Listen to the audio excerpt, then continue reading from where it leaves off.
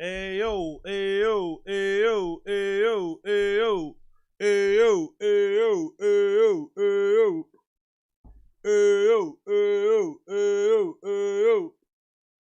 What's going on, people? What's going on, people? Welcome back, welcome back, welcome back, welcome back, welcome back, welcome back, welcome back to the random show. Welcome back to the random show. Welcome back to the random show. Welcome back to the random show.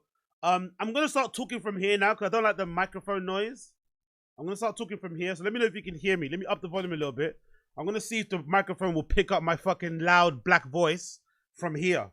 Will the microphone be picking up my loud black voice from here so I don't have to touch the microphone too much and bang it on the table? Because I was releasing some clips and I hate the bangs. They're really annoying.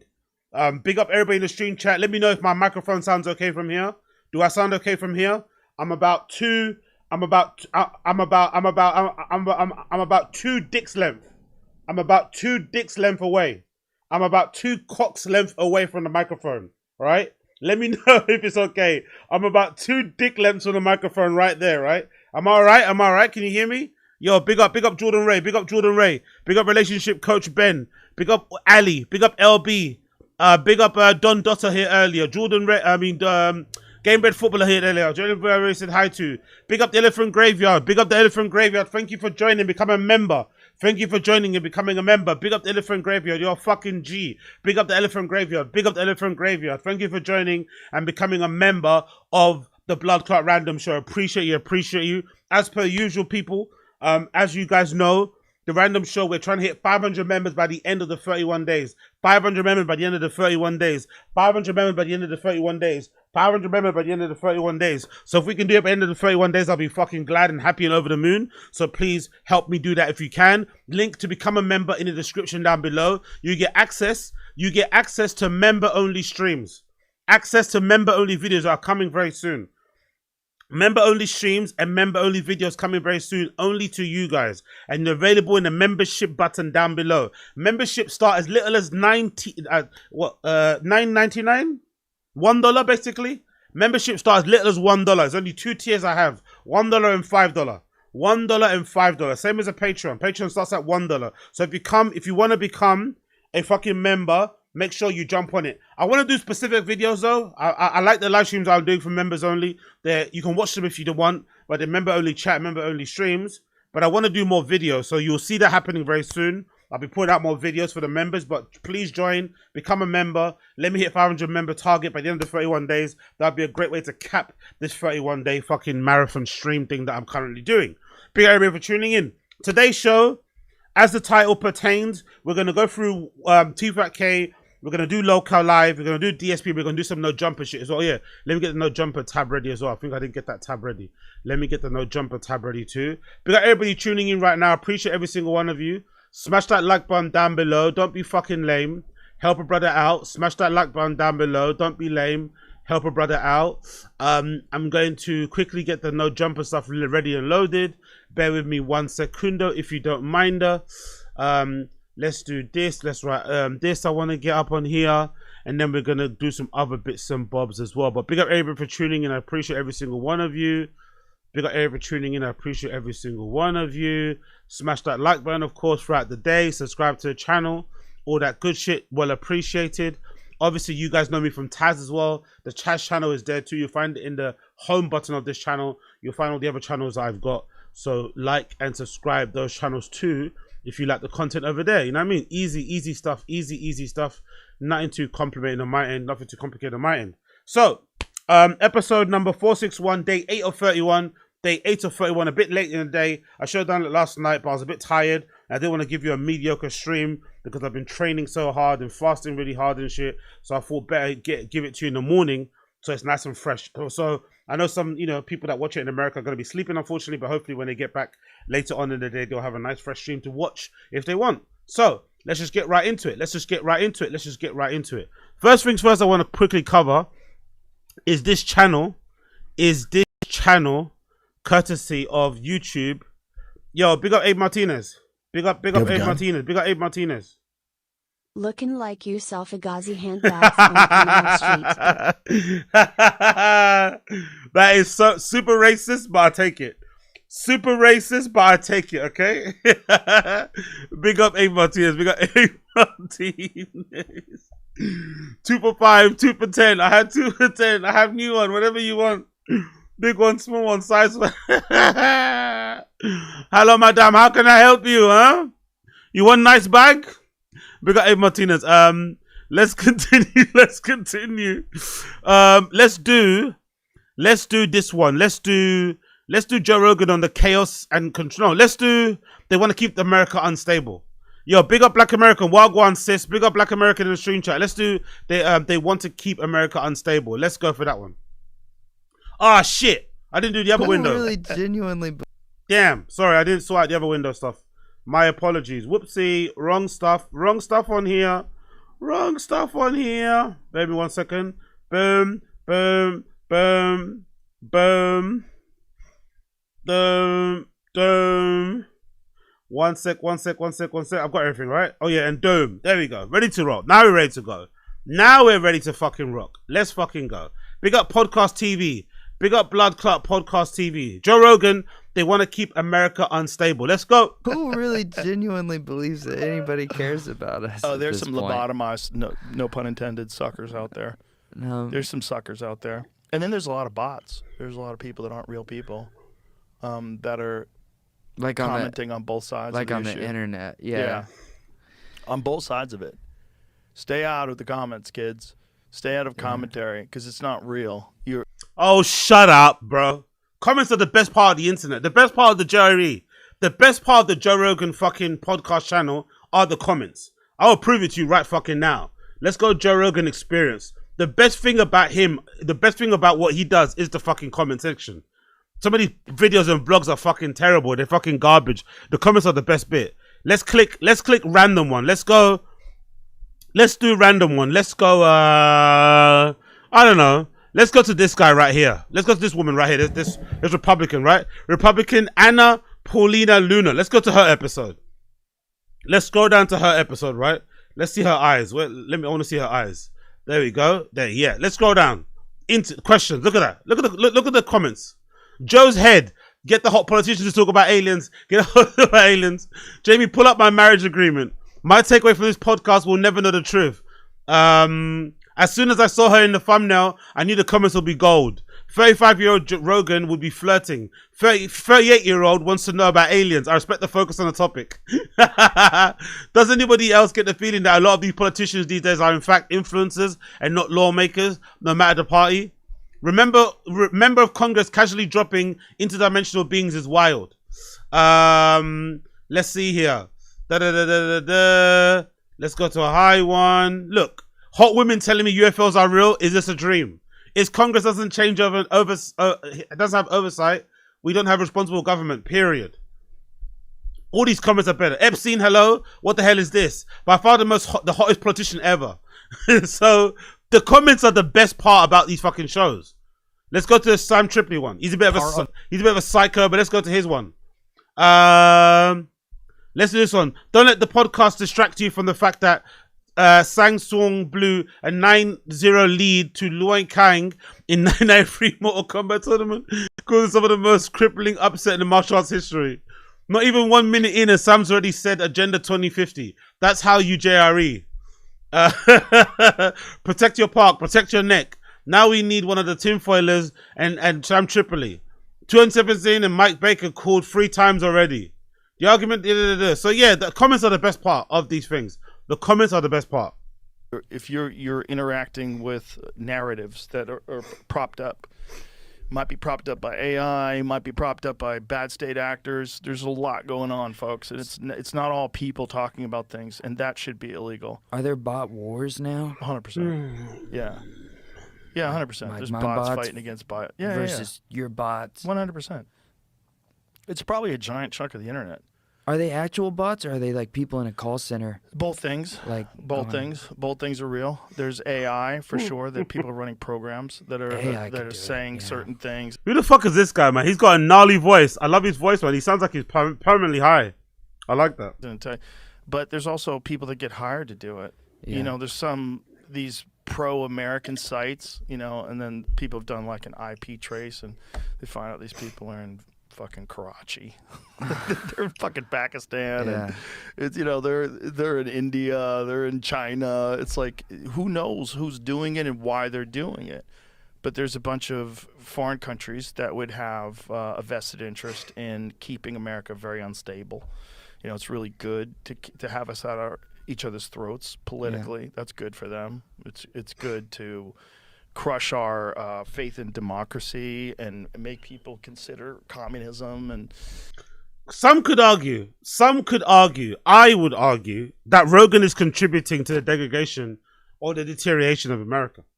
Some could argue that his sudden switch to his inability, unwillingness to have people on from the left to debate, his MAGA mind virus is somewhat contributing to that shift. That they, you know what I mean, like this kind of anti-intellectualism, anti-experts that's happening. That's something that he's pushing out to himself. So doesn't he recognize that he's contributing to the problem? He's no longer the solution. He is part of the problem. Does he not see that? It gets really weird, you know, when you have a bunch of people that are throwing a bunch of opinions into any sort of like real important discussion about civilization, and you realize like, oh my God, 80% of the people talking aren't just people. Yeah. They're either being hired to do this, or it's AI, or they're bots. It seems to be like manufactured chaos in order to take the air out of the room, to suffocate information. And also to make laws so they can clamp down on dissent. And so yeah. The more you can have chaos online, the more it becomes unmanageable, the more you have to manage it. Right. And the more people ask you to come in and save them. Please save us. Save us from this. There should be laws. I mean, that's the hate speech. That shouldn't be legal. That's kind of the idea behind like the false flag, 100%, like gun exactly. things, or like I don't know. I think that's what got us into Vietnam. I think of like Vegas. Yeah, like the Mandalay Bay thing. Like there's a lot Vegas of theories one's weird. behind. That's a that weird one. Look at his face. The Vegas topic comes out. Look at his face, just like clockwork. This is old school Jerry. This is what I like though. That other bit he said, fuck off. I mean, you're contributing to the problem too. You're literally contributing to the destruction of America. He thinks he's not, but he definitely is. But when it gets into this type of shit, it's conspiracy theories, aliens, ancient history, count me in. Count me in. This is the Joe Rogan that I knew and loved. We start talking about fucking recreational drugs. Like, I still remember the episode. Big up that black guy. I forgot his fucking name. Big up the black guy that was encouraging people to do heroin and stuff recreationally. Or to do it, you know, whatever. It wasn't that bad of a drug. Heroin is just as bad as beer, just as bad as this. I was like, what? Like, you know what I mean? Like, I like that sort of stuff. That's what I want to hear from Jerry. I don't want to hear him opining about politics and shit and talk about American society when he's not even a part of American society. He lives behind a massive gate. He lives behind a massive wall. He walks around with security. Do you know what I mean? He dines in restaurants where they fucking give him his own section behind the curtain to avoid fans coming up to him and interrupting his dinner all the time. He lives in a bubble. He vacations on yachts in the middle of the ocean. You know what I mean? He's not around regular people at all. Maybe when he's in his comedy club, but even then, he goes to his comedy club in a black truck, walks in through the back. You know, like, come on, man. You're not a part of the American people. You're not a regular person. Allow it. But when he gets into conspiracy theory stuff, when he gets into drugs, when he gets into ancient aliens, when he gets into fucking history, that's where you got me. That's the Jerry that I knew and loved. That's a weird one. That one's that's gonna bother me forever. That one actually happened while I was awake and paying attention, and it just nothing lines up with it. You weren't there. Were you in Vegas at the time? No. I was sitting in Nashville, but I just meant I was paying attention. You have a gun? Yeah, big up, Abe Martinez. What are you talking about? He worked construction one day. One more time, sorry, I interrupted the first bit. Big up, Abe Martinez. He worked construction one day, exactly. You have a gun? Big up Abe Martinez. What you're talking about? He worked construction one day. Big up Abe Martinez. There's multiple reports of more than one person shooting. And then there was like, how did he get 400 pounds of equipment into his room without anybody noticing it? Yeah. That seems pretty easy. You can just put it in the bag, to be fair. Do you think people in hotels pay attention to what people are bringing into their rooms? The amount of stuff people bring up and down. I think him getting into a room is not the biggest deal, to be fair. I don't think so, personally. The motivation behind it, everything else is what I'm more intrigued about. How he did it, how he got away with it, that's like, you know, come on, man. No one's really paying attention to those type of places. Half the people working in hotels are on their phone, or they're thinking about being on their phone, or they're talking to their other colleagues, not really paying attention that much. It's a bit of a mundane job that most people just do for the money for the most part. You're not passionate about that sort of thing. You don't really give a fuck. There's probably 1 million tourists that come through those doors every single day, let alone every single month. So most likely they just weren't paying attention. And obviously he did what he did. But I'd love to know the motivation behind it. He never left I remember correctly, I don't think he left a note or anything. That Mandalay Bay guy. I don't think he left a note or anything. Zero. He just started opening fire at those kids, or the people, sorry, that went to that country music concert. Fucking tragic shit. And it happened to coincide at the same time that Dan Bilzerian was there. Remember Dan Bilzerian's story? Where he tried to get the police officer to give him a gun so he could shoot back? Like, what? Shut up, man. Honestly. That was an amazing clout chasing moment, isn't it? Dan Bilzerian happens to be there when the fucking Mandalay Bay fucking shooting's happening, right? The mass shooting. And he tries to ask a police officer who's ducking for cover, trying to protect people, right? He asks him, oh, can I use your gun? So I can, I'm a Marine, I'm a veteran. Let me use your gun so I can help fight this thing. It's like, shut the fuck up, man. Like, honestly, get yourself to fucking safety right now, you idiot. Oh, yeah. It's crazy. Like, you got a rifle case is a very distinctive kind of case. Like, I'm assuming he's carrying, like, you know, some kind of Pelican box. So, like, something, some snap down box. Like, that's a pretty big box, man. If you got a bunch of those and you're bringing them in along with boxes of ammunition, like, how much does that weigh? How strong are you? How, you know, like, if you had to carry 400 pounds of shit into a hotel room, that would take a long time. That dude wasn't. Yeah, but really, he could do it. He could do it over a short period of time. It's not that big of an issue, man. It's not that, honestly, he could have done it over a short period of time. I think he's making more out of it. I just want to know why he did it. How he got the stuff up there is self-explanatory. I just want to know how he did it personally. I should know how he did it. But big up Podcast TV. They want to keep America unstable. I think Rogan is contributing to the instability or the instability of America. But I could be wrong. I could be wrong. I could be wrong. Moving on. Let's quickly talk. Let's quickly talk. Let's quickly talk. Let's quickly shift. Let's quickly talk. Let's quickly shift onto The Stop. Big up Danny from The Stop. This is a video. Let's do a couple from him. Let's do one. Let's do the first one, which is this one, assault. Let's do the assault. EMMANY disrespects Mark and throws an object at him. Let's talk about that one. You did just what I expected. Yeah. Oh. Yo. EMMANY! Stop playing, yo. Not gonna lie, that's a bit, I don't know. I'm all for the jokey jokes. I'm all for the play. Yo, big up Game Bread Football in the house, Wagwan. Big up James Bank in the house, Wagwan. Pre-ban 4 local, Wagwan. I'm all for the jokes and shit, but I'm not gonna lie. If I'm talking to you and we're having a banter, we're joking around, and you throw something in my face, and my coffee spills all over me, or all over the couch, whatever, just spills, slaps on my face and shit, we fighting. I'm all for the jokes, but don't throw stuff at me. If I overcross the line, if I said something to you that was a bit rude or that got you in your feels, tell me. You know what I mean? Tell me, like, hey, that wasn't cool. But don't throw things at me. If you throw things at me, we throwing hands. EMMANY violates Mark Lamont Hill. On the last episode of the Joe Budden podcast, with no Joe Budden around, EMMANY and Mark Lamont got into an interesting moment on air. By the way, regarding no Joe Rogan not being around, I see a lot of fans saying the same sort of things. The pod is way better without Joe Budden, sorry. But the weird thing is that when he takes a day break, it's better. I don't think people will be happy about listening to these guys like permanently going forward. Like even for like a month, they wouldn't be happy with it. When he takes a day off, it's fine because he's such a toxic. He's such a like he's a lot in it. Joe Budden's a lot. There's a lot going on. There's a lot of personality. He's also incredibly self-centered, narcissistic. So he wants it all to be about him. He does that annoying thing where if a topic doesn't interest him, he'll just switch it and start talking about something else because he doesn't have anything to say, because he's not clued in to the fucking topic itself, doesn't know much about it. So he'll shift the conversation like, oh, it doesn't interest me, so let's change the subject. So, no, but it's not all about you. It's about the co-host, about the show. So shut the fuck up, sit this one out and just let us talk about it. But he won't do that. He makes it all about himself. So when that person takes a break, it's a refresher. It's refreshing, sorry.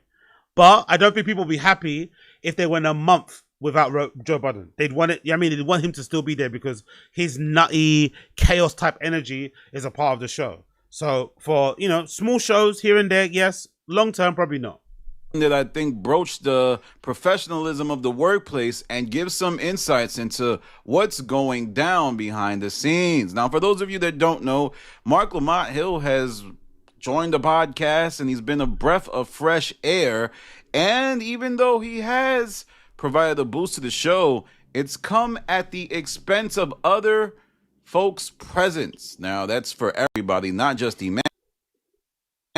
But EMMANY has bared the brunt of Marc Lamont's sarcastic quips, you know, really mean jokes, mostly about EMMANY being broke and being stupid. So what happened here? To be fair, I hope EMMANY doesn't take this personally. To be fair, EMMANY does look kind of dumb in it. I like him though. I think his presence is warranted and noted. I think the fact that he's got such a long relationship with Joe Budden, I think helps with the banter and stuff and whatever else it may be because he knows Joe for real. But let's be real. This EMMANY guy looks like a bit of a dummy. Like, just in the face.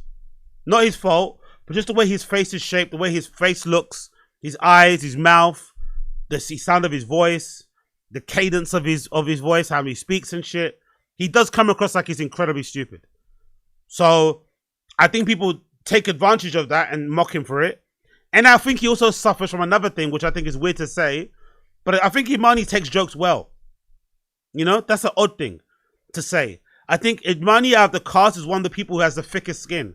I think he's okay to banter with. He can obviously fire back, but he takes jokes well. So I think that inability, that look of being quite stupid in the face, which he might not be, and also his ability to take jokes and to be able to joke back and laugh at himself is, I think, what people take the piss out of him for. If he crashed out a bit more, if he was a bit more like a fucking, you know, angry pit bull, like fucking Ice, and got all upset, people joked about him, I think he'll be fine and no one will joke about him. But then it'll be at the expense of the entertainment of the show. But because he's so affable and chill and doesn't mind people laughing at him on the show, at least anyway, he does get a bit pissy when, you know, Danny from the Stop says whatever he says about him. I think that's what's contributed to him being regarded a certain way, personally. But I could be wrong. Here is that EMMANY was reading a bunch of court documents from the Drake versus UMG lawsuit. As I run a publicly traded multi-billion-dollar multinational corporation whose operations in over 60 countries. And to be quite honest, he was struggling a bit. Now, reading skills are not indicative of how smart or dumb anyone is, but he was just having a tough time reading. And then the cast was kind of making fun of it. Yo, I don't like the way you read, yo. Damn. Get your glasses, bro. I don't like that. Low key, it was like low key jokes. And Marc Lamont and Flip started to make jokes, but then Marc Lamont was the one that popped it off by saying, "Oh, you read just how I expected you to." So then EMMANY apparently takes one of those fidget toys that I think Ian Schwartzman placed at the show so Flip wouldn't be on his phone, and throws it at Marc Lamont Hill, who happened to be drinking coffee. Now, the coffee would spill all over his shirt, and he would start yelling out an exasperated laugh, like one of those crazy women laughs when they know that they have something diabolical planned shortly after as a result of the event, like some type of retribution. Stop playing, yo. I told y'all. You can't do that, Stop nigga. playing, yo. I didn't mean to do that. My bad. She would never get attention for you. And you can tell that this wasn't planned because the rest of the cast kind of reacts in like some, "Whoa, what's going on?" And Melissa Ford's reaction tells me everything I need to know. She immediately got up, activated, went to get EMMANY's glasses. You over 2 over there. You should have. Stop throwing it. Aggressive. You're so angry. Now, to me, that indicated that she was like, "Whoa, EMMANY needs his glasses." Good work by Melissa Ford. Good compassion, good empathy. And I think it represents maybe how good of a person she's capable of being, but let's relax there, bro. Let's relax. Fucking hell. Danny, let's fucking relax. She got him his glasses as part of some comedic relief and for him to fucking be able to read what he was reading on his phone. It's not that deep, bro. That might show how much of a good person she is. Like, what?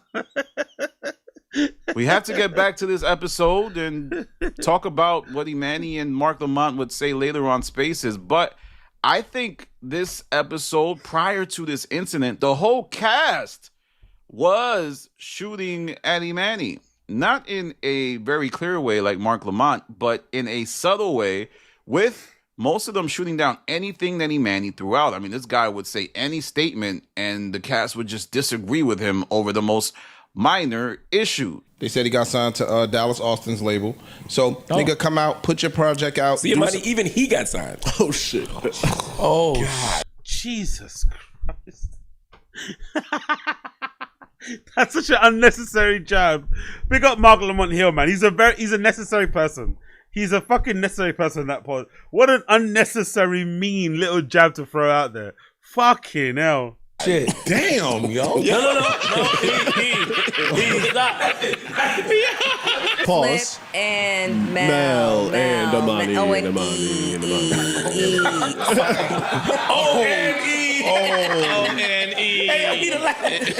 And while Marc and EMMANY were the highlight of this episode, there was also another moment with QUEENZFLIP. Green Arrow. Chill the fuck out. Stop. Flip. I don't care. You can't throw at me. I can stand up. I can stand up. I don't like what you did. All right, Blob. Now, in this moment, they go back and forth and they have drama. So be mindful of the Flip versus EMMANY stuff, because I don't think that's going away. I think essentially what it is Marc and Flip know that they can get a reaction out of EMMANY anytime they want if the show is going bad. On top of this, the whole cast bears a resentment towards EMMANY. Well, not really the whole cast.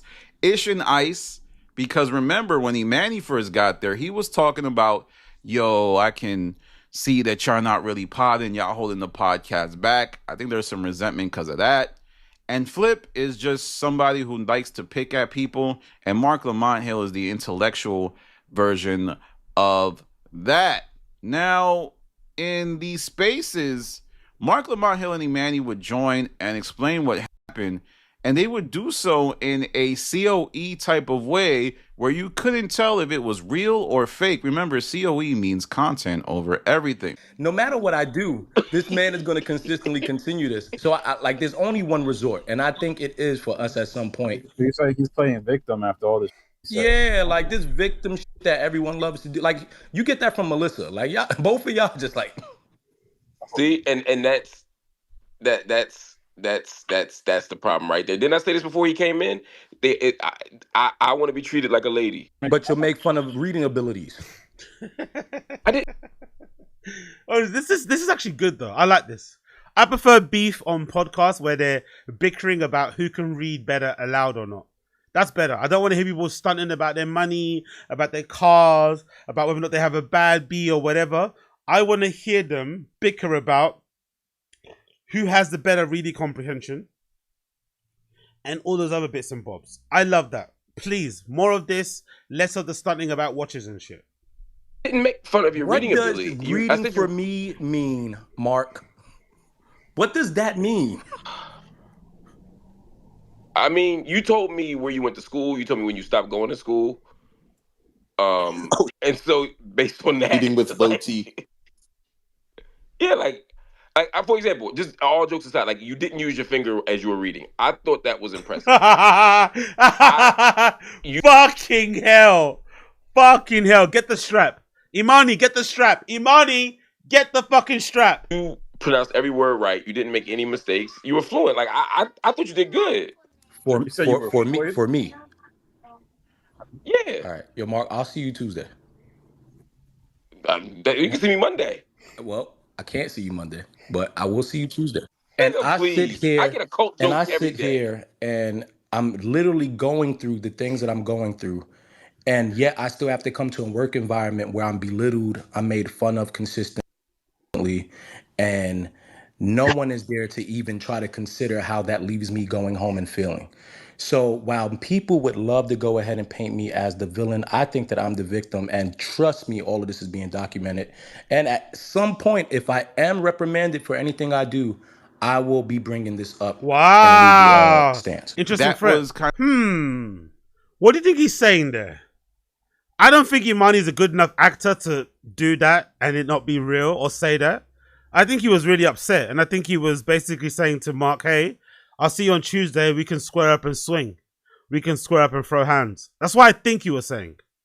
That's what it sounded like to me. And it sounded like to me he was also saying if Joe Budden fires him because he decides to have a fight with fucking Mark Lamont to kind of work out their differences and get away, you know, and kind of get through their grievances, that he would use this as a reason. He has documented proof of all the times that Mark Lamont Hill has been poking at him, for lack of a better term, jabbing at him, which would result to him crashing out. So basically, he's collecting evidence in the hopes that it will back up that it will justify his crashing out, which is dumb, innit? It's like murdering somebody, but keeping a documentation of all the things that they've done that would have led you to murdering them in the end. You know, it's like you still murder the person. It's not the same thing, but still, you get what I mean. So it's a bit of a weird thing to do. But again, I think it's real.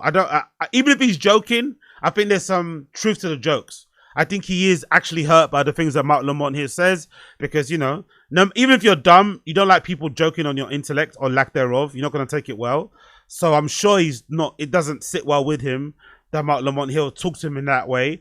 And Imani's also very conscious and aware of the fans.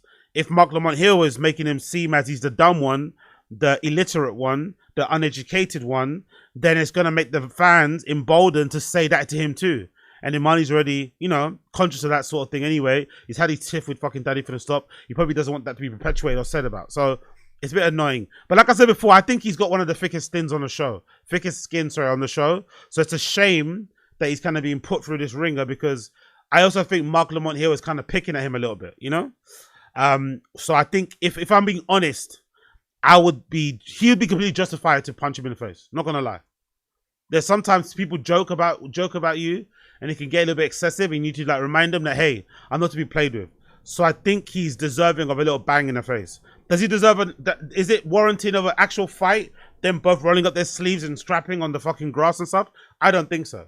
Is Mark Lamont here in need of a bit of a punch in the nose to kind of settle him down a bit? Like, I know you're guest of the year, you're employee of the year, you're hire of the year, you're this, you're that. They just settle. Yes, a little bang in the nose would settle him a bit.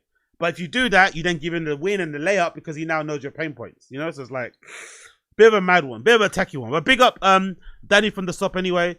Big up Blood Clot Danny from the Stop. Big up Blood Clot Danny from the Stop. Let's also check out one more from Danny. This is the latest one. One more.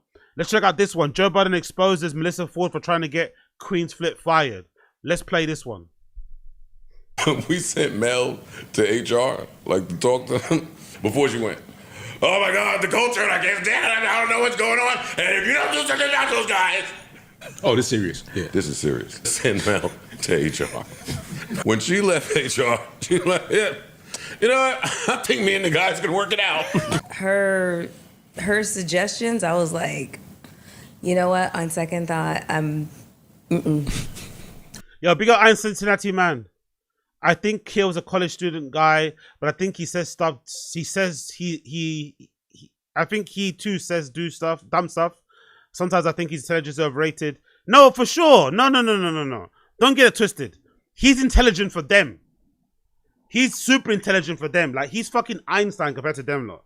Like, they're quite dumb, but they're only dumb as well because they're uneducated. Like, they're uninformed. They don't care to get, like, part of the charm of Joe Budden podcasts, part of why I used to listen to it. Now I don't, because of primarily for Joe Budden and how he treated Rory and Moore. I completely disavowed and don't listen to podcasts anymore in full. But part of the charm of the show was that, if you remember, they used to say stuff like, oh, no research, no looking into it. Just, you know what I mean? Just opinion off the cuff. Don't look into it too much. That's what I liked about the show. I'm sure other fans like that too. It's that kind of implicit ignorance, uninformedness kind of made the show funny. But over time, it kind of gets a bit boring and tired that they don't even get the basic facts of the story right. Or they don't bother to kind of find out the basic premise of something or a basic situation. And then start just opining on things. And the thing about their show is, they love being loud and wrong. They love being loud and wrong. So I think when you get somebody in that's a bit more informed, that has critical thinking capabilities, that's a bit more nuanced, that can talk in a certain way, it makes them sound, it makes that person look and sound way smarter than they are, because they're surrounded by people who take pride in not knowing things, you know? Like, they take pride in their ignorance, they take pride in their, you know, whatever else it may be. That's what I think's happening there. So don't get me wrong, I'm not saying Mark Lamont Hill is some fucking genius. To me, it's not personally. He's just very well read, very well educated compared to them lot, because those guys probably haven't read a book in their entire life, let alone recently. So that's why he comes across that certain way to them, I would say. I'ma save them. He wanted to go in like a direction where I was like, you know what, let me just reel this. Mel, you. Joe Budden exposes Melissa Ford for trying to get Flip fired. Yes, yesterday's episode of the Joe Budden podcast revealed a lot about the Flip Melissa Ford drama that was swept under the rug. Now, in this episode, we had a detailed breakdown of how far Melissa Ford went when she felt disrespected by QUEENZFLIP. Now, the podcast would say this. Just as an observation, right? I love Melissa Ford, very attractive lady. I think she's a necessary addition to the podcast. But what I don't like about Melissa Ford, maybe it's not her problem, but I have noticed in the clips I've seen, she does get ganged up on a lot. Like, she has very, like, woman-forward, feminist kind of coded, lack of accountability, all feelings and emotions points of view that you would kind of expect to hear from a woman, right? Especially a black woman in the hip-hop space. And I feel like whenever she says something, they're all like, oh! They'll kind of pile on her. And I feel like if you have her on a show, you want her on the show because she's a woman. And she's a woman that comes from a particular background, had a particular history in hip-hop, has a particular perspective. So just let her fire off her thing. Let's just let her get off her point of view from a woman's point of view and just rock on. But there's always exhaust spray. There's always fucking rolling their eyes, jumping on her, like, you know, interrupting her when she makes her points and stuff, trying to speak for her, all this mansplaining shit. I think it's a bit annoying and it kind of comes across like they're bullying, you know? It's a bit weird, the tone. I don't really like it. Yeah, I get she says some dumb stuff. I get she's a bit of a liar, right? I get that she doesn't have any accountability. But if you want to have a woman on the show, you should just let them be a woman. You shouldn't get upset every time they say woman things, you know? Because that's what you want them on the show. To kind of break up the bit of the tension and to kind of add a bit of, you know, subtlety and whatever else to the show. Maybe attract a female audience, whatever it may be. And she might speak for a certain group of women listening to the show. But every time jumping on her when she says something that goes completely counter to what the guys are saying, it's getting a little bit boring. This happened 7 months ago, but it's August. So that means it would have happened in January. They were actually wrong. It happened in... Yo, big up NJ Ranger in the chat. Big up NJ Ranger in the chat. Big up Pre-Ban 4 Loco. In October of 2024, and everything went down back then. Now, it all popped off when Melissa Ford, around this time of October in 2024, was suggesting Flip was getting favorable treatment in terms of being able to leave the Patreon early, hinting that he had a better contract.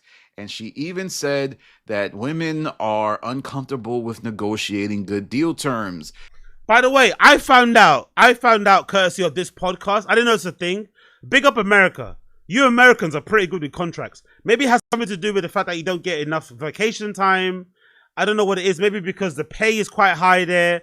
So if the pay is high, it means the work is probably quite difficult and hard and laborious. So you have to put a lot more time into it. So if you put a lot more time into it, you have to get something out of it. But I read the other day about these guys on this pod. Some of these guys have negotiated into their contracts stipulations on like lateness and stuff. I'm not sure if that's true, but I remember seeing a headline somewhere. Maybe I saw on Twitter. I saw something that said some of these guys on this pod have a clause in their contract where they can't be punished or reprimanded if they're late to record a pod. So if that's the case, that probably would extend to what this guy's talking about with Flip, where he somehow has in his contract something that says, oh, I don't need to do all the Patrons. I don't need to do all the YouTube videos. That's pretty crazy if true. That's a pretty you can't do that in the UK. You can't negotiate those type of things. Everyone's got the set time they come in. Everyone's got their responsibilities, and that's it. There is no like, you know what I mean, leeway either way.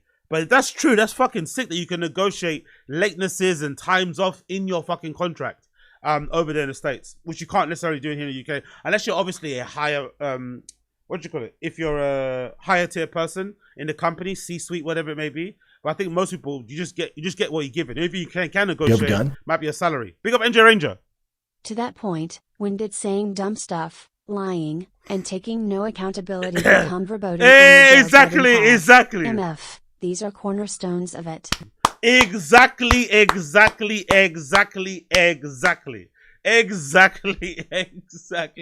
That's basically the modus operandi of the show. That is the USP of the show, you know? That should be in the show's bio. That's why people watch it. That's why I used to watch it, because of that. The toxicity of the show, the ignorance of the show, the lack of accountability of the show. It was somewhat entertaining. Now, not so much, but back then, yes. Pick up NJ Ranger. I'd be interested to know, like, women in the comments, how many of them feel comfortable negotiating as men do. Mel, come on. No, I'm not. No, I'm not. This is not. What? Oh my God. See? I feel comfortable negotiating their contracts. You see what I mean about that little point there? She makes a point from a woman. To be fair, that point probably applies across the board. I think men and women feel uncomfortable negotiating contracts. I know I've had in the past. If anything, I feel like my confidence in negotiating contracts improved my competency. My confidence in negotiating contracts improved as my competency rose over the years. So the better I was at my job, the more skills that I ascertained, the more experience I had, the more I could walk in and be like, nah. I know your advert said fucking 27, but I want 37. You know what I mean? I know your ad fucking said 24, I want 32. I could negotiate that because I knew I came in with a certain confidence, a certain experience, a certain track record, portfolio, previous work, references, all that sort of shit. So I think that kind of helps. But it's always difficult to talk about money. Always difficult. I found nowadays as well, I'm not sure about you guys, but I found even with my group of friends, like, it's difficult to them to even talk about money, like, amongst your friends. Like, they get all, like, weird. It's our brother. I'm not, but maybe people get weird because they think you're asking for money. Because sometimes in friendship groups, if you start talking about money too much, it's like a precursor, you want a loan. But I found it weird that people are getting even weird about mentioning stuff in groups. Like, no, you should know so that it either motivates you or it allows you to have gives you an idea on what people the similar age, similar experience have. I think it's very important. I wouldn't, if I was on LinkedIn, I'm not on LinkedIn, right? Yeah, I'm not on LinkedIn, but if I was on LinkedIn looking for jobs, I wouldn't be remiss.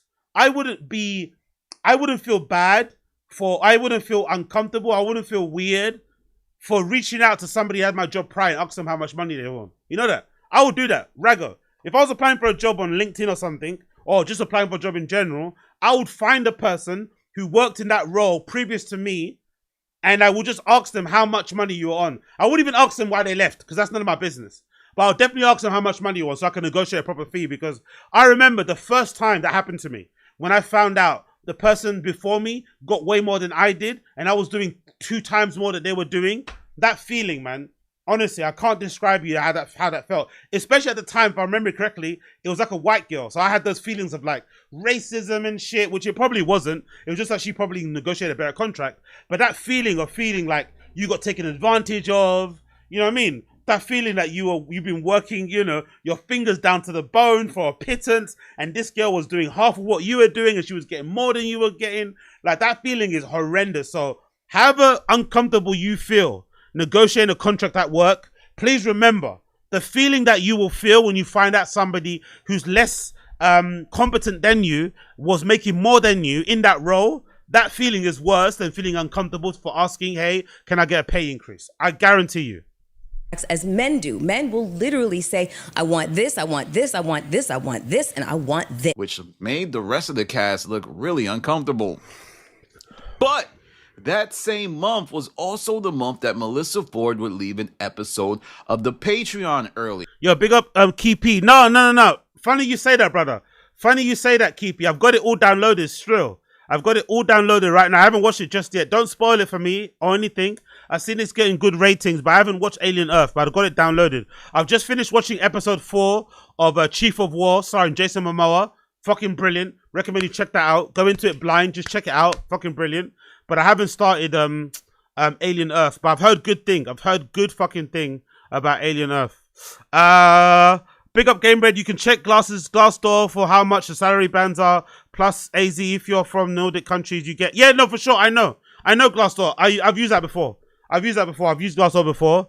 Sometimes it gives you a good rough range. So I'll definitely use that. And sometimes as well with some jobs, depending on where they list them, if you Google search the job, like if you just basically take the copy and paste the job title with the company name into Google, you can find out other places where they posted the job listing. And on other job listing platforms, you're required to write how much the pay is. So you can sometimes find out how much they're offering. Because on some sites they won't say, on other sites they will. So you can find out that way. But yeah, I know about the Nordic countries. I know about that. Nordic countries, you get better contracts between, yeah. But in Nordic countries too, was it Norway or one of those Nordic countries? Don't they have like a database where you can search people's salaries? Like everybody as a tax-paying citizen of that country, you can basically check how much money they're on. It's a pretty interesting little system they got there. I'm pretty sure I saw that somewhere in a documentary on YouTube. Big up Gamebred. Big up Keepy. Somebody really went crazy. She went a little crazy. Mel, we're on the broadcast. All right, and we are back. We let Mel go because she was a little under the weather, and that's bad. My shoulder, my neck. Yeah, when you keep people at work under those conditions. Yeah. Could be a case. Let Mel go home, take the dog. Dog was itching and scratching shit, so. This episode was called You Know Who I Used to Be. Now, it wasn't clear why she left, but later on, Flip would say that it was as a result of him calling her out due to the tension that had been building between them that month. Flip would say, yo, Flip is obsessed with Mel, innit? Like, I wonder, like, this is probably a crass thing to say. But I wonder if Mel just gave him some ussy, if it would simmer him down a bit. Because he's been in love with this girl. He's been in love with this woman since the first time she joined the show. He's weirdly obsessed with her. Weirdly obsessed with her. I'm wondering if she just gave him a quick little rub, you know what I mean? A quick kiss on the lips or something. Maybe it'll settle him down a bit. Maybe it might make it worse, but he has got a real boner for fucking Melissa Ford. He doesn't leave her alone, bro. He's always on her bumper. Like, get off me, bro. Like, fucking hell. I know I'm hot and shit, but like, get off me. Like, relax, calm down. say that he called her a mean person who is only friends with others when it is convenient. This was said on Flip's Patreon, by the way. I don't want anybody to be like, where was this said? Wow. Big up Danny from the stop, man. He's doing the work. He subscribed to Flip's Patreon. That's fucking insane. Yeah, he's really about the shits, isn't it? Danny from the stop is really on the shits. He really cares about this pod and this whole universe. That's why he's the best at covering it. He subscribed to Flip's Patreon. Jesus Christ. Go to Flip's Patreon. It was a blog made around October of 2020. Yeah, big up on 10 toes. Big up on 10 toes. Good night on 10 toes. 4. Flip would go on to give more insight into the back and forth by saying that Melissa Ford left the podcast after he called her a fake, phony person who he does. Yeah, Flip is the middle one. Yeah, Flip's the middle one. Flip's the middle one, Black American. Flip is the middle one. Flip's the one with the big tummy. Whoopsie. The one with the big tummy. Who he... Where is it? That one there. That's him right there. He doesn't rock with. Melissa Ford, based on what Flip said, called Flip unprofessional as she walked off set. After Flip told Melissa he didn't like her, nor did he rock with her. Flip would go on to say he didn't really mean what he said. Now, this was around the time that Hot and Bothered was launching, so Melissa Ford was on high alert because she had just broken up with her co-host S, who accused her of shady business. I shared it with her. I came up with the name. We didn't get to the contract. We didn't get to anything. She just started announcing it. And then basically when it's like, you know, it was my idea. I came up with the name. I trademarked it. And we've been working on it collectively. Like, it was supposed to be a partnership. And then it turned into the Menopod with Melissa Ford. She just took it. I mean, it's obvious she wants her own show. We were given a contract. We were not cool with the contract. She said that that was the wrong one. She was going to give us an updated version. And then we never spoke to her again. Now, that is significant because if you look at the cast, it seems like they are very friendly with everybody who doesn't like Melissa Ford. I know for a fact S is loved by the cast. It's crazy. They like S more than Melissa Ford. And same for Mandy. I always said, right, and so that's a bad pause for Melissa Ford there. That's one of the things that always kind of like got on my nerves a little bit about the show early on. When Rory Moore were on the show, Joe was still very cool with academics, mostly because of their show they had already on Complex. But it seemed like Joe took some joy in the fact that he was friends with academics, knowing full well that Rory Moore didn't like academics and didn't fuck with him at all. And there was a mutual hatred between those two groups, at least. I always thought that was strange. Like, that would make me upset. I would be pissed off as a friend if one of my friends was cool with somebody I considered a quote-unquote op. But I think Joe got some pleasure out of, like, torturing his friends, knowing that he's friends with somebody they don't rate. Like, kind of enjoyed that sort of thing. And then over time, it obviously, you know, I think probably led to the end of their relationship. It probably added to it. It probably didn't cause it, it probably added to it. But they've generally had, as a circle of friends, they have this. There's other people in a group who one person's cool, the other person isn't. It's quite common in this group of friends or in this Joe Budden extended universe where there are close connections, close friendships, but within those close friendships, there are also associates who don't like that. It's like, it's very odd. It's a very toxic fucking community and a group of friends. I'm not going to lie. That's probably why they like the COE, the content of everything. Because all the drama that happens on screen probably happens off screen as well.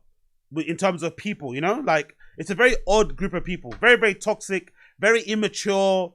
For their age, they're all big adults, like in their 40s, 50s. Like, it's a bit strange how they act, but it's very high school how they are. Because for me, it's like, it's quite black and white. Like, if you're my friend and you know I hate that person, you don't talk to that person.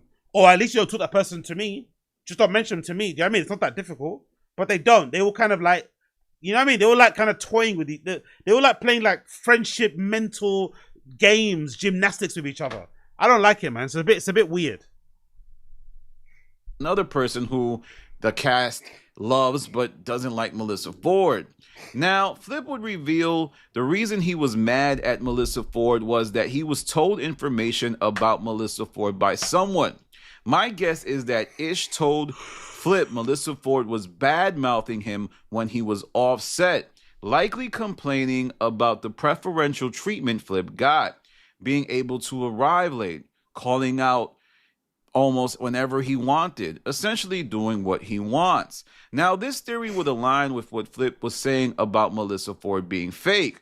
Perhaps when she spoke to Flip, she was nice and calm, but behind closed doors, she would trash Flip in front of Joe.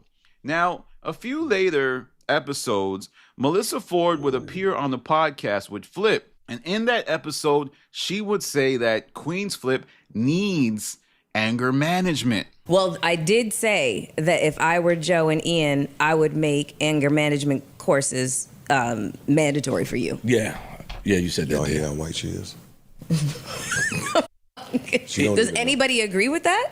Ian agreed with her. He's white. She's white too. It's okay. It's okay. And if you look at the rest of the cast, they look really upset.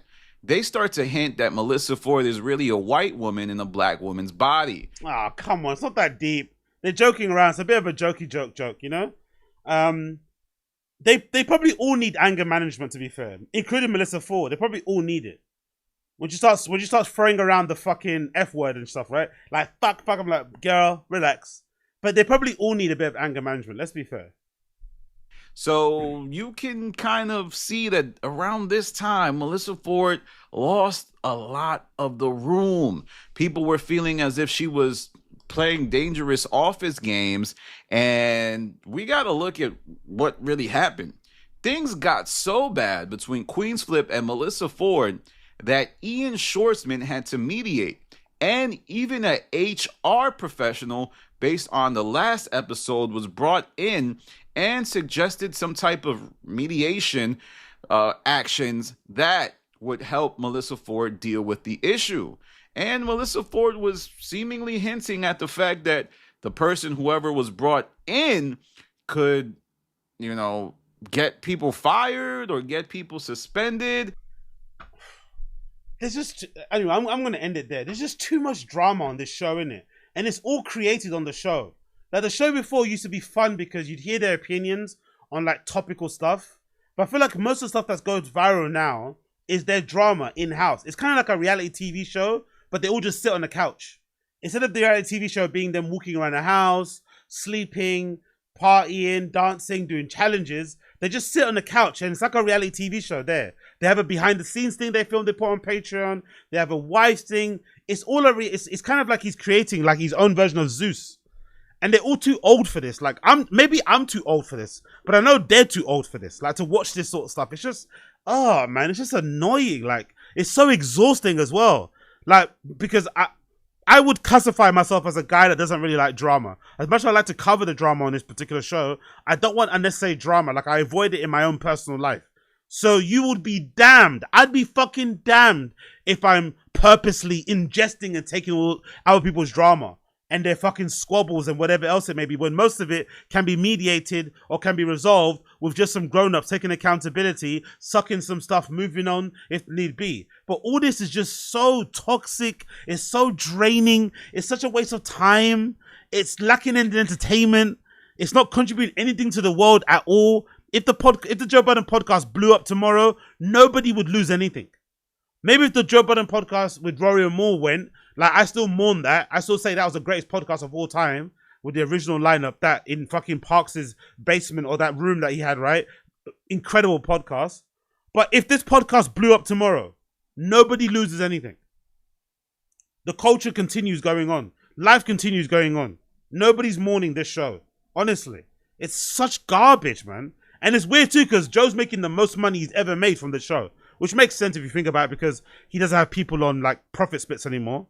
But Joe's making the most money he's ever made, and this show's the worst it's ever been, in my personal opinion. From the clips I've seen. Because again, I don't watch the show in full. I've watched the episode in full ever since Rory and Moore kind of got fired or left. But this show is shit. The drama I hate. And maybe because I hate, maybe it's my fault too, because I'm not a lover of reality TV. So maybe that's a problem.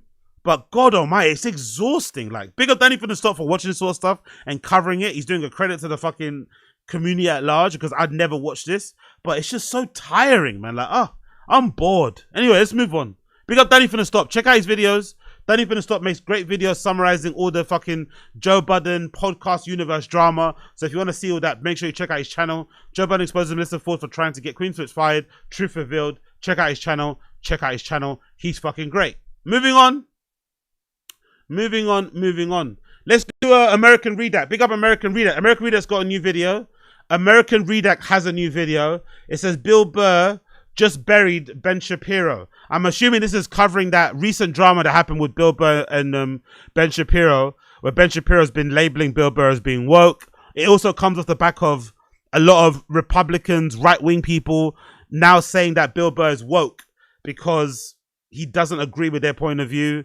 A lot of those right-wing people too, I see them on fucking social media. They're always posting very unflattering pictures of Bill Burr's wife, calling her a monkey and shit because she's a black woman and stuff. It's pretty horrible, I'm not gonna lie. All because he doesn't really agree with their point of view, or he calls out Trump and shit. People are now upset and kind of are calling him essentially like some sort of woke liberal cuck thing. It's a strange place to be, because in the past, Bill Burr was an ally to the right people. He didn't align to them, but when you're saying things that are favorable to their camp, they liked him. Now he doesn't. They don't like him anymore. So let's check it out. Bill Burr just buried by Ben Shapiro. Big up American Redact. Let's fucking go. I used to be, I'm such a Bill Burr fan that I actually bought a ticket for me and my wife and two of our friends to go see Bill Burr at the Hard Rock Casino down here in Hollywood, Florida. And I have to say, it was one of the worst shows I ever saw in my life, because he got up. I always wondered, right? Weird observation. I always wondered, does Ben Shapiro purposely tilt his head down so you can always see his little hat? I don't know what it's called, the Jewish hat that they wear. I feel like whenever he talks, he's always like slightly tilting his head like that so you can see his hat. He doesn't just sit back normally, yeah? Or am I bugging out? Every time I've seen him, I'm like, does he do that on purpose so you can see it? There. And Bill Burr has become woked. He has become woked, I assume, because his woked is that even a term? Woked. Wife is very much on the left. Over time, I think he became embarrassed. You know what's funny too? Bill Burr has the best relationship with his wife. When what's her name called again? Is it Angie? I forgot her fucking name. Whenever she comes on the microphone, whenever she comes on the pod, the jokes are incredible. Because she gets Bill Burr, like, she gets him in a way no one else gets him. She rips into him. Like, she's the only person I've seen legitimately rip into Bill Burr, and he had no answer. Like, their relationship is fucking brilliant. You can tell they actually love each other. He speaks about her glowingly. He doesn't talk about her like she's a fucking ball and chain. He's not always super excited to fucking leave and go on tour. He's always missing his kids. Like, he actually acts he actually sounds and acts like a present and proud dad and husband. Like, honestly, it's really refreshing listening to him and his wife communicate on their pods, because it's completely opposite what you hear from these other comedians and how they refer to their partners or their wives and girlfriends, where they talk about them like they're a fucking burden. Like, Bill Burr loves his wife. Like, there are times where he will hurry up recording his podcast so he can go hang out with her kids and stuff. It's really refreshing. So it's a shame that she gets all that stick, to be honest, because she's really funny.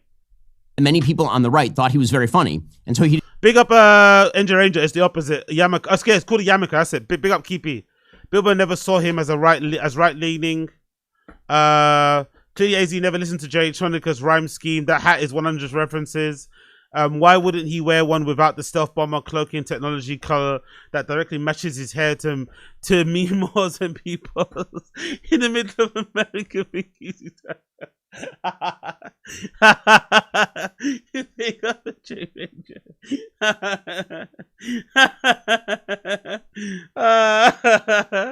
Big up I'm Cincinnati man. I've listened to Bill Burr for years. He ain't never been a right-wing guy.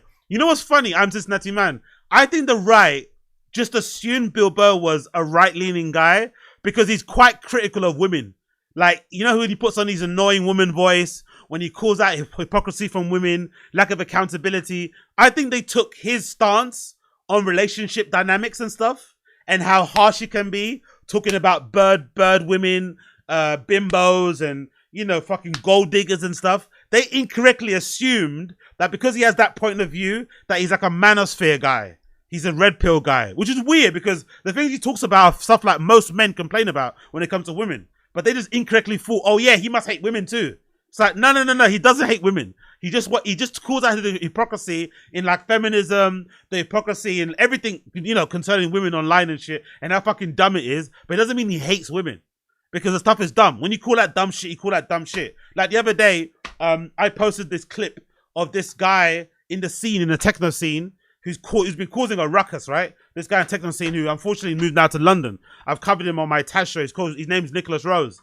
And somebody DM'd me. I was like, oh my God, I thought you were being homophobic.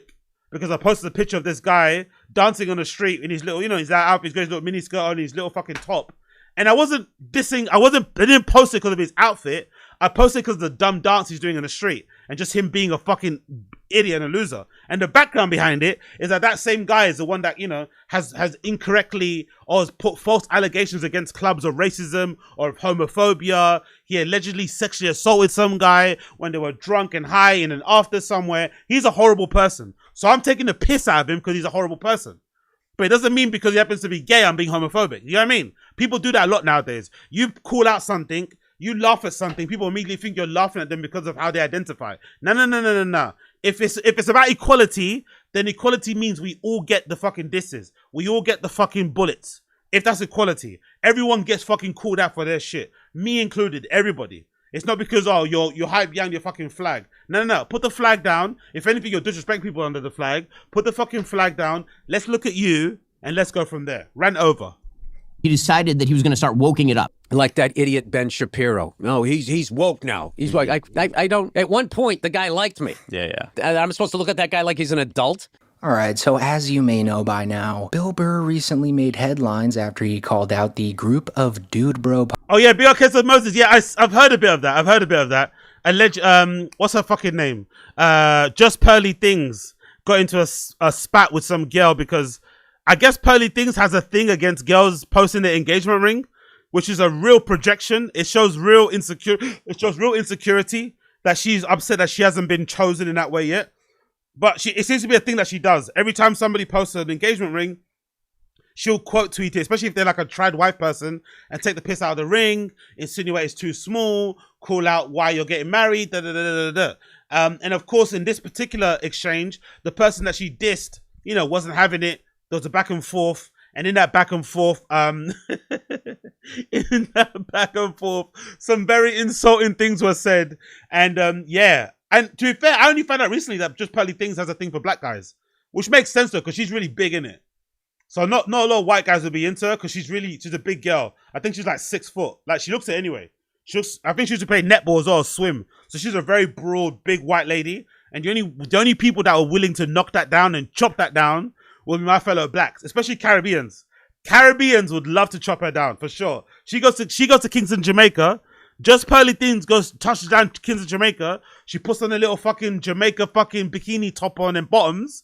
She's getting all the fellas. She's getting chased around that whole fucking island if she goes to Jamaica. If she goes to fucking Sweden, if she goes to fucking Miami, if she comes to London, probably not so much. But if she goes to Jamaica, Just Pearly Things is a 10 over there. Podcasters who platform corrupt politicians and world leaders without ever giving pushback. But another huge call out in that interview that you might have missed was when Bill Burr addressed his ongoing beef with Ben Shapiro. And so I touched on this briefly in my initial video about that podcast, but I actually think it deserves more attention because after learning about the history of this beef, I quickly realized that this was probably... No, chill. Pearl got a flat back tabletop bottom. Don't get me wrong. Would I still chop? Don't get me wrong. Would I still chop? Yes. In the dead of night. In the dead of night, I'll still chop. Lights off and shit. Yeah? Lights off. I will still chop. I remember, like, you know, back in the day. Chopping the thing down and constantly turning off the light. And the girl keeps saying, why you keep turning off the light for? And the dead side, like, turn off again. I would definitely chop with the lights turned off, for sure. Definitely chop with the lights turned off. 100%. Seen outside in public? Nah. No, thank you. The biggest moment of Little Ben Shapiro's career. Because, believe it or not, at one point in time, Little Ben was actually Bill Burr's #1 fan. Like, he promoted Bill's special on his Twitter account in 2019, calling it shocking and audacious, and he even made an entire YouTube video defending the comedian in 2021, titled Leftists Outraged Over Bill Burr Jokes at the 2021 Grammys. Bill Burr said a thing, and the thing was unwoke, because our cultural Puritans can never allow Bill Burr to make a joke about his own inability to pronounce Latino names. You can Latinx names. So up until 7 months ago, Ben Shapiro thought that Bill Burr was on his team. You know, he thought Bill was one of these anti-woke mafia heroes such as himself. But then in February of this year, Bill Burr vocalized his support for Luigi Mangione and criticized the evil practices of billionaire CEOs. Free Luigi! Love it. Which seemed to hurt Little Ben's feelings. So much so. So why does he not? I get not agreeing with a kid murdering somebody in broad daylight, but why is that like a woke thing? You know, I get not agreeing with murdering a guy in fucking cold blood in day, right? Like broad day like that. I get it. Plus, he wasn't personally responsible for Luigi Mangione not getting his insurance. That guy was just a CEO. Maybe you could say he constructed some of the practices, but he was not the sole person in charge of that decision. So maybe he should have gone after somebody that really did do it. Fair enough. But what that guy represented is what people are trying to get at, you know? And the real life consequences of people's actions finally come into a head. It's upsetting and sad for the family, for sure. But how is that a woke thing? You know, it's a strange, like, how is that a woke thing? So people see Luigi Mangione as being woke. That he made an hour-long podcast about Bill Burr, claiming that his stand-ups become weak, that he's become disconnected from his... Big up Young Old Vibes. Yes, I am. AZ, are you admitting black men like women, even if they're built like a linebacker? Yeah, for sure. That's why Just Pearly Things has a long track record of many ex-boyfriends and ex-conquests that happen to be very dark, very black, for sure. I would love to know if Just Pearly Things has a single ex-boyfriend or ex-chop that's white. I don't think so. I can't imagine many white guys being into her. Unless they're other athletes. And even other athletes as well, they tend to go for smaller girls for some reason. Not sure why, but other athletes tend to go for like smaller frame-built girls. So she probably doesn't have any experience with... I'm trying to think of a country. What country could she go to? Maybe Eastern Europe. Because a lot of girls in Eastern Europe are quite big and well-built. So maybe if she went to Eastern Europe, she could find another white guy that would be into her. But I think that particular look that she has... But the only problem she's going to have, though... No, actually, exactly. She's got that, and plus she's got that... Doesn't she have that whole thing about being submissive? About agreeing with men and stuff, being more like being a bit of a pick-me.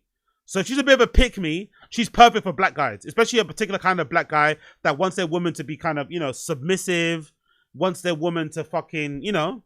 Essentially just be like a version of their... Yeah, let's not say that. But you get what I mean. So it's Eastern European women, men probably not. I don't know. They want something a bit more, you know, fiery. But I don't know. I guess you'll figure it out. I'm curious. When she does eventually marry, I'll be very curious to see who she ends up with. Because eventually she will get married and have kids. I'll be curious to see who Just Pelly thing eventually ends up with. Audience, and that he's turned into a woke a-hole ever since he married his current wife. So this brings us to Bill Burr. So I have to say, Bill Burr is so Bill Burr, I used to really enjoy his work. I mean, on occasion, I still enjoy his work. He's a comedian, which means he's very hit or miss. His Red Rock special, for example, hilarious. I used to be, I'm such a Bill Burr fan that I actually bought a ticket for me and my wife and two of our friends to go see Bill Burr at the Hard Rock Casino down here in Hollywood, Florida. And I have to say, it was one of the... I don't think she'll get married. She talks too much. No, I think she'll get married. I think some guy will eventually marry her, for sure. I think so. I think she definitely will get married. I'm just curious to see what the guy will look like. What type of stuff he'll do. Like, where will this guy come from, you know? What race will he be? But I think she definitely will get married. I think there's way worse girls out there who have been married than her. Who have way worse opinions, who are less attractive. I think she's fine. I think she'll definitely find somebody. I'm just curious to see what compromise, because I think she'll have to make a big compromise. I'm curious to see what compromise will it be. Will it be looks? Will it be height? Will it be financial status? Will it be, you know, worldview, political leanings? I'm just curious to see what compromise she'll have to make to get that ring on her finger, to get that fucking wedding outfit, to get that wedding picture, to get that baby. Because she'll have to make some, she doesn't want to make compromises, right? But I wonder what compromise she'll have to eventually make. The worst shows I ever saw in my life, because he got up there and Bill Burr has become woked. He has become woked, I assume, because his wife is very much on the left. Over time, I think he became embarrassed that many people on the right thought he was very funny. And so he decided that he was going to start woking it up. So this... Yeah, because I'm Cincinnati man. I like my ladies built like powerlifters, bro. I like my girls built like fucking Power Rangers, man. I want to arm wrestle, you get what I mean? I want to fucking, you mean? And fucking man, put your hands up there. You know what I mean? Whatever, I want to take her back, you know what I mean? Take her back so you can feel that fucking hammer on your fucking spine. Entire show that he did in Hollywood, Florida, it was so bad that he got frustrated with the audience. The audience was not laughing at his jokes because his jokes were basically about how Floridians were a bunch of anti-gay racists. And Floridians were like, that's not true. Yeah, I want that King Kong. Be a gamer. I want that King Kong. That's what I want. I want that fucking, that's how wide my arms are. I want that fucking King Kong. There you go. That's what I want, that King Kong. Give me that King Kong girl. Come on, let's fucking go. Someone's got to take her. Gladly. There are a lot of gay people who live down here and a lot of Hispanics and black people who live down here. And in fact, the room is filled with Jews. Right? And so he actually got so frustrated, he ended up cutting his show early and walking off the stage. And the reason was he was totally disconnected from the audience. Well, that disconnect has continued.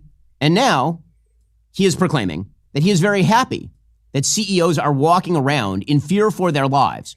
In any case, here is Bill Burr openly cheering the murder of a United Health executive because he says CEOs should live in fear if they don't act in the way that he would have them act in a system that he has no fixes for, by the way. By the way, this is consequence culture. They shouldn't have to live in fear, but the consequences of your actions are the consequences of your actions. Why is he kind of completely ignoring that?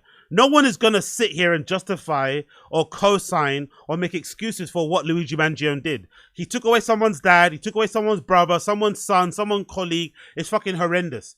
But the facts are the facts. That kid did that for a reason. You know? And he's been very clear about why he did that. And considering how the world has gone, the financial kind of climate that we're in right now, the fact that the rich keep getting richer, the fact that the people, even Luigi Mangione, that's an actual good case because if I'm not mistaken, his family are middle class, upper middle class even. So he comes from some money, but even he is suffering off the back of this fucking, you know, medical insurance thing you guys have there in the States. Even he isn't able to keep up. Even he is struggling to manage his back, whatever it may be. So it goes to show how it, you know, the issues that are happening in the world right now are affecting everybody unless you're in the top 5 or 1%. Everyone's kind of getting fucking stepped on. And people are going to have enough. And sometimes their actions, you know, your actions will have consequences, as fucking Wings of Redemption would say. Or consequences of her actions. So that's what we're seeing. You can't just like, you know, just completely eradicate or put aside the context of what happened. What happened was horrible, but the context is also important too. Consequences of actions. I love that that CEOs are afraid right now. You should be. By and large, you're all a bunch of selfish, greedy pieces of shit, and a lot of you are mass murderers. You just don't pull the trigger. That's why it looks clean. That's why these people look, oh my God, oh, he was just, you know, walking into a hotel. It's like, okay, but what was his job? What did he do? What was the results of it? Okay, Bill Burr is a piece of... Okay, well, what he is saying here is truly evil. And what's so satisfying about this podcast was the golden irony of Shapiro stating that Bill Burr was disconnected from his audience. Because if you slowly scroll down, you'll quickly see that this video was ratioed into the ground with dislikes. Wow, look at that. Look at the ratio. Big up the fans. Big up the fucking fans. Down, you'll quickly see that this video was ratioed into the ground with dislikes. Look at that. 25,000 dislikes to 10,000 likes. The audience has spoken. They don't agree with you, bro. Your audience has spoken. They do not agree with you. Wow. That's brilliant. And pretty much everyone in the comment section let Ben know just how idiotic he's... When the rich rob the poor, it's called business. When the poor fight back, it's called violence. Mark Twain. To be fair, what Luigi Mangione did is violence too, by the way. He did violence, yeah? Someone denying you healthcare, or somebody denying you the possibility to get your fucking back fixed a certain way, and you having to do other methods that fuck up your back and put you in excruciating pain for the rest of your life, doesn't mean you get the chance to kill them, you know? No, killing is bad overall, but consequences of actions. Bill Burr's facts hurt Ben's feelings, it seems. Yeah, I love that one. Bill Burr's facts hurt Ben's feelings, it seems. Brilliant. Sounded. And it seemed that they all came to the conclusion that Ben Shapiro would get... Powerful bunch. Yo, big up NJ Ranger. Appreciate it, bro. United, also my healthcare provider, has about twice the average claim denial rate of the national average. Hannah Arendt would talk about desk murderers like Eichmann who planned the Holocaust but didn't get in the trenches. Clutch your pearls, Benny boy. Oh my God. Is that true? They have twice the denial rate of the national average. Fucking hell. Fucking hell. Okay. That explains it then, bro. That explains it. That explains it. They have twice the national average. So they go above and beyond to deny claims. They go above and beyond to find loopholes, to find reasons why they can deny and say no, not approved. Of course people are going to be pissed off and irate. That makes complete sense. No wonder so many people were like advocating for him, be like, you know what? It is what it is. RIP that man, but it is what it is. Because don't get me wrong, a lot of right-wing influencers like Ben Shapiro were saying what they're saying, but largely when I saw people online talking about it, especially Americans, they were more Kanye shrug. Oh well, you know what I mean? Because they all know what going with the knife healthcare. Some of them probably felt the same way as fucking Luigi Mangione, just never had the courage to do so, and he did it for everybody else. That makes complete sense. Oh wow, twice the national average denials. Fucking hell. That is insane. That's how you know you're running a fucking dodgy business, bro. Dodgy. And now I think, if I'm not mistaken, didn't they implement a new rule now? Or a standard across the board with all the fucking health insurance companies? Now they don't have, you know, on most of their website, they have like the leadership page. Now they don't have it. Or they removed the photos from the leadership page, so you can't see what people look like. Because all the CEOs got scared. They thought they were next. So they took up all the who works here, our team. They removed all those headshots. No more headshots. Because no one wants to get headshotted. You get me? Big up Hassan Campbell. Snotbot rocks. No one wanted to get their snotbot rocks. Big up Hassan Campbell. Big up NJ Ranger. On all fours and bark like a dog if a billionaire CEO told him to. I mean, absolutely no one agreed with what Ben was saying there. So this podcast was a overall pathetic attempt to rile up some kind of beef with Bill Burr, I guess. But the fact that Shapiro's own audience found this take to be brain dead says just about everything you need to know about the guy. And that was pretty much the end of the story. Until Bill Burr responded a few weeks later, saying, I don't know who he is, but that guy is a jerk-off. Which, of course, goes without saying, but it's still a perfect way to sum it all up. After that response, though, of course, there was radio silence from Burr. Since, according to Bill Burr, this whole feud that Shapiro was trying to drum up with him was completely driven by money. And then Shapiro just continued making negative videos about him and his wife, sandwiched in between ads for ExpressVPN, the Daily Wire, you name it. The whole thing was a grift. So Bill Burr wisely took the higher road, until a few weeks ago, when he was sort of put on the spot about the whole Ben Shapiro thing after the interviewer asked him directly about the situation. So to put the final nail in the coffin, Bill Burr aired out everything that he's bottled up over the last 7 months, exposing Shapiro for being a greasy slick talker, who's cultivated this toxic fanbase of chronically online extremists, who have also been harassing Bill and his wife for the last 7 months. Summarize for people who have been watching your career so closely. In this last few months, you've had a few things happen, which is Ben Shapiro talked about going to one of your shows and complaining about you becoming woke, which sort of then created this... He doesn't even know what that word means. Let me summarize. Big up, Angel Ranger. 30-something compared to 16. Now you use AI to approve denied claims. I bet you the problem with the AI thing isn't just AI. It probably is the parameters that they use AI with. The instructions they give these fucking large language models, you know? That's probably the problem. If you actually used AI to approve or deny health insurance claims, most likely you'd have a higher approval rate. But if you put some constraints within the AI about how to approve things, how to come to a certain conclusion, you actually might get less approval and and more denials. It probably end up tripling it. But then you end up, obviously, and again, look at those companies. They fuck everyone over, right? So now they probably implemented AI to approve these claims, which means there's less caseworkers. So now they're going to get rid of the caseworkers who look over and assess people's claims. They'll run it all through an AI fucking algorithm or a system. That AI system has constraints, guardrails, or fucking rules that it has to kind of assess to kind of approve or deny a claim. Most likely it will then end up denying more claims. So you shrink your workforce, put more people out of work, but then you also increase the amount of fucking denials you get. Honestly, I would be rioting in the street. I'd be rioting in the street every day. Fucking hell. The healthcare thing in America is weird, man. How people don't just get behind the idea of free healthcare in the States is fucking bizarre to me.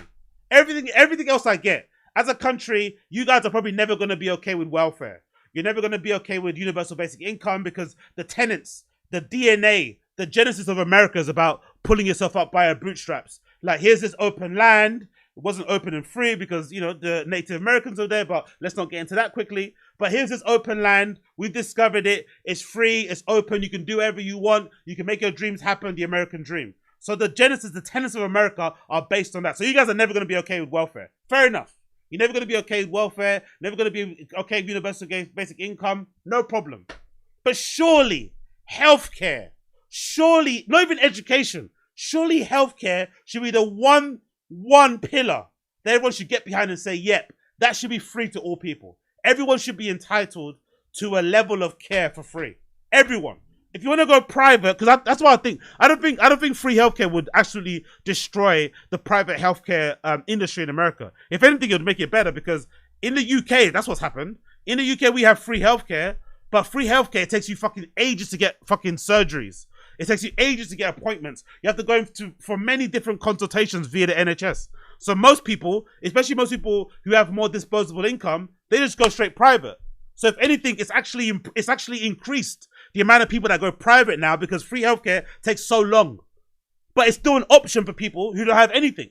So you don't have a citizens, you know, with like missing teeth and shit. Citizens with like ailments. Citizens with whatever else going on that can kind of get their healthcare.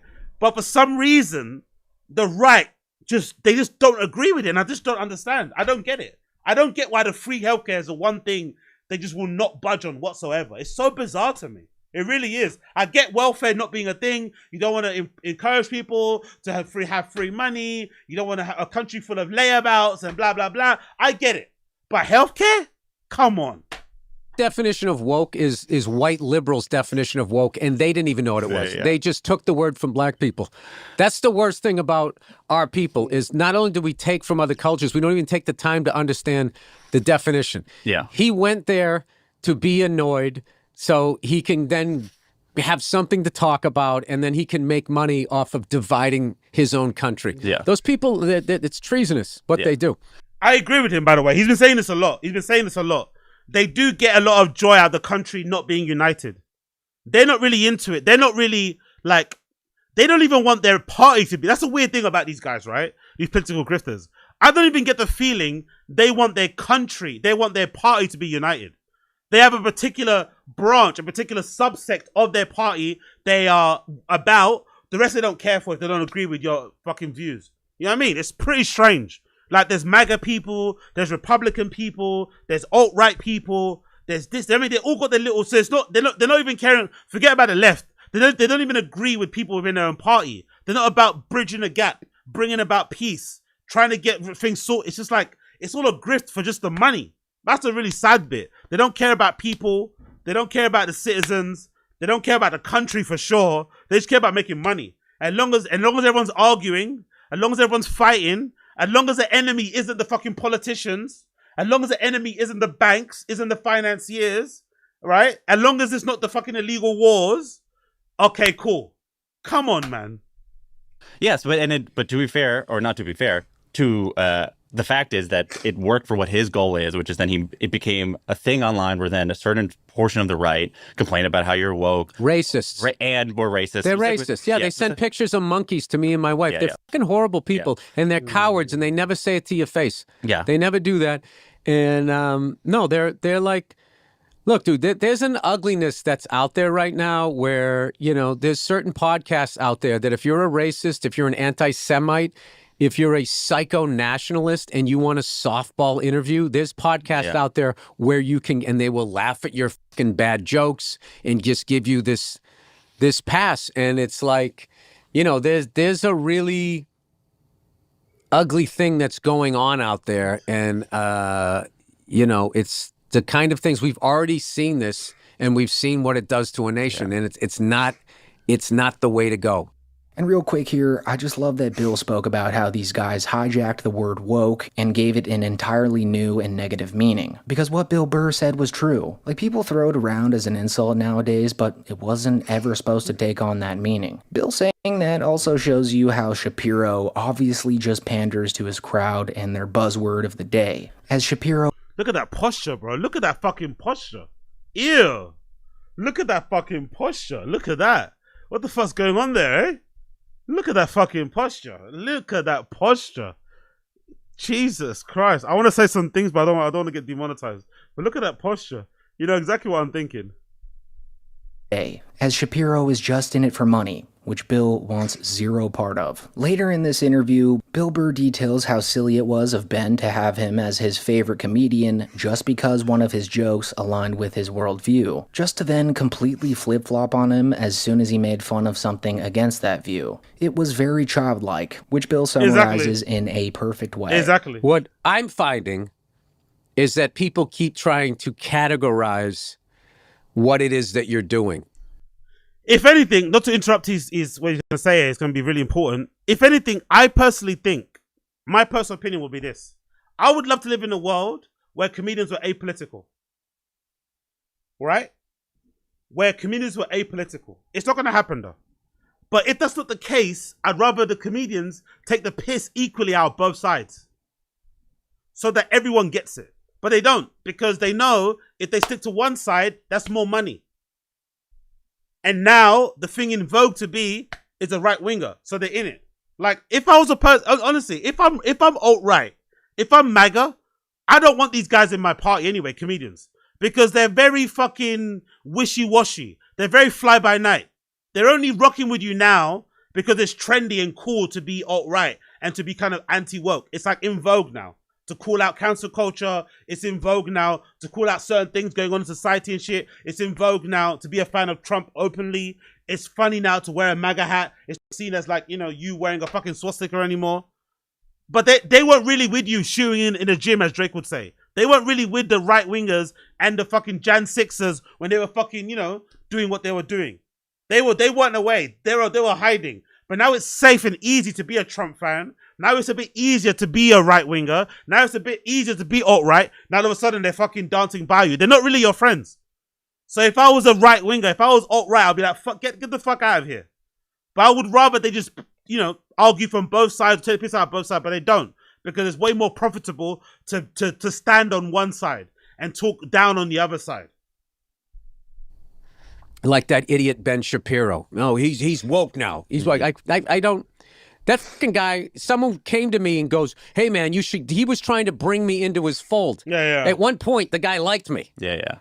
You know? And then when I didn't, then all of a sudden I'm a fucking asshole. I mean, I'm supposed to look at that guy like he's an adult? And you see, Exactly, Bill Burr wasn't exactly. just assuming here that Shapiro was a fan of his at one point in time. Because as I mentioned at the start of this video, Shapiro actually defended Bill Burr for making jokes about Latinos at the 2021 Grammy Awards. Wow. I'm sorry. I will accept on behalf of her. If I butchered her name, I'm sorry. All right. Hey, how many feminists are like going nuts? So why is this cis white male doing all this Latino stuff? Okay, And again, you see how he misinterpreted the joke. That joke isn't an insult at like women. That joke isn't an insult at like Latinas and shit. That's just like an insult on like annoying people. What they called hand wringers, pearl clutchers. That's what that joke is about. It's not a joke aimed at dissing Latinas or Hispanic people. Like, no, that's a joke aimed at annoying people who hand wring, annoying people that get upset, that get annoyed by the most dumbest things, especially white women online for the most part. That's who it's really aimed at. But he got really excited. His pussy started to fucking leak and drip because he thought he was dissing a particular racial group. Nah, bro, he's not like you. He's not like you. people on the woke left were like, it's true. Why is that white male doing all this Latino stuff and then commenting on it? How dare he laughing about We got Brian Laura. It's a joke with salsa on it. Exactly. It's a feminist joke with salsa on it. Exactly. Butchering people's names. How dare he? Right, this is where the Puritanism comes out. Because our cultural Puritans can never allow Bill Burr to make a joke about his own inability to pronounce Latino names. You can Latinx names, right? You can never make a joke about that. Is witch burning stuff. I feel like as well, no one says Latinx in public, honestly. Like, maybe because there's not a lot of Latinos here in this country, but I don't think I've heard anyone refer to Latinos or Latinas as Latinx. No one says that, really. No one really gets upset if you say it or you don't say Latinx. I think that's a problem entirely created on social media. Honestly. I think it's a problem entirely created on social media. Nobody gets upset. Even if you meet a dem who's from Latin descent, I don't think they get annoyed if you say Latina or Latino. They don't really get upset. I swear to God, that's an issue that they've created themselves online somehow. Maybe there are some really far left people in places like Mexico, because I know Mexican people have kind of embraced that sort of stuff, especially some of the new kids coming up now, right? They've kind of embraced a lot of that kind of identification, classification and shit. But for the most part, I don't think I've ever been corrected in my life to say Latinx instead of saying Latina or Latino. Never. Right? He must be burned. Bill Burr is a bad man because he is cis and he is white, where the H comes before the W. White. Right? He is a very, very bad man. But you know what is great for our culture? What is great for our culture is Harry Styles wore a boa. But as soon as Bill Burr said stuff that Shapiro didn't really like, all of a sudden Bill's now apparently a lazy hack who tarnished his career after marrying his wife. And then, of course, after that call out, Ben Shapiro responded literally the morning after that podcast aired. I mean, you just know he was jumping with joy as soon as he learned about it. And what went down in the studio that day was quite possibly the most desperate, lazy, cringe-inducing attempt at a clapback that I've ever witnessed in my life. Like, you could tell that he really wanted to savagely roast Bill Burr, maybe thinking the two of them would have it back and forth like he always dreamed of. You know what's really interesting too? That's really interesting, which I never I only found out recently. You know that who said it? A comedian said it. A very astute observation. A comedian said a lot of these political right wingers and grifters are like failed theater kids. And I never could understand it because, like, hold on, I don't really get theater kids from any. These guys just seem annoying. They don't really have any creative, capabilities or scope. They're all a bit dull and whatever. But it's actually true. Ben Shapiro's one of them. Ben Shapiro's like what is he? Didn't he want to create films? I think he got denied. What did he get turned down by? Was it SNL? He went to write for or something. So a lot of these guys, that's the way they come from. So they try to be writers, they try to be comedians, try to be actors and stuff. And because that world is mostly populated by left-leaning people, when they got denied, instead of them thinking, oh, it's because I'm not good enough, because I'm not talented enough, they kind of immediately gave the reason they got denied because of like liberal woke ideology. Oh, I'm a white man. I'm a cisgendered man. That's why I wasn't allowed to kind of have this job. When really it's like, no, you suck, bro. You're not funny. You're not cute. You don't act well. You don't sing well. You know what I mean? That's what I was like, oh shit. I forgot who said it. Some comedian said a lot of these political right-wing grifters are a lot of like failed theater kids, which is a planned place to be.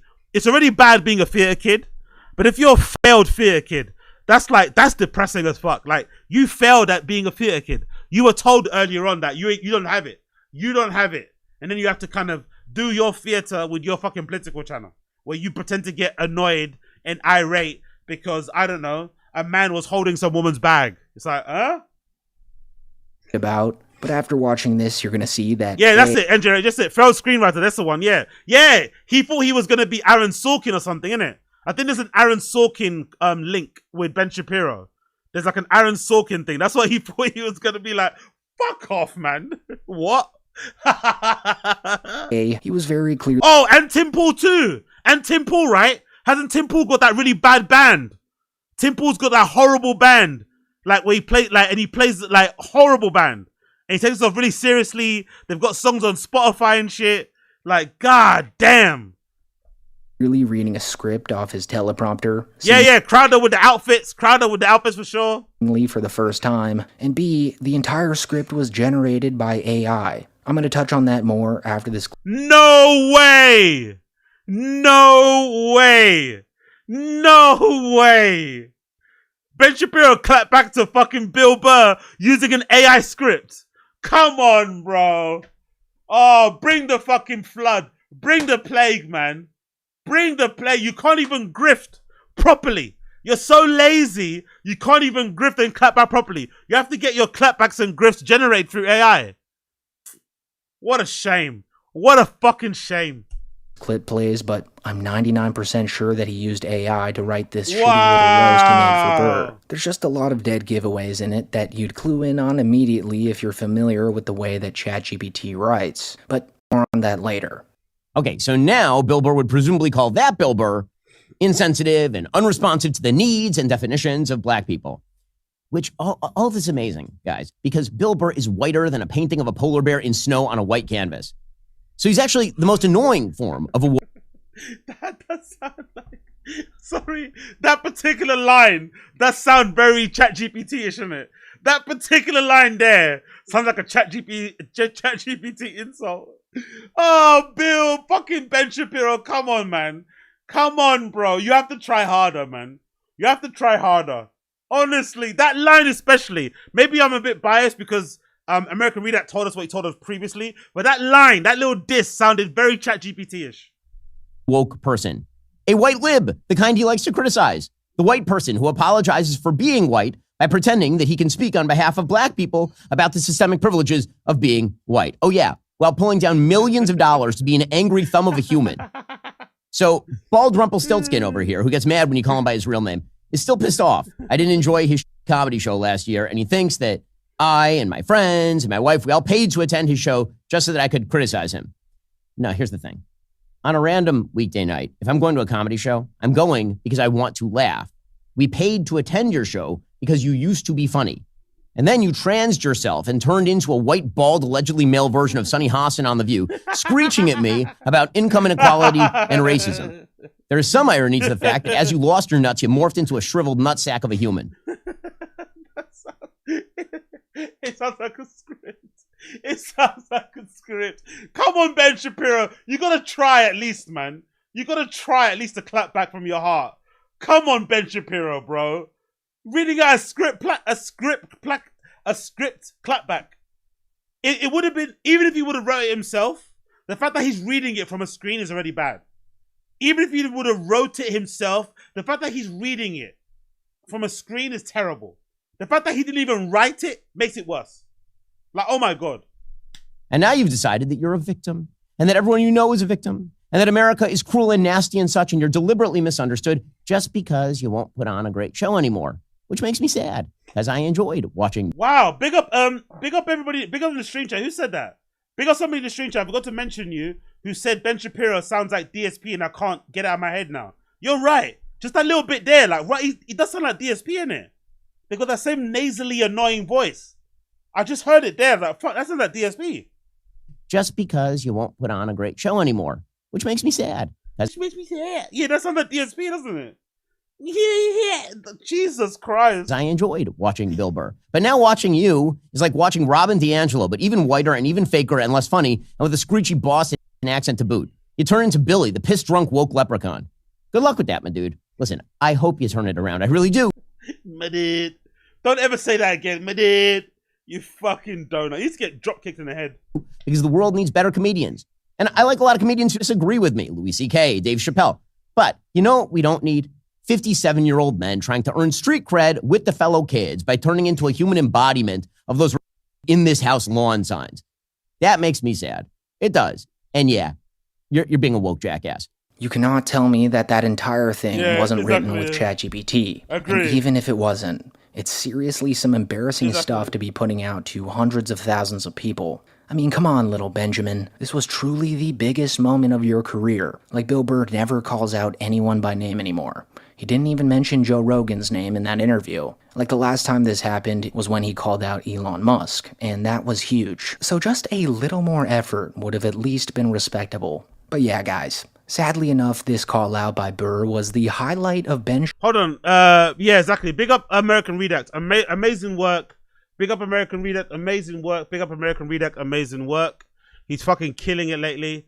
I have to be honest. Not to rate people. Not to rate people and stuff. But I think American Redact is clear of Podcast Cringe and Too Is to Try. I love them both. But I think American Redact, when it comes to covering the comedy stuff and coming from unique points of view, and actually pulling something out that's interesting that you never had actually observed, and not just going over the same topics and stuff, not clickbaiting. American Redact is the one. He might be the one. He doesn't overly try to be funny as well, because as much as I like Podcast Cringe, the over running his bits and stuff is a little bit cringe itself. I know that's part of the charm of what he does, but that over reliance on jokes, yeah. I think American Redact is the one. I think American Redact is the one. I take him over Podcast Cringe. I take him over fucking Too Is to Try. I think he's the fucking one. He's the one. I disagree. Put it to a poll. Yeah, why not? Why not? Why not? Why not? Why not? Why not? Why not? Why not? Why not?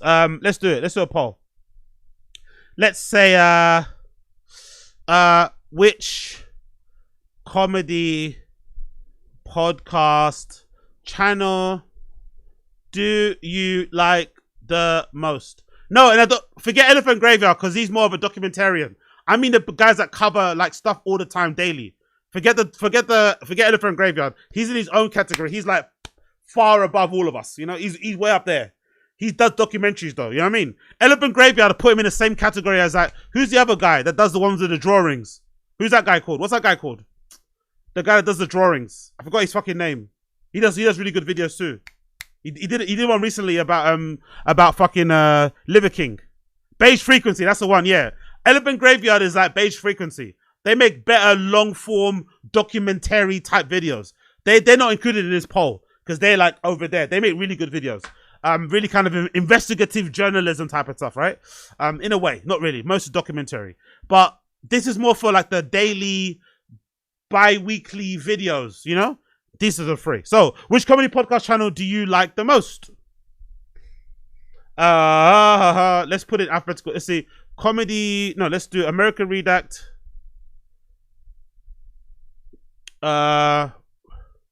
Today's to try. Bear me a second here. Podcast cringe. All right, those are the main ones, right? Cool. And of course, our favorite fourth option, Axe J. Axe J. Yeah, cool. Let's go to that. Actually, you know what? Let's put the emoji in there as well. See if I can do that. Can I put an emoji in here? Yeah, I can. Nice.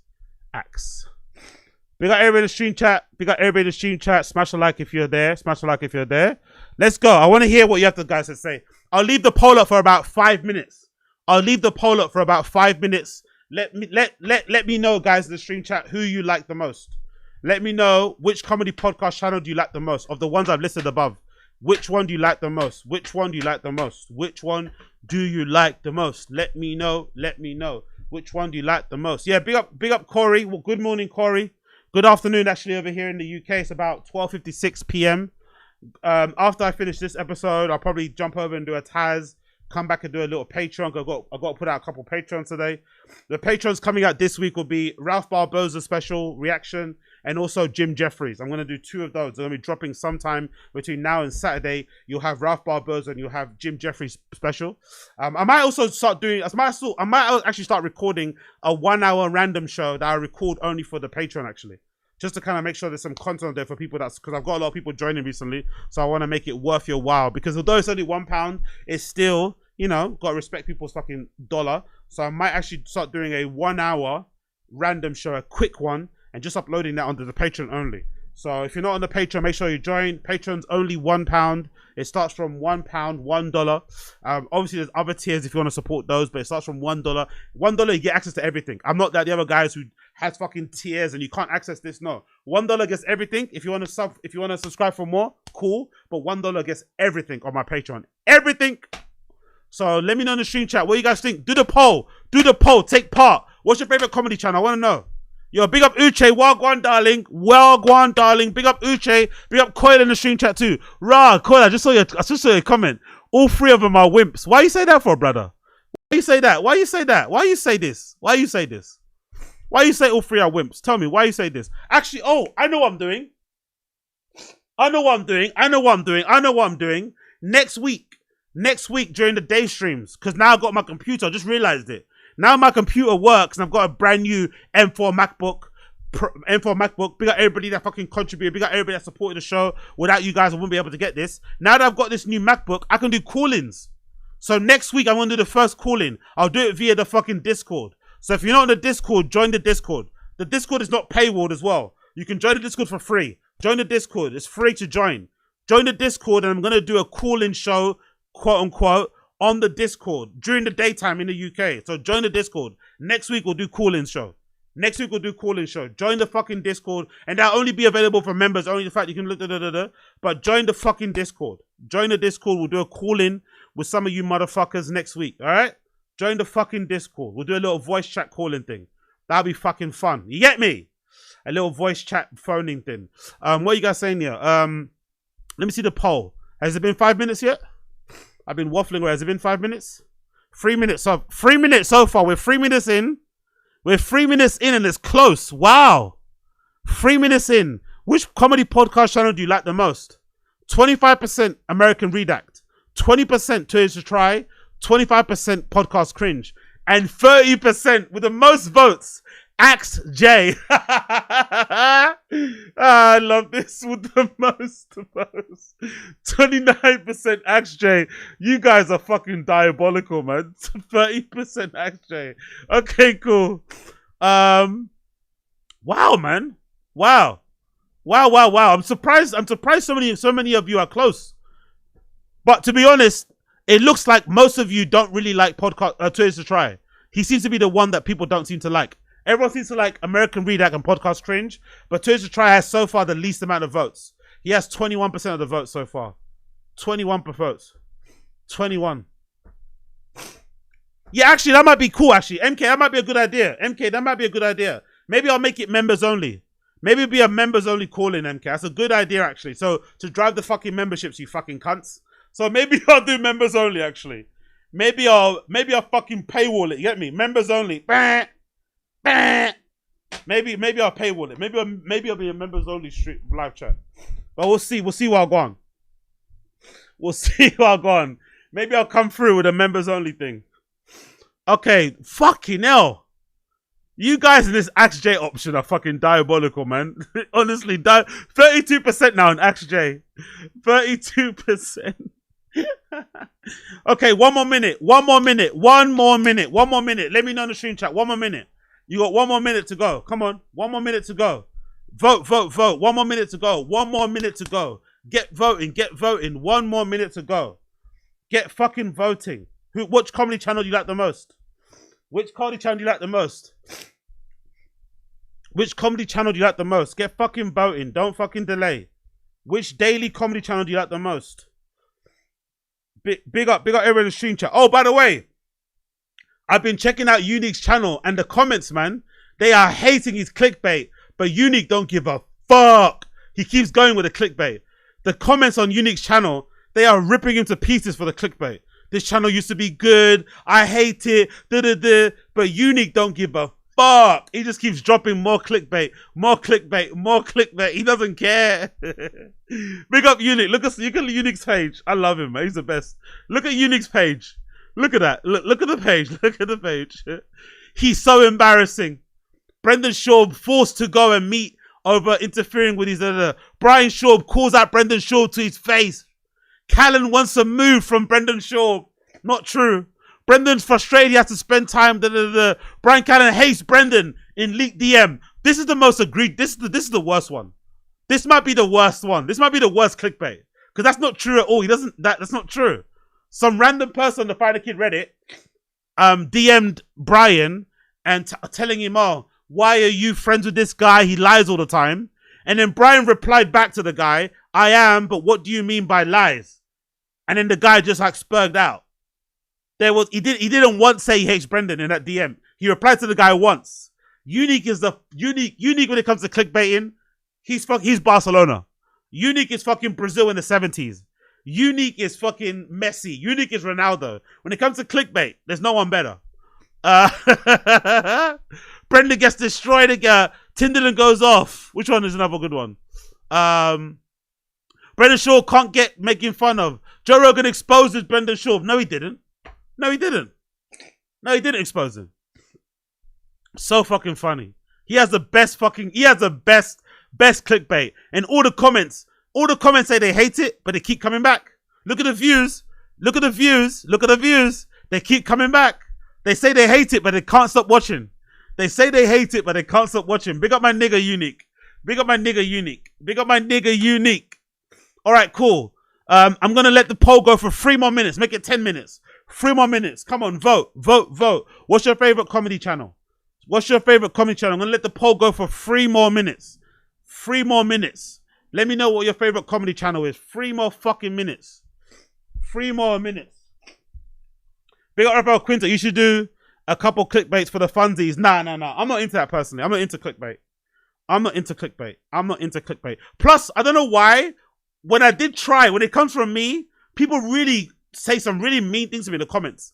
I get some really aggressive, direct, like, insults. Like, they attack me. When I did try it 1 or 2 times, people go off on me. They go off. I don't know what it is about me, but I elicit a certain feeling in people. They get really mad, so I can't do it. Unique, maybe because Unique doesn't have his face showing, I don't know. But when people really get at me when I fucking do a little bit of clickbait, so I can't do it. I'm too pussy. I'm too pussy for clickbait. I can't do it. 2 more minutes. 2 more minutes. 2 more minutes. 2 more minutes. 2 more minutes. Yo, big up Stoic Savage in the cream chat. Wagwan. In the stream chat. Wagwan, Stoic Savage. Wagwan, GG. Hope you're good, my guy. My favorite.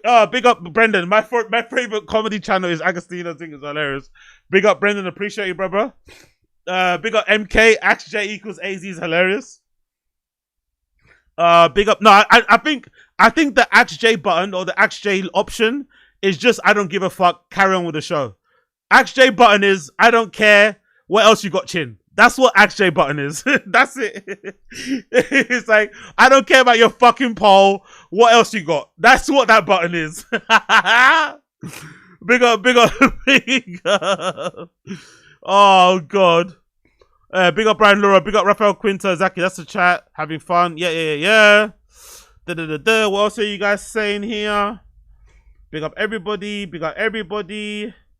You never know you got AXJ. Come on, let's go. One more minute, and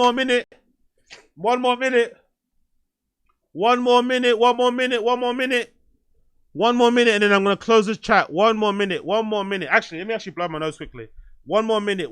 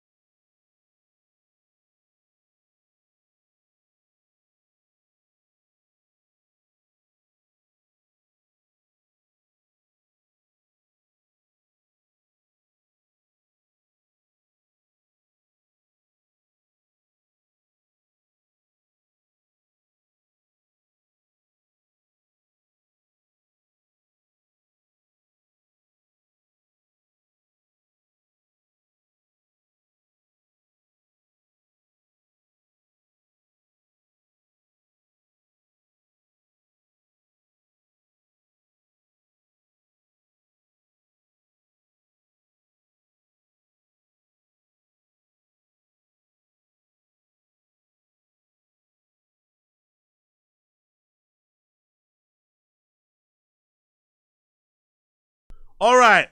Poll ended now. Poll ended. Big up everybody that voted. End poll. Final results of the poll. Which comedy podcast channel do you like the most? American Redact got 27% of the votes. Podcast Cringe got 24% of the votes. Too Late to Try got 15% of the votes. And AXJ got 33% of the votes. So AXJ got the most votes. But of the channels available,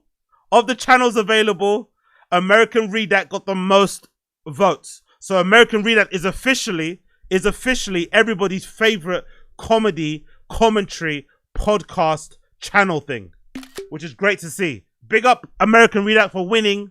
That poll. Prizes in the post. Let me just pour my super malt. Big up everybody getting a beverage. I got a super malt today. I really shouldn't be drinking it because my stomach is a bit rah. But I'm drinking a little super malt here. Let's go. Super malt with some ice. Let's fucking go.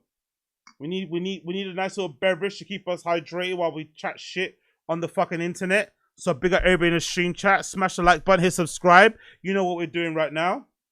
Come on now. Get that head going down, please, if you don't mind. Let's fucking get this going, if you don't mind. Don't want to spill on the carpet. Cool. Let's go. Big up everybody in the stream chat. Big up everybody in the stream chat. Big up everybody in the blood clot stream chat. Let's get back to the show. We did that. Oh, shit. Have you guys heard about this? Big up Luis Pisano on fucking Twitter. My favorite guy when it comes to fashion coverage.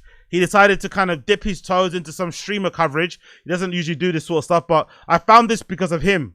Big up this story. This story is fucking tragic. RIP to this man. Courtesy of Luis Pisano. A shocking story out of France that an actual Black Mirror episode come to life. Streamer Jean Pormanove, real name Raphael Graven, died last night on Kick. For years, his so-called friends humiliate him on camera with beatings, bullying, insults, all for donations. So I watched some of the video clips and they're pretty tragic.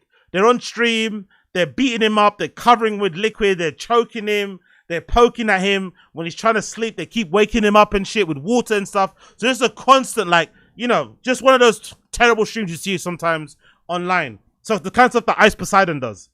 Then at one point, he's sleeping as they're streaming, right? And they try and wake him up a bit. And I think for what they said online, allegedly his heart gave out. He had a heart attack or something. So he has a heart attack in his sleep, or as he's trying to wake up because of the constant, you know, constant times that they're getting him out of his sleep and shit. He has a heart attack or something along those lines, and you literally see him die on camera. Like he goes, like he literally dies, and they think he's joking around. So for 10 minutes, they keep poking him, thinking he's joking, but he's dead. It's fucking horrible. It's fucking horrible, man. I swear to God. Let's hear the breakdown thread here, courtesy of Luis Pisano. On Monday, after 10 days of non-stop streaming, 46-year-old Jean fell asleep on camera and never woke up. Viewers watched as his body was shaken by his companions, who only realized minutes later that he was gone. A live video now widely shared reportedly shows him inanimate, under a duvet with two men nearby, one tossing a small plastic bottle at water at him. Those 10 days weren't harmless gaming or chatting. They were 10 days and nights of humiliation, extreme physical violence, sleep deprivation, and even being made to swallow toxic products, all live and fully monetized for fucking donations. To be fair, I'm surprised. No, didn't someone die as a result of Ice Poseidon? Or is it that guy that drinks a lot? But Ice Poseidon does a lot of rages. I'm surprised no one's died with Ice Poseidon streams. Didn't somebody die recently? Or a few years ago? I forgot who the guy was. There was like a guy that drinks a lot.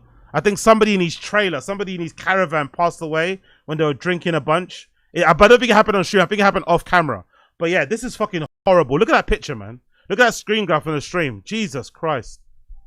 The channel behind it is called Le Local, run by streamers known as Nurutovi and Safan. Media Part exposed them last year for live humiliation. They were detained, then released, and the channel kept going. So is that channel still open on Kick? Let's see. Le Local on Kick. Is it still available? Can you view that channel? Right, they're still there. Oh no, they're not there anymore. They're not there anymore. I don't think you can find it. Where's Le Local? It doesn't look like they have it anymore. Or is that the channel on YouTube? Je vais mettre la musique. Yeah, that's them on YouTube, I guess. Let's see their most popular video on YouTube. What's their most popular video on YouTube? What's their most popular video? Something like this. Je vais mettre la musique. Les gars. Attends, ça veut dire que moi je me mets là. Ouais. Les gars, je vous demande des applaudissements pour Nasdaq, mon frère. That's the guy. That's the guy that died. Unfortunately, that's the guy. That's the guy that passed away 3 months ago. Oh, what? No, 1 year ago. Il est où? Allez, les gars.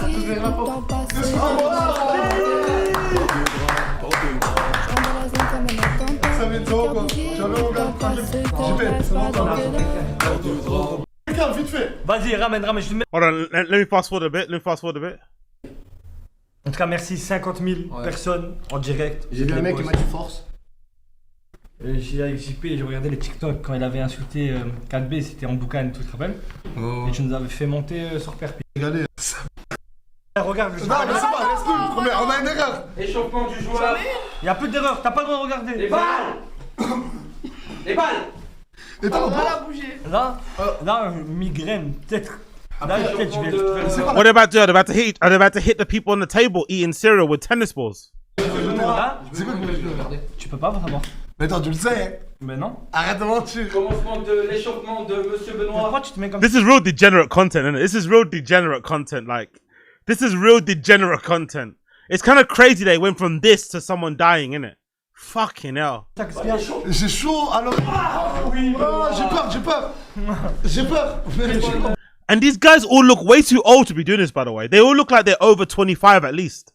This is the kind of content I would expect, like, you know, like hype kids to do. Like, I don't know what those kids are that in America.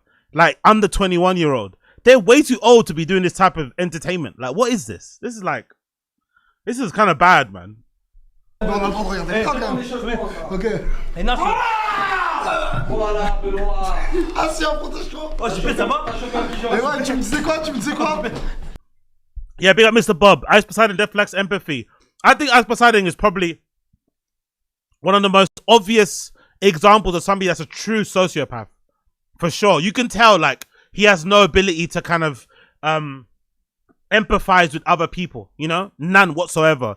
It's all about the clicks, all about the views, all about the donors and the subscriptions. Like, he's kind of like Adam 22 in that regard. But weirdly enough, those type of people, they're very unwilling to have any feelings of other people, but then when somebody hurts them, they cry bloody murder. You know, that's what I don't like about people like that. I understand if you don't have any empathy and you want to be this cold-hearted person who only cares about the bag, but then when somebody directly insults or takes the piss out of them or hurts them, they start fucking crying.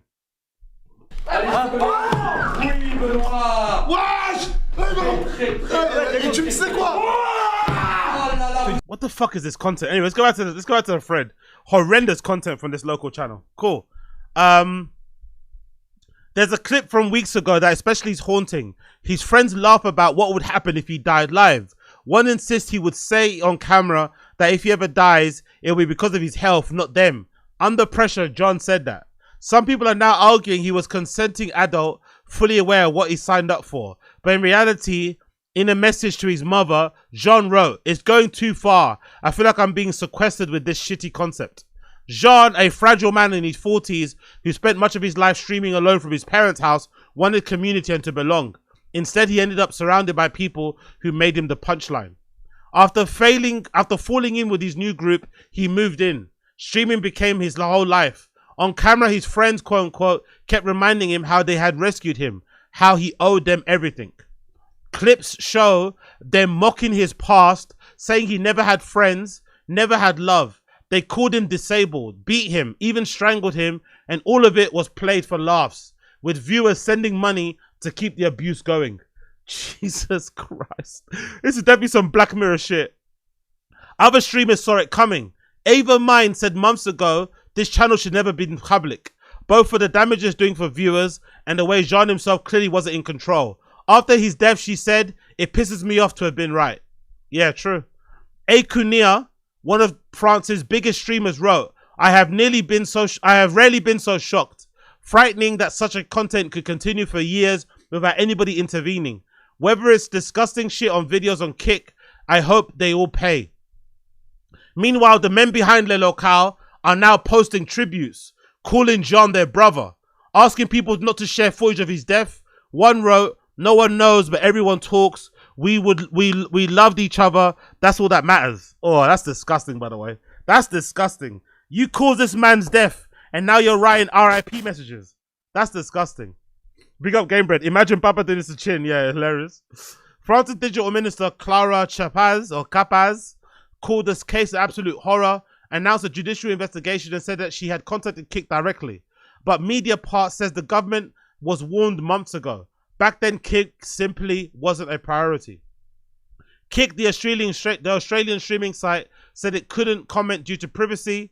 Their term to ban heinous violence, but moderation is looser on Twitches. In the end, someone died on their platform, sparking a national debate in France on social media responsibility. But the videos are worse, though. The videos are fucking horrifying, actually. Where is it? Where's the videos? There we go. If you search the videos of him get his maltreatment he got on stream, fucking heartbreaking. Look at some of the look at some of the stuff they were doing to him on stream. Look at some of the stuff they were doing to the guy on stream. Forget, even if he died, even if the guy died of natural causes, even if they find out in an autopsy they died of natural causes, the way he got treated on stream was disgusting. I'm not gonna lie. Allez, arrête, tu vas mourir. Arrête, Sarfine, arrête. Oui, oui. Arrête. Ah, il me prend, putain. Sarfine, arrête, tu vas mourir. Je l'ai. Arrête, tu vas mourir. Je vais t'enculer. Arrête, tu vas mourir. C'est bon. Arrêtez. Arrêtez. Ouais, mais tenez pas, c'est bon, tenez pas. Allez-y, tenez pas. Ça part de là. Ah, what is that? Pastèque, JP, pastèque. Ah, mes couilles. Les couilles, JP. Voilà. Et non les gars, c'est l'heure de la douche. Non, un peu de snack qui pue, un peu de... Like, what is this, man? Why is he seem like the only person that's getting abused? Why is nobody else getting abused the same as him? Why is the only people getting abused? Honestly.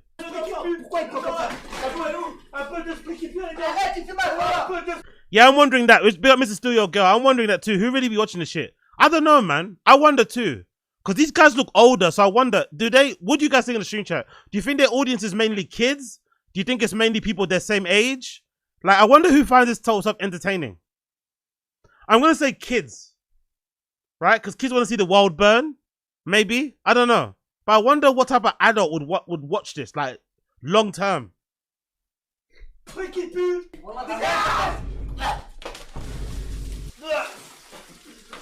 Fuck! Look at that, bro. Fuck! Look at that. Look at that. One has him in a full Nelson, and the other's covering his head in water. They're basically waterboarding. They're waterboarding this guy on stream. Oh my god, bro. Oh my actual god. But if you stream a football match, right? If you stream a football match on fucking Kick, they take your whole channel down. If you stream a football match on Kick, they take your whole channel down. But you could fucking waterboard somebody live on stream is perfectly okay.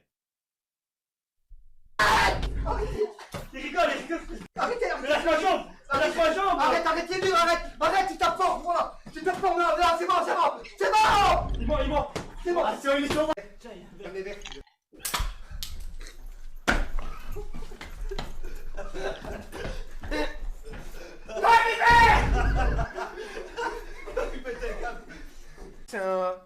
C'est un Adidas. C'est pas un Adidas.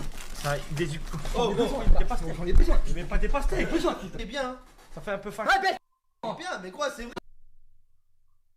Oh my god. Oh my god.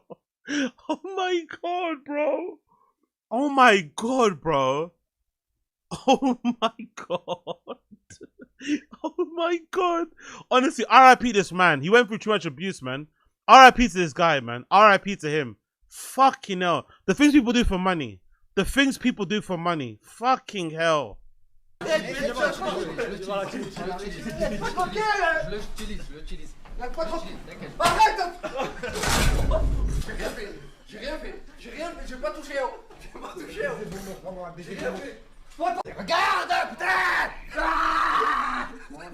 Voilà, lâche, putain, enculé. Lâche!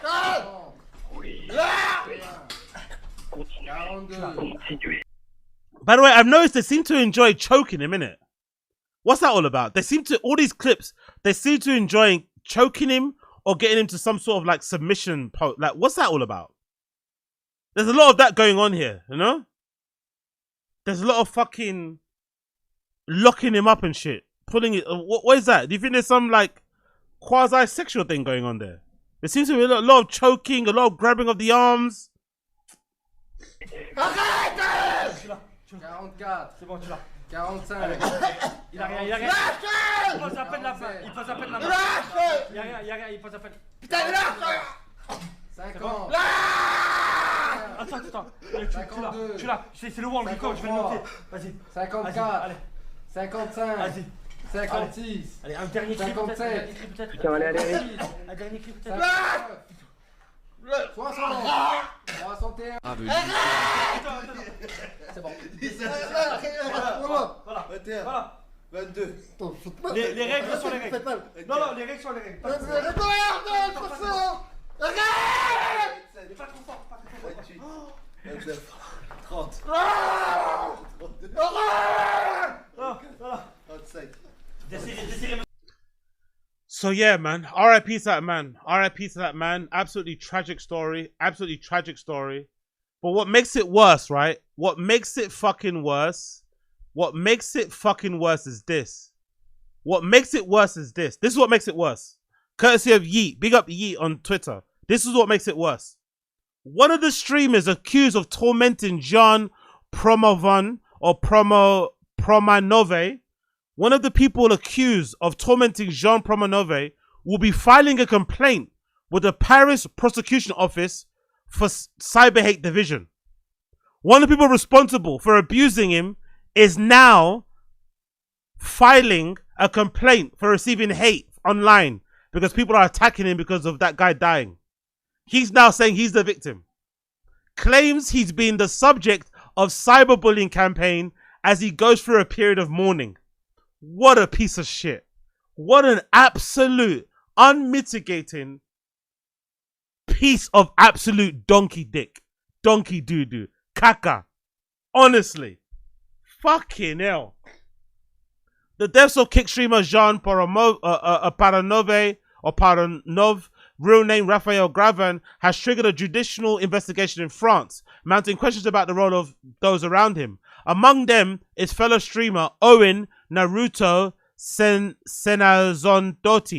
whose lawyers are now accusing others of cyberbullying in the aftermath.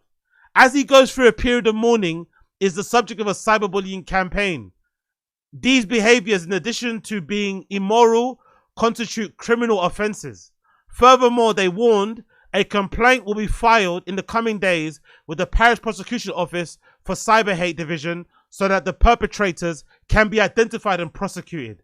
He's going after people who are going after him for contributing to somebody's death on live stream. We're living in a simulation, innit? We're truly living in a simulation where the guy who was responsible for abusing this man on camera, right? He was right there in the fucking videos. That's him right there in that Marseille top. That's him in the Marseille top, right? Contributing, co-signing, doing some of the abuse to this poor guy that led to his fucking death. And now he's now complaining and went to fight charges or sue people because he's getting attacked. Honestly, the worst. R.I.P. Jean. R.I.P. fucking Jean. R.I.P. to Jean. He did not deserve to go out that way. R.I.P. to fucking Jean. What an absolute horrible situation. Absolute horrible, horrible, horrible situation. Let's move on. Let's go for this clip. Courtesy of Flagrant Clips. Ralph Barbosa's hilarious story about meeting Joe Rogan. Let's find out how Ralph Barbosa met Joe Rogan. Rogan's podcast yesterday. And we get it, bro. Second time you said it. It's just that every time he brought up somebody that I didn't know, I could see it in his face. He's just like, "What the fuck?" Wait, like who though? I don't know. He brought up like, well, I was reading this book that he had in like the lobby of like his studio, and I know I'm gonna get shit for this, but I didn't know who Hunter S. Thompson was. And I was reading a Hunter S. Thompson book, and I fucking loved it. Yeah. And I was just like, that's honestly kind of your life right now. People living like this must be fun, innit, no? Living like this must be fun. I actually admire people that live like this, who don't have any type of like curiosity. So he read the book, but at no point did he think to himself, oh, who's Hunter S. Thompson? Let me Google him. Let me find out where he was from, how he died, what he did in his life, if he has any kids, who he was married to, what he said about other topics, what other books he wrote. I love people that are able to just like enjoy what they enjoy on face value and then just be done with it. That must be such a great way to be, because my mind is always racing, always trying to find out more, rabbit hole. But that's actually quite admirable that he has this mind that just says, I'm going to read this Hunter S. Thompson book, I'm going to enjoy it, and that's going to be it. No more Googling, no more nothing. That's going to be it. So if somebody tells him Hunter S. Thompson was fucking Spanish, he'll be like, oh, really? If someone tells him Hunter S. Thompson was actually a lady, he'll be like, oh, really? Because he has no idea. He read the book, he enjoyed it, and that was it. That's going to be a good way to live. Yeah. Just traveling and doing crazy drugs. Drugs. Yeah. Fear and loathing. Fear and loathing, yeah. I was like, hey, man, is Hunter S. Thompson a dude or a chick? And he was just like, huh? That's not a bad question. The question is kind of bad. Here's the thing. Knowing isn't bad. Joe is from Boston. Yeah. Boston we see as like the whitest place. I have a feeling Ralph grew up super Mexican, super Latino, Hispanic, whatever. They're not going to know about Hunter S. Thompson. Yeah. He's probably not going to know about some Mexican shit. Yeah. But it's just funny watching. I guarantee you there'd be people Joe didn't know that Ralph would be like, are you fucking kidding me? Yeah. Be like, you don't know Eugenio Derbez? You don't know Chente? Yeah. But to be fair, I mean, I don't have any books of Chente. But yeah, and then there was other people that would be like, what's going on there? And he'd be like, huh? Like, you don't know? But it was cool. I just feel kind of bad that like so many people go on these podcasts and they share all this knowledge they have. And I kind of just go on these podcasts and like gather the knowledge. If you listen to like these podcasts that I'm on, a lot of the time I'm just gathering information. What have you learned so far? What did you learn from Shannon? From Shannon? Stay away from white women? Yeah. Be careful with that, yo. Let your team gather all the information, you know? I think that worked. I feel like Jesus Christ, Ralph Barbosa, man. A bit of energy, innit? Jesus Christ. Is he always like this? Does he always sound like he's in a coma or he's taking a million Xanax or something? God damn, Ralph Barbosa. I know, you know, we're all not fucking hypey personalities, but he's a really laid back guy, innit? Like, is he drunk? Or like, what's going on? Fucking hell. This is a real change of pace. his team gathered information for on his me. episode. Yeah. How much do you think he actually knew about you? Oh, that I'm Mexican. I mean, that's a start. You know what I mean? Yeah. Do you think he knew who you were? Because I feel like he interviews people and he doesn't. So I think he's saying. I don't think he knew, but I think he's like a good interviewer. Because it made me feel like comfortable and stuff. He's so friendly. Yeah. That's what it seems like. Very affable guy. Yeah. He was very friendly. He was very friendly like before we started the interview. So I was just like, all right, I feel comfortable with him. Yeah. But I get nervous too. Because like people who are really good at interviewing, that's like a specialty of theirs. They get you comfortable and then like, boom, next thing you know, you're saying. Oh, don't say that. Don't say that, man. Don't say that, Koila. I barely made it through. I got to record that as well still. Fuck, man. Don't say that. That's going to be brutal one, innit? Okay, I'm going to do it anyway because I said I'm going to do it. I've got 2 coming out this week. I've got Ralph Barbosa special I'm reacting to and Jim Jeffries I'm reacting to on my Patreon. Patreon.com/Agostino. Link in the description. Check it out. It's coming up soon. Between now and Saturday, you'll see those things. It's going to be torture, but I got to do it. I want to see what his style's like. What his style of comedy is like. I want to see it. And also, again, I like this Ralph Barbosa kid because he's not somebody that came through the Rogan thing. So he has the respect of Rogan. He's obviously got, you know, a big following. He's obviously got a following enough to justify getting a Netflix special. So he's obviously successful. But I love the fact that he's not a Rogan disciple. You know? I really love that. I think I give special credit to people who make it in stand-up without going through Rogan, without having to kiss the ring. I love it. I love it. Saying the name of the woman you love. Yeah. Damn. Yeah. I gotta stay on my toes. That's okay, nice to know. He's better than most comedians. Okay, cool. Good to know. Good to know. Just his style's a bit laid back, I guess, isn't it? Cool. Oh yeah, I remember the George Lopez thing. George Lopez was just straight up hating on him, innit? Because he's like the new hot guy. I guess in the Hispanic community or just in stand-up in general, Ralph Barbosa is like Matt Rife when he first came in. Remember how everybody was getting like really weird with Matt Rife, mentioning his ticket sales and really, oh, he's this hot guy that's doing really well, and they were getting really, especially Burr. So I guess that's what happened with George Lopez. George Lopez probably had a monopoly. He had probably a stranglehold on the Hispanic comedy scene. And then Ralph Barbosa comes up, young, good-looking kid, funny. Everyone is jacking him now. So George Lopez was really hating. That was just pure hate. There was nothing else about it. Pure, utter jealousy and hate. So if you want to validate me as a good interviewer, you'll let that name out. You're a pretty good interviewer, but nah. You know Shannon. Yo, if you had said her name on Club Shay Shay, or their name, I'm sorry. If you had said that human being's name on Club Shay Shay, that would have been big. Nobody's like asked me about my love life like that. I mean, I think on Club Shay Shay, he asked me like a little bit about age or something. That's a sensitive subject for him right now. But for me, I'm fascinated by it. I love knowing, especially with comics. He asked about that. He said, you know, it's hard to find love because, you know, you're traveling so much. I always find it interesting when comics date other comics. I feel like they're comics with like, they're either like really good mental health or really poor mental health. Yeah. No in between. Yeah. And I'm going to be honest, the first group that you mentioned, not many of those. Very few. Very, very few. Yeah. I'm not one of them. So you didn't marry a comic? No. I want to marry somebody. No, I don't know if I want to get married, but I want to be with somebody who's like very different of me.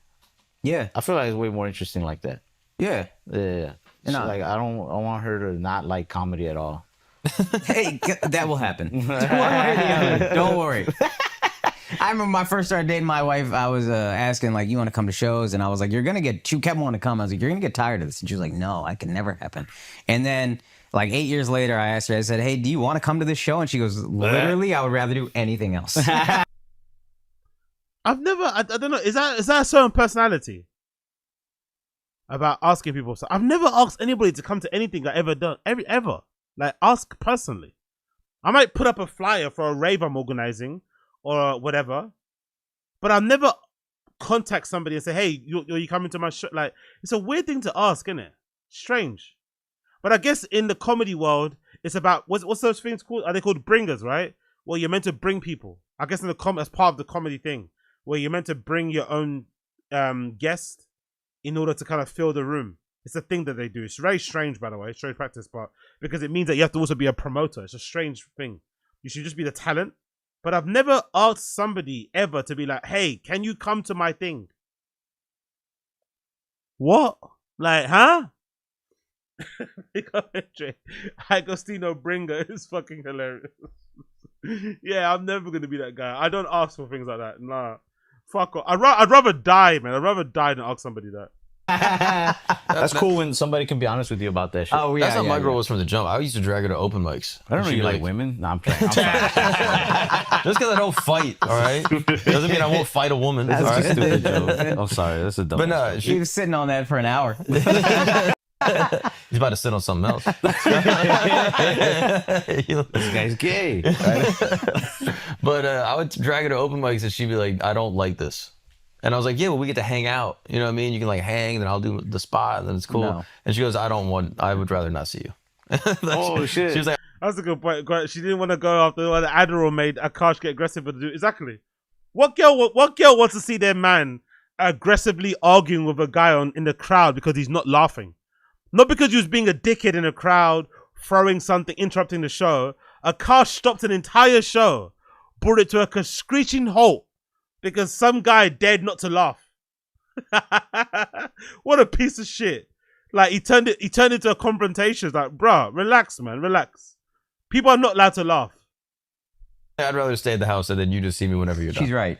She was right about that. And even to this day, I will just talk to her about anything. And it's so hard to even get into the combo because she's like, you know, what's going on? I'm like, well, there's this crazy thing happening with this current event and we're trying to figure it out. And she's like, and who is that guy? Like, straight up, she was just like, who is Netanyahu? And I was like, well, it's funny you ask. And then, like, she doesn't know anything. And so I just, like, break down shit. And she's That's like, great. She's like, that's crazy. That's great. My shorty's exactly like that. It's remarkable. Yeah, she has no idea what the fuck is going on. My shorty. All right, bro. You're way too old to be using that term. I'm sorry, you're way too old. My shorty. Really? You're shorty. Huh. That's awesome. And she's so happy. Yeah, right? Yeah. Like, every guest, she's like, what did they do? I'm disappointed in myself that I relate more to y'all's girlfriends. I also don't know what's going on half the time. Good, dude. Yeah, you'd make a good girlfriend or a boyfriend. I think I would make a good girlfriend. If I go to prison, I'll be all right. Damn. That scares me, bro. I went to a prison recently. For what? Just to go check it out. What do you mean? What do you do for fun, bro? Honestly, this kind of shit. Prison tours? Yeah. You're just like emailing. Can he tell you the real? He went with Jelly Roll. You know Jelly Roll? Oh, yeah, I know Jelly Roll. Yeah. So I was with Jelly Roll in Portland. He was like, yo, I'm going to do a concert for the inmates. Jelly Roll is like a real, he's because he was in prison for some time. He's a fucking time. great guy, dude. He'll go perform at prisons because he was incarcerated. I didn't know he'd perform at prisons. I've met him once. He don't talk about it. Burr Kreischer. He will never talk about that publicly. He'll just do it. Yeah. That's the kind of guy he doesn't get paid for it. He just goes. Oh, shut up, man. Doesn't make him a good guy because he subjects prisoners to his awful stand-up comedy. People in prison don't deserve to be fucking abused, assaulted, verbally, audially, with fucking jokes from fucking Burr Kreischer. No way. No one deserves that, bro.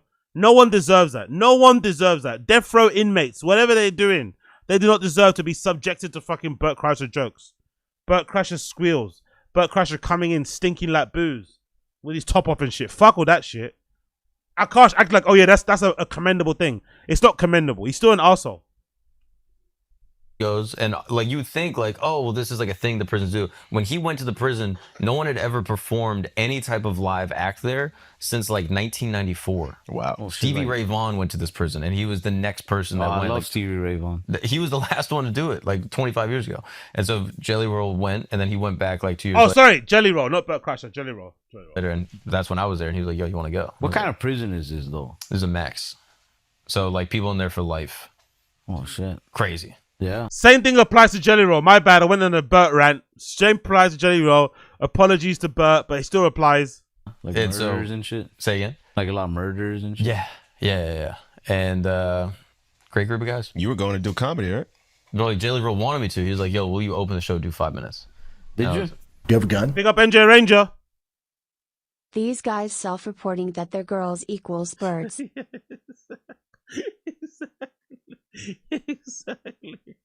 Exactly. Hey, babe, let me give you the tea on Benjamin Netanyahu, girl. Let me give you the tea on Netanyahu. So, you can imagine these guys. And the girls are like on the bed, like the girls on the couch rolling their eyes with a can of beer or kombucha in their hands, like, come on, come on. I'm trying to watch fucking RuPaul. Why are you disturbing me with this shit? I don't care about Benjamin Netanyahu. I don't care about Joe. Who's Joe? Who's Rogan? Leave me alone. So fucking good. Oh, mate. And you know what as well? Like these guys, like I'm not like that. I think some of you guys are the same. I don't really like I don't really care. Like I don't really care to get my person involved in the stuff that I'm into. I'm not gonna start talking to them in detail about the drama occurring between fucking Black Boy Max and Your Rage or something. You know what I mean? I'm not gonna punish them. I'm not gonna put them through that torment of trying to figure out what fucking FaZe Clan is, what a live stream is, what an in the booth freestyle is. You know what I mean? I'm not gonna do that to people. But there are some guys out there that enjoy just talking at people about stuff that they're not into. I think that's incredibly selfish. Just like, oh, okay, I'm gonna talk to my girl about the game, bro. She just doesn't even understand the rules. She doesn't even understand the rules of the game, and you're trying to tell her about plays and shit and tactics. Like, what's wrong with you, man? So weird. Oh. Bear me a second here. I was stressing, and he was like, "Yeah, just come." And I was like, "I'd rather just go check it out." He's like, "No, go That's do time." 1,000% what I would do. I was like, "I don't know, Bro, you gotta dude. do it just to fucking, just for the reps, bro, just to try it out, just the like, workshops and stuff." When's the last time these guys had somebody like bomb in front of them? No, but when's the last time somebody could just be vulnerable in a prison? That's true. They need that shit. But I don't know. I don't know what I could say. I'm going through my jokes. I'm like, I was gonna do crowd work. I'm like, what do you do? All right. You know, what did you used to do? What do you want to do? What did you do to get in here? Yeah, Well, you had some fun with that. You would have got punched in the face for the first time. Yeah, probably. I wonder, right? Is there a correlation between comedians not being a good podcast guest and they also being the better stand-up comedians on stage? I'm starting to think that. Like, Bill Burr notoriously isn't a good guest on other pods. He gets really ratty, he gets really tense and weird. Great comedian. Louis C.K. hardly does podcast. Great comedian. Sebastian Maniscalco, one of my favorites. Incredible on stage. Shit guest. Anthony Jeselnik, not the most entertaining podcast person, but great comedian on stage. I wonder if there's something about being a shit podcast host, podcast guest, but being good on stage. I don't know what that's about. Big up Wingers, appreciate it. Big up Wingers. Big up Oz. Big up Chat. Fukakosh Singh. Zinka, I've resubscribed to your Patreon. Will you be updating your Is Joe Rogan Funny series? And did you ever find that illusion funny Rogan joke? Yeah. That's coming. That's on the list. The hypocrisy of that sentence, isn't it? The hypocrisy of that title. Is Joe Rogan funny? Yes. So the next two patrons coming out are going to be me reacting to the Ralph Barbosa special, me reacting to the new Jim Jeffrey special, and then the third one will be what Winger suggested, and my next in the series of Is Joe Rogan Funny, where I go back and watch every single Joe Rogan special and comedy album. So if you want to support the Patreon, do, because I put myself through listening to Joe Rogan's comedy album on that fucking Patreon. I listened to it in full. So it's fucking brutal. I don't recommend it, but I do recommend you check it out. But there is one special in Joe Rogan's archive of specials that's actually quite good. I forgot which one it is in the series. It might be part 5 or part 4, but there's one special that's actually really good. That might be his only good special he has. So check it out. It's on the, yeah, big up Wingers X straight away. It's on the Patreon, patreon.com/Agostino. Patreon.com/Agostino is there. You'll see it. Oh, X to down. X, okay, cool. You don't ban. Coiler in the stream chat. Ban everyone that says X right now. Ban everyone that disagrees with me, Coiler. Ban everybody that disagrees with me. Ban them all. Ban them all. All right, cool. Rogan's quite funny actually. Like, even the other day, I was like, yeah, Rogan's actually quite funny on pods. Everyone's like, nah, wrong, disagree, disavow. Oh, you guys are hilarious. You guys don't give Rogan any credit. No credit, nothing, zero. I love it. All right, big up them, big up No Jumper Clips.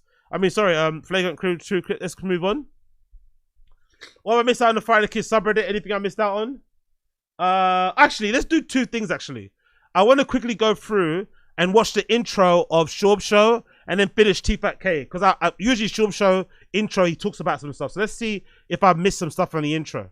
And now, Brandon Thick Boy Schaub. Yeehaw! It is Monday, August 18th on this lovely Monday morning. Coming in hot. How are you guys? Good? Kids back at school finally. I hear ya. We all get a little bit of a break from about 8 to 3 p.m. Let's back on that train, dude. Sports are picking up. This complaining about your kids thing as well is really tired and boring when you got nannies. You know, it's like, I don't buy it, bro. If it's like a regular person, I get it. But when you got help 5 days a week, this complaining about your kids thing is weird. Like, you don't really look after them though, right? You get a lot of help. It's not like you're looking after them all the time. It's not like you're completely responsible for them all the time. You can turn your back to them and somebody else could make sure they're not fucking eating scissors and fucking screwdrivers and nails. It's a strange thing to complain about, but I guess it's a part of his identity. He has like these little avatars, right? UFC guy, car guy, so, you know, he's like the complaining dad guy, right? That kind of thing. Frustrated parent type of thing. It's like, bro, like, you got a nanny. Like, you have nannies. It's like, I don't know. I don't buy it. Unless they don't have nannies anymore. I don't know. Maybe moving to Austin, they've had to kind of, you know, pull back on the whole nannies thing. Maybe. But last time I checked, Slow Joe admitted they had help 5 days a week. That's right. If your kiddo's in sports, the schedule is getting packed. Your weekends are gone, fam. Your weekends are gone. I wouldn't have it any other way, but it's a lot. It's a lot to manage. When you got two kids playing two sports, football and baseball, it's your glorified Uber drivers. Shout out to all the dads and moms out there, but nothing better. Nothing better, because someday you're going to be sad that you don't have this crazy schedule because they're going to be grown up and driving themselves. So try to embrace it. I get it, man. I get frustrated too sometimes. Like, oh, God, I could be that 4, but it's a blessing, man. It's a blessing because that's going to go away soon. So just take it in, parents. Take it in. Let's get to... It's called parents, not parents. Why does he pronounce stuff like that for? Take it in parents, like PP. It's parents, no? Oh, God, I could be that 4, but it's a blessing, man. It's a blessing because that's going to go away soon. So just take it in, parents. Take it in. Parents, like a pair, parents. It's called parents, not parents. Let's get to the action of UFC 318. This one is juicy. Overall, great card. The card was fantastic. Fantastic. We knew it was going to be a tasty one. We knew they were edging us with these terrible fight nights. Also, why does he keep saying 318, by the way? Wasn't it 319? Fantastic. Overall, great. Let's get to the action of UFC 318. Can't get the name of the cards right. Can't pronounce the next fighters' names right. Doesn't know fighters' records. Makes horrible predictions. This show is so bad. UFC 318 when it was UFC 319. This one is juicy. Overall, great card. The card was fantastic. Fantastic. We knew it was going to be a tasty exactly. Yeah, exactly. Beat Coiler. He larps the blue collar good dad so hard, yet cringes if he has to be around Mexicans. Yeah, exactly. One. We knew they were edging us with these terrible fight nights. This one was good. The criticism of this card doesn't come off the main event, so we're just going to jump right into the main event. So you'll see right now, especially along the MMA fan base, I would say the majority of fans are upset with the main event with HAMZAT and DDP. So you also see a lot of people who do what I do go, if you didn't like that, you don't know fighting, or, you know, DJ who I absolutely love goes, just turn it off. And they're right to that opinion. And I see both sides. I'm not trying to create a rift here or anything like that. You're not going to create any rift. Look again, the self-importance. I see both sides. Yeah, because you can't fucking make an opinion. You can't stand on it. He's too afraid of getting called out and getting mocked online. He said fucking Dricus Duplessis would win at Kanta. Question fucking HAMZAT Chimaev's cardio, only for HAMZAT Chimaev to control the entire fight and display how high level and immense his cardio is by having fucking Dricus Duplessis back the entire time. It's like, bro, you just got it wrong. It's okay. He can't. It's just the thing with Brendan. It's not that he makes the wrong prediction. It's the way he gets to the prediction that's the problem as well. It's like, you used to fight. How do you not have any discernment or understanding how to like break down fights or make like nuanced, you know, predictions? Like, why are you so far off what everyone else was thinking? Like, how did you think it'd go to complete? Like, it's just such a weird way to come. So now he's trying to cover his bases. But yeah, LOL at him think he's going to create a rift. What I'm saying is, it's okay if you don't enjoy HAMZAT taking a guy down and controlling him for 25 minutes. You have that right, and I get it. HAMZAT's style, when it comes to his performance against DDP, I'll try to compare it to this. I watch a lot of baseball, right? I don't miss a Dodgers game. Baseball, Dad. Okay, come on. I don't miss a Dodgers. I don't. Honestly, extra doubt fucking doubt on that one. My kids are obsessed with baseball, so now I got to be into baseball. Beg the differ, extra doubt. What HAMZAT did Saturday night is no different than when back in the day when Ohtani was only pitching 4 innings. Yoshi for the Dodgers, right? Or Paul Skeens. What HAMZAT did is basically like throwing a no-hitter in baseball. It's so impressive. You're like, oh my God, they are dominating. But it's actually pretty boring to watch. Unless you really enjoy the game, unless you really enjoy fighting, I can see how a lot of people are like, dude. Hey, sorry, I just got quickly, what's this one? Confidence Heist Instagram. Quick interrupting this. Yo, New York, man. At New York, do people just walk around New York looking like this? Like, is this how it is in America? There's just girls like this walking down the street regularly in New York. Excuse me, miss. I think you look really confident. Oh my God. What makes you confident? I'm scared. I was not expecting this. That's the Do whole I point. actually look confident right now? Yeah. Like, do people actually walk around the street? Is this normal? Or is this a skit? Like, she just casually walking down the street looking like this. God damn. You're walking Not with your what I bag. expected you to look like either. Really? Yeah. How were you expecting me to look like?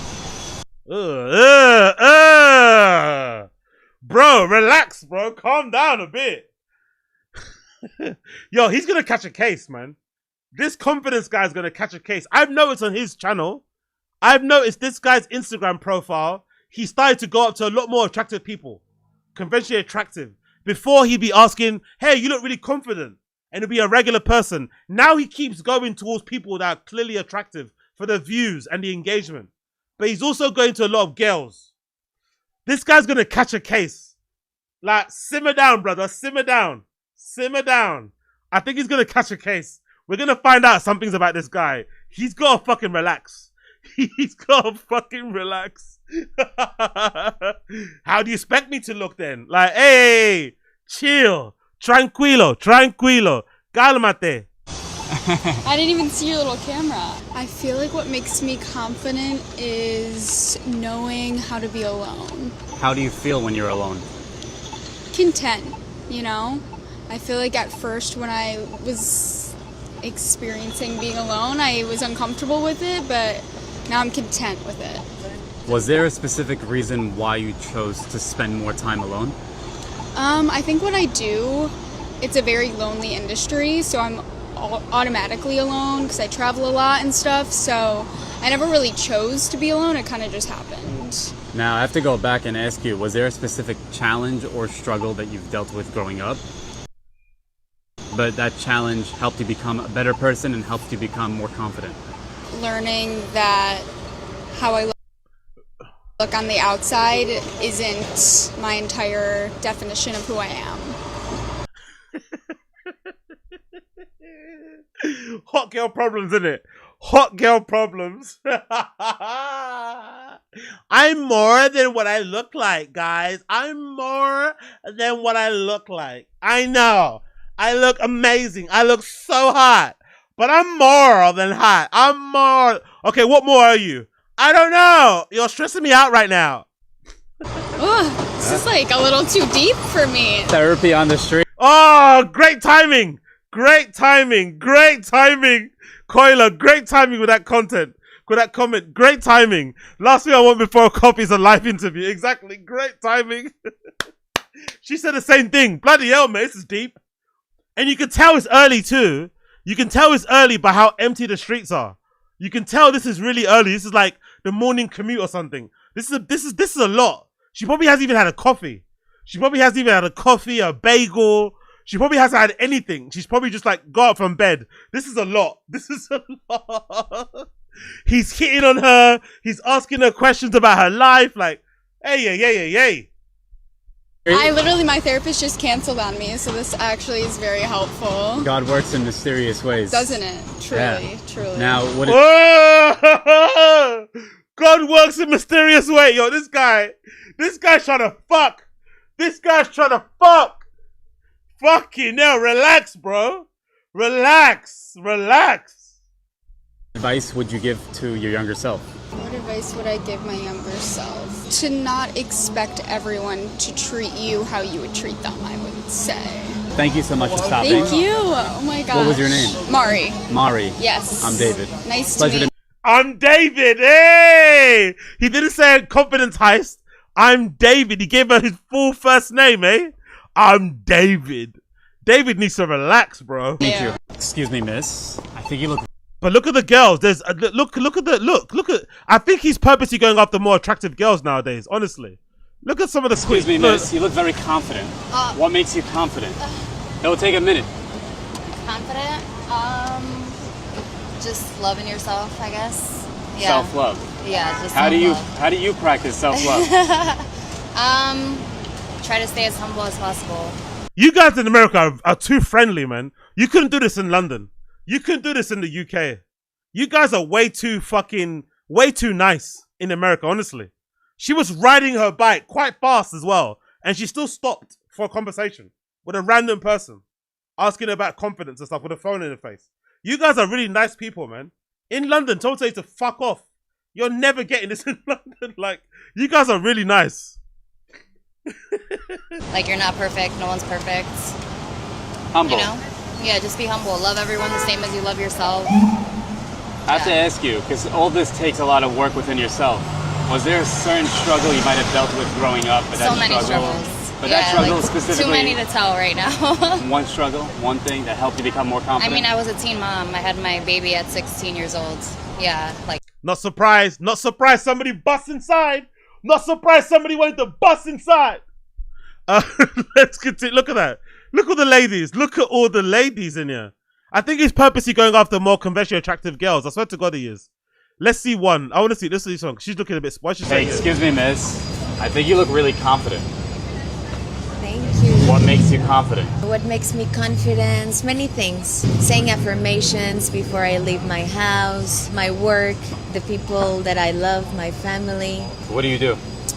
I'm a singer, a songwriter, and an actress. So being a musician and actress takes a lot of confidence because it's a lot of self-expression.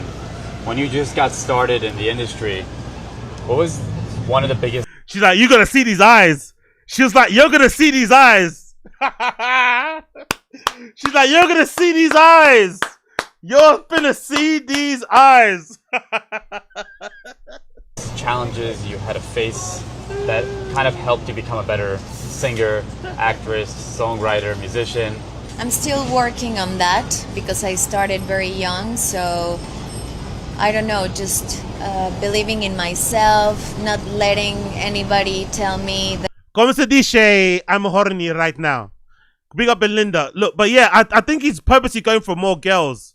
More attractive looking girls anyway, at least. You know? I think this guy's gonna catch a case. He needs to relax, bro.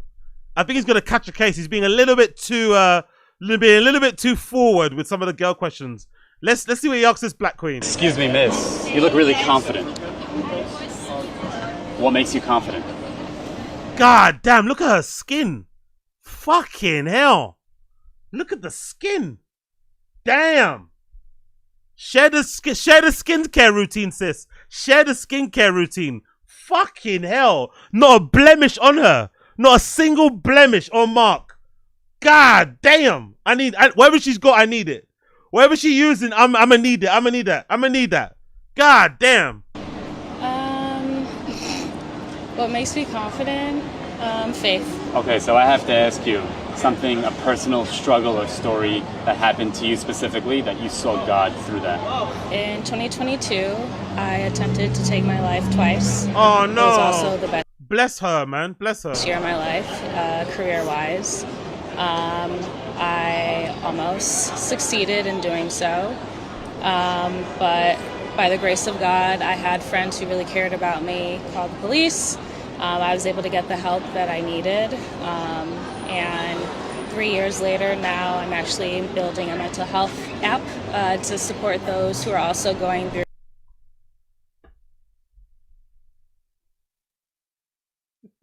All right, girl. All right. This origin story is a grift. I tried to unalive myself. Now I have an app to help people stop unaliving yourself. Subscribe for $4.99. You guys in America are brilliant at that, bro. Brilliant at turning personal pain into profit. Personal pain into profit. I tried to take my own life. Now you don't have to. Subscribe to my fucking, Afrocentric unaliving app. Anti-unaliving app for Nubian queens. Oh my God, shameless. Big up her though, big up her. Big up her, but shameless, man. Fucking shameless. Random one, let's see one more. Random one, let's see one more. Let's see this black queen. Excuse me, miss. You look super duper duper confident. Thank you. What makes you confident? God. What is it about God personally to you? What does God mean to you? He means everything to me. Yeah, was there a certain situation in your life that you saw God right there? I see God right now. I see God right now. I see God right now. He's gonna catch a case, this guy. But I see God right now. I see God. I see fucking God. Jesus Christ. I don't know if I'd say a certain situation, but I just think every day waking up is a sign from God. Yeah? Yeah. How do you practice gratitude in your life? Because that's something so many people, even myself, struggle with on a day-to-day sometimes. Yeah, I think just giving back. I like to work with kids a lot. I think that's something really nice and cool to do. Did you learn more about yourself from working with kids? Yeah, definitely. Yeah. It's taught me patience, taught me resilience. And if you had to go back to growing up, what would you say there was like the biggest challenge you dealt with, but that challenge helped you become a better and more confident person? Let me think. Take your time, take your time. I'm a track runner. I run track for UCLA. No way. Yeah, I think just couldn't tell from that banging board. Like my road to like a D1 level, I'd say, was kind of challenging. Are you D1 right now? Yes. Congratulations. Thank you. It takes a lot of confidence and courage in yourself to get to such a high level. Mm-hmm. What was one thing that you kind of took upon yourself to get to that level? I just worked really, really hard. I practiced so much every day. I sacrificed a lot. I missed like graduation, senior nights in high school, like just big parts because of track meets. Yeah. Wow. So, in conclusion, I don't know, man. I feel kind of bad for these people, but it's annoying because I follow quite a lot of these channels. I follow this one. I follow Body by Mark, which is a really good one where he asks people about their fitness stuff and whatever. I follow one called Fits from the Street. And the issue that I found with a lot of these guys is that when they start their channel, they interview a lot of regular people on the street, and you get, I think the stories from regular people are way more inspiring. Like, hey, what gives you confidence? Oh, you look really confident. And then a regular person's like, actually, I'm having the worst day I'm having in my life, but I got this, I read this, I'm trying to tell people to go fish. You find out some real good life lessons from random people. But once they interview one conventionally attractive person, the engagement is way more higher than anybody else. Like, I'm sure if I hover over this stuff, you'll see way more likes on the super attractive people than the ones not super attractive. Like, look at hers. 8,000 to 400,000, right? You see, if you interview people that are conventionally attractive, people tend to view it more. But then it turns into a weird channel, you know? Like, it's odd. They get caught in that same trap. Like, I've seen it happening to Body by Mark. That Body by Mark channel is fucking great. He asks random people on the street, oh my God, you're really jacked. What do you do to keep fit? And it's cool hearing regular people who work 9 to 5s, in my opinion, giving their workout routines. Like, oh yeah, I work out in the morning, I work out after work. But when you start asking like professional athletes, it's like, of course they're gonna have time to work out. All they do is work out. That's their job. But I'm way more interested in finding out how a single mum with 2 kids who works full time has a banging bod, because she's gonna be way more relatable, and you're gonna be way more inspired by her story than by some fucking 19-year-old fucking gymnast who also happens to be an influencer, you know? So I think a lot of these channels get caught by that. So it's a shame, man. It's a shame, because this page has now turned into him just like hitting up girls. In my opinion. This channel has now turned into him just having an excuse to hit up girls. Because he's probably not confident enough to talk to them himself, he uses the channel. It wouldn't surprise me if he's in some of those girls' DMs. It wouldn't surprise me. So I'm predicting this now. I'm going to be the predictor. I'm predicting it now. I think this guy's going to catch a case. I think you're going to hear something about this guy soon. Because the first I'm seeing on some of these interviews, the fucking first I'm seeing and hearing, I think this guy's going to catch a case. Just you wait and see. He's going to fucking catch a case. I'm sure of it. I'm sure of it. I could be wrong, but I'm usually not wrong. I'm usually not wrong. We got told, and rightfully so, on paper, we got told this is the greatest middleweight title fight in how many years? I said it's going to be like Izzy, Kelvin Gastelum, way off. Izzy, Kelvin Gastelum, or a Shogun, Rua versus Dan Hendo, that type of vibe. And you didn't get that. But what you should do, if you can step back from the entertainment side of things, step back, you have to realize what KHAMZAT did to DD. Hold on, what did he say? What did he say that name? But what you should do, if you can step back, I said it's going to be like Izzy, Kelvin Gastelum, way off. Izzy, Kelvin Gastelum, or a Shogun, Rua versus Dan Hendo, that type of vibe. And you didn't get that. But what you should do, if you can step back from the entertainment side of things, step back, you have to realize what KHAMZAT did to DDP was an absolute. Actually, big up Mr. Bob. I'm gooning to software in the belly. Give me the freaks. You want to see some freaks? You want to see some freaks? You want to see some freaks? Let me show you something. This went viral on UK Twitter, so maybe you might have not seen this. This went viral on UK Twitter. Let me show you something. You want to see some freaks? Let me show you something. You said you get bricked up by software underbelly, right? Okay, Mr. Bob, what do you think about this? Because there were some comments in the replies saying that they wanted to save this person. Let me know. If you're a white underbelly fan, let me know what you think about this. This went viral on UK Twitter. What do you think about this? This guy called DJ Media, he does like videos where he goes to like towns outside of London and films the city centre, films all the stuff that's happening in the city centre, and interviews random people. He bumped into this girl in a random place in Luton. He bumped into this girl. What do you guys think? A lot of prostitutes and drugs. Is it? Yeah. Is that what you do or no? Yeah. Oh, is that what you do, yeah? Fair enough. I'm a working girl. Is it good money or? Yeah. Trying to get famous as a porn star or as a model. Are you joking or are you being serious? Yeah, I'm being serious. Really? Yeah. So how did you get famous doing that? As well. Well, I'm already famous basically, because I stole someone's like billionaire baby dad. But I'm trying to get proper famous, like as a model. I'm already famous on OnlyFans. So. Are you? What's your name on OnlyFans? It's been taken down. Oh, it's taken down. Yeah, but people know me, like a lot of models. What did you do wrong on OnlyFans to get taken down? No, someone else made it, but like all the models know me in it, so I'm basically. So you want to get famous? Well, you are famous, but you want to get more famous. Yeah. Do you make a lot of money doing prostitution? Or? Yeah, you do actually. Do you? Online it's £100 per hour, so out here it's about £10 because we only do like a 5-minute. Bless her, man. Bless her. Bless her, man. Bless her, man. Bless her. Fucking bless her.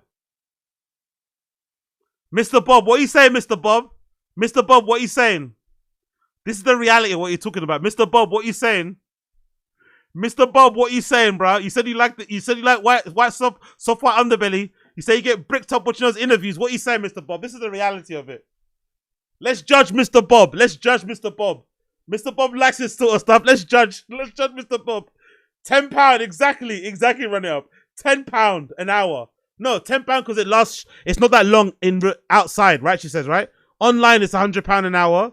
I guess £10 on the street. £10. £10. Bless this girl. Big up Wingers. Loot, it is a dump. Yeah, you know what? I actually wanted to do, right? I don't know if I'm going to do it in the end because I'm fucking lazy in my own way. But I really wanted to do a series where I go to different towns in the UK and see what their club scenes are saying. Like do like reviews of their like local clubs and shit. Because I feel like there's a lot of that content that's missing out there. There's a lot of like big stuff happening in London, but no one really goes to like smaller towns like Leeds, Birmingham even though it's a failed state, and going to do like, you know, club tours. Yeah, even Bristol, Brighton, whatever. There's loads of little cool. I want to see what it's about. And I also want to go to a night where it's not like a big DJ playing. I don't want to go to like, oh, Sven Var is playing in Manchester. That's not, I don't want to do that. I want to go see like local DJs play in local clubs and see what the scene is and film like a little documentary video, whatever, a little vlog. I might do that going forward. And I think I'm actually got a feeling the worse of the town, the more dilapidated the town, the better the club scene's going to be as a form of escape. So even though Leeds and Luton are seen as dumps, I've got a feeling they might have some decent fucking clubs. And I'm taking inspiration from that guy that does those tours of the pubs. You know? That guy who I like with a bald head, who does the tour of the pubs. I feel like when he goes, I feel like some of the pubs he's gone to, I've quite liked them. They seem very sketchy, but I'd love to go. So I want to go to these type of places and see what I go on with my own eyes. I'd love to see it. So you're kidding me? I'm gonna do that actually. I'm gonna now go to his computer. I'm gonna stop being lazy. I'm gonna do it this fall. I'm gonna give it a go this fall and film some vlogs. I'm gonna do it this fall. £10 that's only at 5 minutes. It's really easy. £10 for 5 minutes. And I'm the best one here. So if somebody came along now, I normally look better. I'm getting loads of surgery and that's why I'm gonna look like the hottest girl ever. why are you getting surgery? To make me even enhance. And look even hotter. What would you get done? Just like anything that's hot about me or any other girl thinks that's hot, I'm getting better. Watch this. Joanna Cute Leaders. Okay, so you allowed to go like that? So you charge on the street, charge £10 for 5 minutes. Serious? Because you want some. The cameraman interested in it. £10 for 5 minutes. Jesus Christ. So if somebody came along now and said like, it's a tenner, they give you 5 minutes. And what would you do for 5 minutes in? Suck, fuck, done. What? So for 10 quid? Obviously money up front. So for £10. Suck, fuck, whatever for £10. Suck and fuck. Jesus Christ. Isn't that too cheap? Especially in the UK, isn't that too cheap? Isn't she really underselling herself in general? Surely no girl, no matter what you look like, should be charging £10, right? Surely £10 is too cheap. Surely. £10 to suck and fuck. Like that's a lot. That's like you shouldn't be even touching people for that much money. She needs an agent, man. She's a manager. She's a manager and agent. She's charging way too little. You would do anything for 5 minutes. Well, not really. Not anything, but like. Till they come, really. A lot of the time, if they don't, I just fucking walk off. But you do sexual stuff. Yeah, obviously. It's like only for 5 minutes. Suck, fuck. Damn, Suck, man. bend over. No way. No way. Yeah, it's really easy and fun. Yo, the interviewer wants a bit, innit? The interview again. What is with these guys? Are they like all horny? Are all fucking street documentary guys? Fucking man on the street. Are they all horny? Is that like a thing? He sounds really horny, bro. Oh, is that a thing? Oh yeah. What? So what do you do? What position? Do you come? It's like yo. Just ask her quick, like what? Relax. He really wants to fuck her. Like, what a weirdo. How did you get into that? If you don't mind me asking. Basically, I got arrested and then they housed me here. Right. And then I had no credit card or anything. And I just started smoking pot. I was just like working my way up there back to the top. So you got put in a situation and then you just decided to start that? Yeah. And I'm the best Friend do the same or not? Just go away, mate. No offense. Oh, you're telling me to go away now? No, sorry. Go away. You say it's inappropriate? It's illegal. It's illegal to what? Did you say? No, go away, mate. I think you should a bit tap that one. Anyway, I just thought I'd show you that, guys. No reason to show you it, but it did depress me. And Mr. Bob did say he liked soft white underbelly ladies. So I wanted to show you the reality of what they look like. The reality. The reality of what they're like. Without the studio lights. You know, without the studio setup. Like the reality. The reality on the street. And I hope Mr. Bob got a good lesson there. Hope Mr. Bob got a good lesson there. Absolute demolished him. It wasn't a competitive fight. What was that about, by the way? What was that? What was that? Look at he was coming, innit? Look at he was coming thinking about Luton Girl. Demolished him. I want to slow that down, actually. Let me slow that down. Let me slow that down. Let me slow that down. Playback speed. Let's do let's do that. There you go. Let's slow it down a bit. Huh? Was an absolute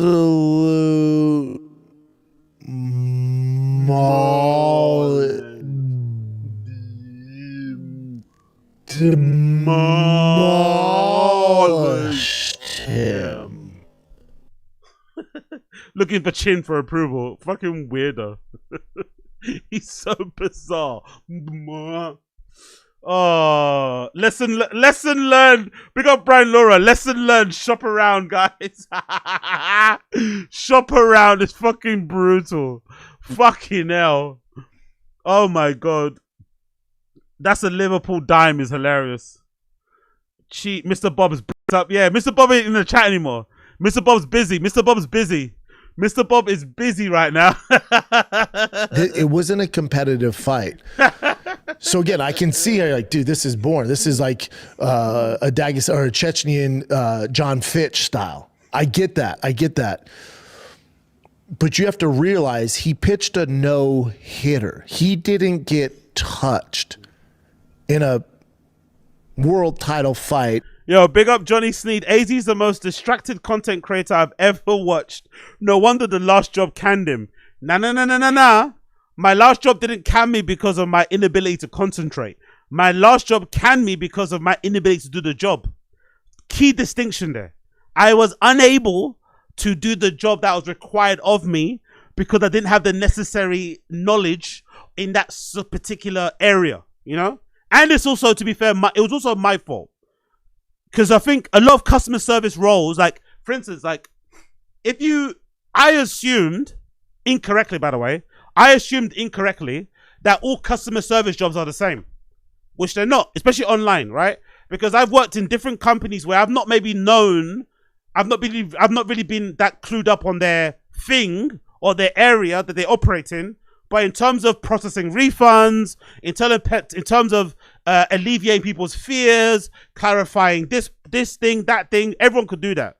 But in that last job I had, that was a very specific company that dealt with taxes, that dealt with insurance, that dealt with banking stuff. So it wasn't a customer service job that just required you to just to say, oh, your refund's coming in 5 days. We've passed this on to an expert. That was a job that required you to have some knowledge off the bat about taxes, about insurance, about claims, about procedure, about the difference in terms of EU law and UK law, international law. You have to a little bit, you know what I mean? So I kind of fucked up because I shouldn't have applied for it in the first place because I don't have that knowledge. And then when I got there, I was like, oh, you know? So that's which I think is the worst thing. I think it's a good thing if you get fired, if you're not distracted or you come in late. Getting fired because you're not competent, that's a brutal one. That hurts your confidence. That hurts your ego and pride. And it hurt mine. Being fired because you're not competent. Like, and you can't even argue. Like, you can't even debate. You're like, yeah, I don't know what I'm talking about. You know what I mean? That's hard. That's hard to swallow, I swear to God. Being fired because you're not competent or you're not knowledgeable in that particular area, woo! That shit will have you questioning your life. I swear to God. Which is why it's important to only apply for jobs that you actually know you can do or jobs that you're knowledgeable in. That whole learning on the job thing, I don't necessarily agree with it, bro. That learning on job, I don't agree with it. Because there are some places where the standard you walk into is so high already that you have such a long way to kind of go, and there's not enough time for you to make up that fucking knowledge gap. Especially with fucking probations and stuff. You have in the UK, I don't know about you guys, but in the UK you have 3 months of probation. You have 3 months to basically impress or to prove to them you know how to do the job, and in order to increase your chances of passing it. If you don't prove to them in the 3 months that you're good, they can let you go. You know what I mean? So it's a bit risky. I'm not sure if you guys agree or disagree, but I don't agree on learning on a job. I feel like you should apply for jobs that you're kind of knowledgeable in an area that you're kind of familiar with, and kind of go from there. But walking into a job blindly and just hoping for the best like I did, big wake up call. Big wake up call. Against a guy who is undefeated in the UFC, against a guy who has been destroying the competition at every level. He didn't get touched. So I look at it and I enjoyed it. I went, Jesus Christ, he's dominating. Also, I enjoyed it because a part of me is always like, DDP is going to pull something out. Big up Asad Aziz. What a fucking cunt. Big up Asad Aziz. What a fucking cunt.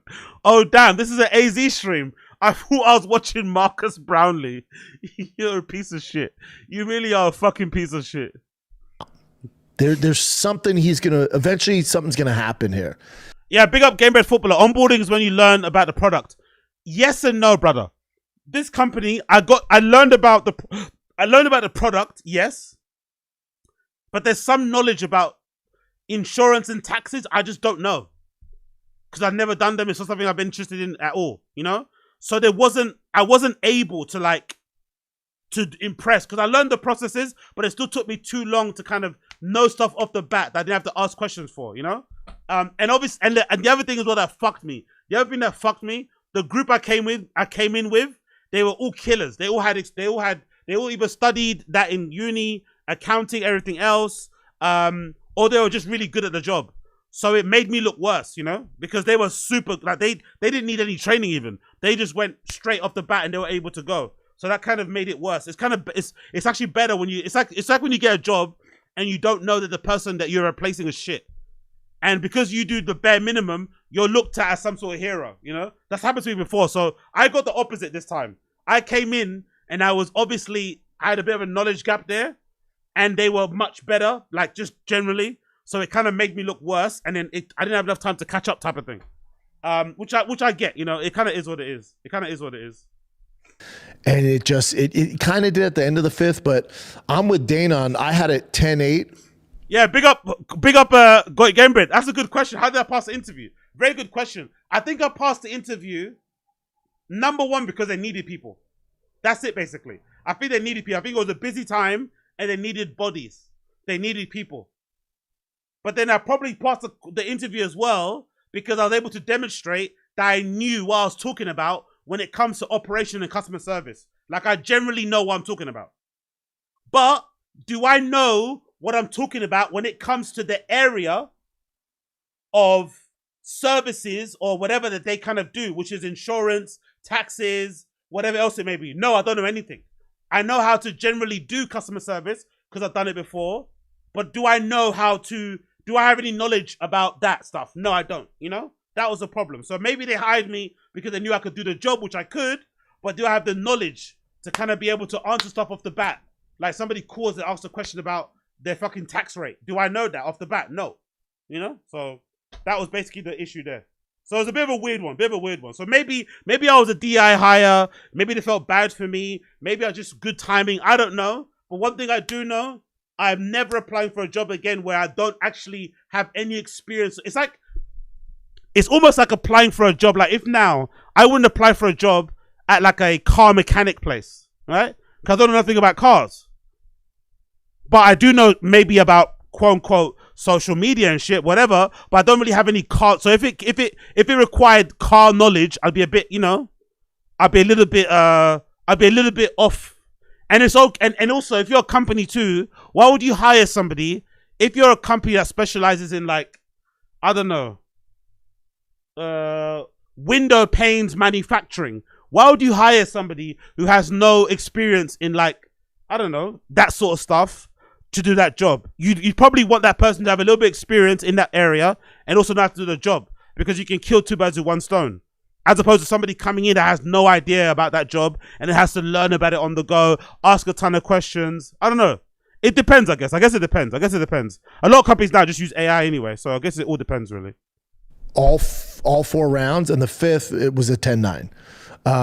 When you control a guy that dominant for that long, to me, it couldn't be more clear that those are 10-8 rounds. When you can't get out of a crucifix, when you can't even attempt to get up, that would be total domination. That's a 10-8 round by all metrics. No, I don't think that's fair. I don't think they're wasting my time. I think it's one of those things you don't know until it happens. I don't agree they're wasting my time and theirs. I don't think it's a very unique situation. That's the first time I've been in that situation. Most jobs I've had, as long as you know what to do, you can kind of make up the knowledge gap in the area that company specializes in. Like, for instance, if you know nothing about shoes and you go work in a shoe shop, it doesn't necessarily matter, because as long as you're a good customer service person, you can make up the knowledge gap about shoes and figure it out. I just think now the job market has changed. Like, there's not a lot of jobs going around anyway. So the ones that are available, they want you. If they're gonna give you money for a job, they want you to offer more. They don't just want a body to just do the job. They want you to also have a bit of, which is fair. So if you work for a shoe shop, they want you to be familiar with the shoes that they sell, so that you come in and you already have like a basis to kind of go off. You're not just like completely oblivious to what an Asics or a New Balance shoe is. You kind of know what they offer, you know what they don't offer, you know what I mean? You know the kind of the general conversation around the brand. I think most companies want that now. They don't just want someone to come in as a body. I think in the past they did, but now in this new world we live in now, I think if you actually want to get the job and differentiate yourself from everybody else, I think it's important to also be quite clocked into the company, what they do, the service, just to kind of stand out from the rest, as opposed to just being like, oh yeah, I'm just a pair of helping hands that has no knowledge of what you do, and I'm gonna learn on the job. I don't think that's gonna really make you stand out. So I don't agree they're wasting my time. I think it's just a difference of requirements now that kind of has shifted along the way, and I wouldn't have found out unless I got the job. So I guess it is what it is. So to do that, and nobody's been able to do this to DDP, nobody, even remotely close. No one's been able to dominate him like this. In the end, it was my fault. In the end, it's my fault. I'm the one that applied. They didn't force me to take the job. You know what I mean? They put the job out, I applied. In the end, it's my fault anyway. It's not their fault. It's definitely my fault. 100%. 100% it's my fault. It was just funny to learn it on the go. You know what I mean? Like, oh shit, I'm kind of dumb here. You know, everywhere else I'm really smart. In that job, nah, you're kind of dumb. So that was the problem. But in the end, it's my fault. In the end, it's my fault. Again, he's undefeated in the UFC. His strength of schedule, his competition is out of this world, and he didn't have a prayer in winning this fight. It wasn't even competitive. He got dog walked. So when you look at HAMZAT, the criticism would be, well, he didn't go for blood. He didn't go for the finish. And I would argue it takes two to tango. He never had the opportunity to go for broke. He never had the opportunity to. Yeah, big up Mr. Bob. You're digging yourself deeper. Not really. I tell you, I think I think all problems, 90% of problems that you have are definitely your fault. There are 10% that, you know, extenuating circumstances. But I think 90% of your life problems are you. You yourself can change most things, because you're the one responsible for the change that you can enact in your life. Everything else you can't really control. You can control yourself. So if I would have been a little bit more careful in where I was applying, not as desperate to get anything just to pay me a steady paycheck, I wouldn't have ended up in that position. So it's definitely my fault. Maybe as well, I don't know, I don't remember the fucking job spec, but maybe the job spec even said it right then. I didn't even read it. Maybe the job spec said you have to have a basis. You know what I mean? Maybe it said it. Maybe I should have seen the red flags on the fucking job specification. You never know. But it's definitely my fault. It's not their fault. Definitely my fault. To look for a finish. He went for that terrible Americana or whatever. But But overall, it takes two. So when you look at HAMZAT, when he comes out like a banshee, he came out like, I think he took him down in 8 seconds. So he came out like a banshee, which we all. Big up Rafael Quinta. That David Goggins book stayed with you, huh? Correction, my friend Rafael Quinta. Not David Goggins. It's Jocko Willnick. Extreme Ownership. Get it now. Available at all good bookshops. Use code random show. Big up Rafael Quinta. Thought. I think this is the perfect recipe because you got to give DDP his credit. And we're going to see this as HAMZAT's career goes on. DDP is the big white rhino from South Africa. He's so big. He's so strong. The knock on him would be is technically he's not special in any category. His striking, you wouldn't watch and go, oh my God, this guy, world class. His grappling and wrestling, you would go, oh my God, world class. He's just a big fucking brute who has more will and has more heart than anybody on the roster. But unfortunately, when you mix that with a guy who also has the same will and the same heart, but he has an exceptional talent in grappling, that's going to overshadow whatever DDP is doing. And that's what happened. Yo, this is some terrible. Again, I'm no UFC expert. I'm no UFC expert, and I definitely regard myself as a casual. But isn't this some horrible breakdown and analysis? Like, what is this nonsense, bro? Like, there's way better YouTubers breaking down fights than this. And this guy's a former fighter. Heart analysis, a better rhino, what? Huh? This is your breakdown. This is your analysis. This is your breakdown. This is your observation. This is your conclusion. This is your hot take. Like, God almighty, it's awful, isn't it? Like, it's so like surface level and like happened. So the narrative of like, oh, he's a lay and pray, he's a GSP later in his career, he's this, he's born. Also, I don't like this point of view. Like, maybe again, I'm nobody to give him fucking instructions or help or guidance. But I don't like this way of he's reviewing the card. Review the card. Give me the event recap from your perspective. Start that way. UFC 319. What is Brendan Schaub's opinion of that card? What fight did you enjoy? What fight did you enjoy? Big up BARBOSA'S, Aziz. Appreciate you. He's the big white rhino, Bubba. The great white rhino. Rhinos go in a stink, though KHAMZAT is the great African poachers, except he's from Chechnya. He's a beast. Exactly. HAMZAT is the African, except he's from Chechnya. I love it. Big up BARBOSA'S, Aziz. Yeah, give me your opinion first. All he's doing now is having these imaginary arguments because of stuff he's read on social media, you know, or stuff he's read on his comments. He's having these arguments with people that we don't know. We don't see them. We can't see what they said. No, just tell us what you think about the card. What do you think about the card? What did you enjoy? What did you not enjoy? Right? And then start maybe talking about the fucking conversation on social. But he's trying to frame, or he's trying to describe the card and review it from the basis of the comments he's seen other people say or do online. It's such a backwards way. It's like who are you arguing with, bro? We can't see them in the room. He lay and pray.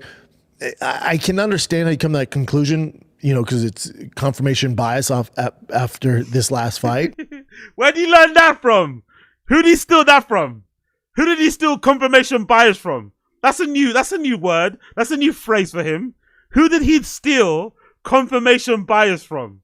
Who did he steal that from? How did he know about confirmation bias?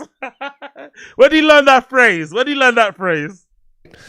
But I would say part of that is because he's fighting DDP, and DDP didn't try to really get up, create scrambles, and create those opportunities for HAMZAT to take advantage and close the fight out. So I think it's the perfect storm because you have the... Oh, big up Rafael Quinta talking about animals. What's up with BGL? Good point. What is up with BGL? What's his name again? Mark Harley. What's up with Mark Harley? Where is he at? What's he saying? Not heard about him in a while. What's Mark Harley doing? What's Mark Harley doing? Marcus Harley. What's he doing? Oh, he's still with Luana though. Pin posted Luana. Is this recent? 2024.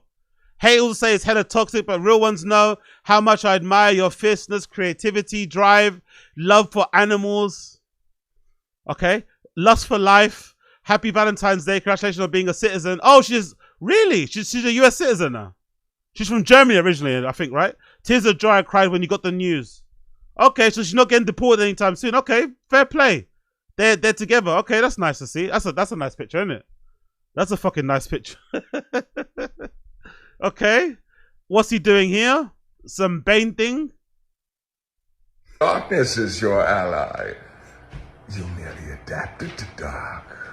I was born in it, molded by it. I didn't see the light of day until I was already a man, and by then there was nothing more to me than blinding. Not gonna lie, I'd love to do a line with him. Not gonna lie, I would absolutely love to do a line with Luana and fucking BGL. It'd be a fucking movie. It'd be so fucking fun. Let's be fair, he's a bit nuts. He's a bit all over the place. But I would love to do a line with Luana and fucking BGL. It'd be so fun. It'd be so fucking fun. What else is he up to? Haters will say, I never French kiss a wolf. Last year I had the pleasure of visiting Colorado Wolf Wildlife Center. And it was one of the most amazing experiences of my life. I went in a little bit scared.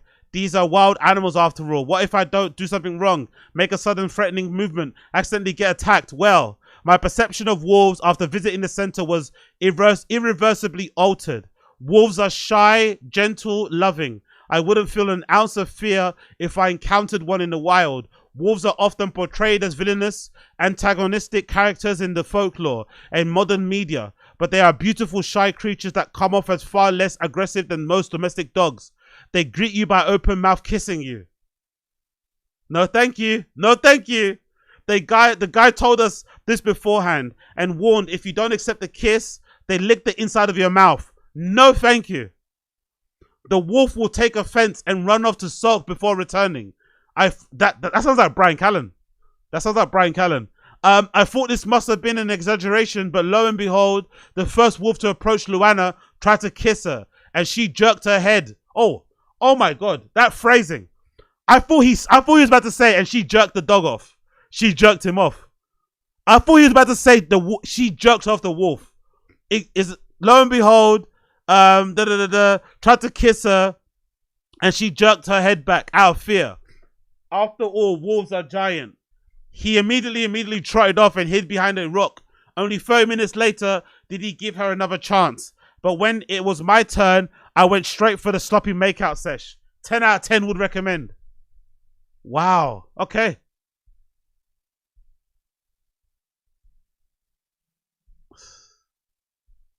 Okay, I guess. Okay. Oh my God. Oh my God. Oh my, is that her? Is that the dog's tongue or his tongue? Oh my God. Oh my God. Oh my God. Oh my God. Okay. Okay, man. Okay. All right, BGL. All right. Rafael Quinta, you wanted to find out about BGL? People in my stream chat keep asking questions. People in my stream chat keep wondering. And I give you the question. Do you like the answer now? You had your question. Do you like the answer? What's up with BGL? This is what's up with BGL. He's tongue kissing wolves. You want to know what's up with BGL? This is what's up with BGL. Fucking hell. Oh my God. Oh my God. Okay. Cool. Honestly, tongue kissing while he's rubbing the fucking wolf's side. Yo, he's trying to make that wolf bust, isn't it? BGL's trying to make that wolf bust. Tongue kissing while rubbing. God damn. Okay, there they are there. Okay. Okay, man. Anything more from BGL? Anything more? Hella toxic. Oh, he's got a podcast now. Hales will say you won't tune into a shit show. I've got to check. He's got a podcast. It's called Hella Toxic. Really? Where is it? I want to see this. He's got a podcast. I've got to watch this. What is it? Hella Toxic. Hella Toxic podcast. Let's see this. Oh, there he is. Yeah, he's got a podcast. Yeah, I have to watch this. We have to do watch alongs for this. We have to do watch alongs. We have to. Hella toxic episode. Beginnings. Luana and Mark Harley. Let's watch a bit of this. Welcome to Hella Toxic, a podcast about a relationship. Well, Luana, what is today? Why is it special? Today's our time. I want to do a line with them so badly. I want to do a line with them so badly one day. Please, for the love of God, let that happen. I want to do a line with these guys so fucking bad. Oh my God. Anniversary. They're so nuts. Years. A decade together, not getting along. What? Not getting along? I mean, Most what? of the time, not getting along. Most of the time? What's the percentage? I don't know. If you had to put a number to it. Oh my God. 70%, more or less. 80%. Good start, guys. Good start. Good start. Good start. Good start. Oh, you're bleeding. What do you think that's from? I don't know. What is that from? Lifting? No, this is from grease splattered on my hand and burned me a few days ago. Aye. It's okay. Good start. Good start. Good start. Good start. Oh. Good start. Oh shit, we have to turn that stuff. Turn the AC off. Everything off. Turn everything off. Turn everything off. We forgot we're recording sound here. You gotta be quiet. What is that? The washing machine? Is that the aircon? Don't know what's going on there. But good start so far. A lot of dead air. A lot of like simple couples thing. If this feels a bit awkward. Like we're interrupting them, having one of their private moments and stuff. But you know, it's a good start. Bit rough, but good start. I'm so sorry. We don't have to cut that part out, but I'd like to keep it for. That is so hot. Like, it's literally hell in LA right now. Look at your microphone, by the way. What about it? Oh, they got mics. Oh no. Okay, nice, nice. This is good. This is good. This is good for content. We get to see a bit of boob. This is good for content now. Good for the algorithm, right? Good for the algorithm. All this stuff they can easily cut out and edit. Let's just keep it all in. Let's just do like he comes from the school of chin, innit? BGL comes from the school of chin producing. You don't edit. You just press record. Whatever's there is there. They can easily cut this shit out, but they're not cutting it out. Leave it all in. Fiddling with the microphones. Leave it all in. Leave it all in. What? Should be working. It's red though. Let me just turn it close. Okay. Speak. Hello. Okay, yeah. I think you're right. There's a cat in the background. Wolfie, did you come to make sounds now? Wolfus is at the door. She's trying to go out every single night, and I'm like, Yo, that voice is tough though, innit? That accent's tough, innit? Okay, yeah. That accent's tough. Wolfie, did you come to make sounds now? Jesus Christ. Big up Luana though. Wolfus is at the door. She's trying to go out every single night, and I'm like, you can't just come and go as you please, like some sort of autonomous cat. No, she really can. And she gets out so much. She's like out for hours under supervision.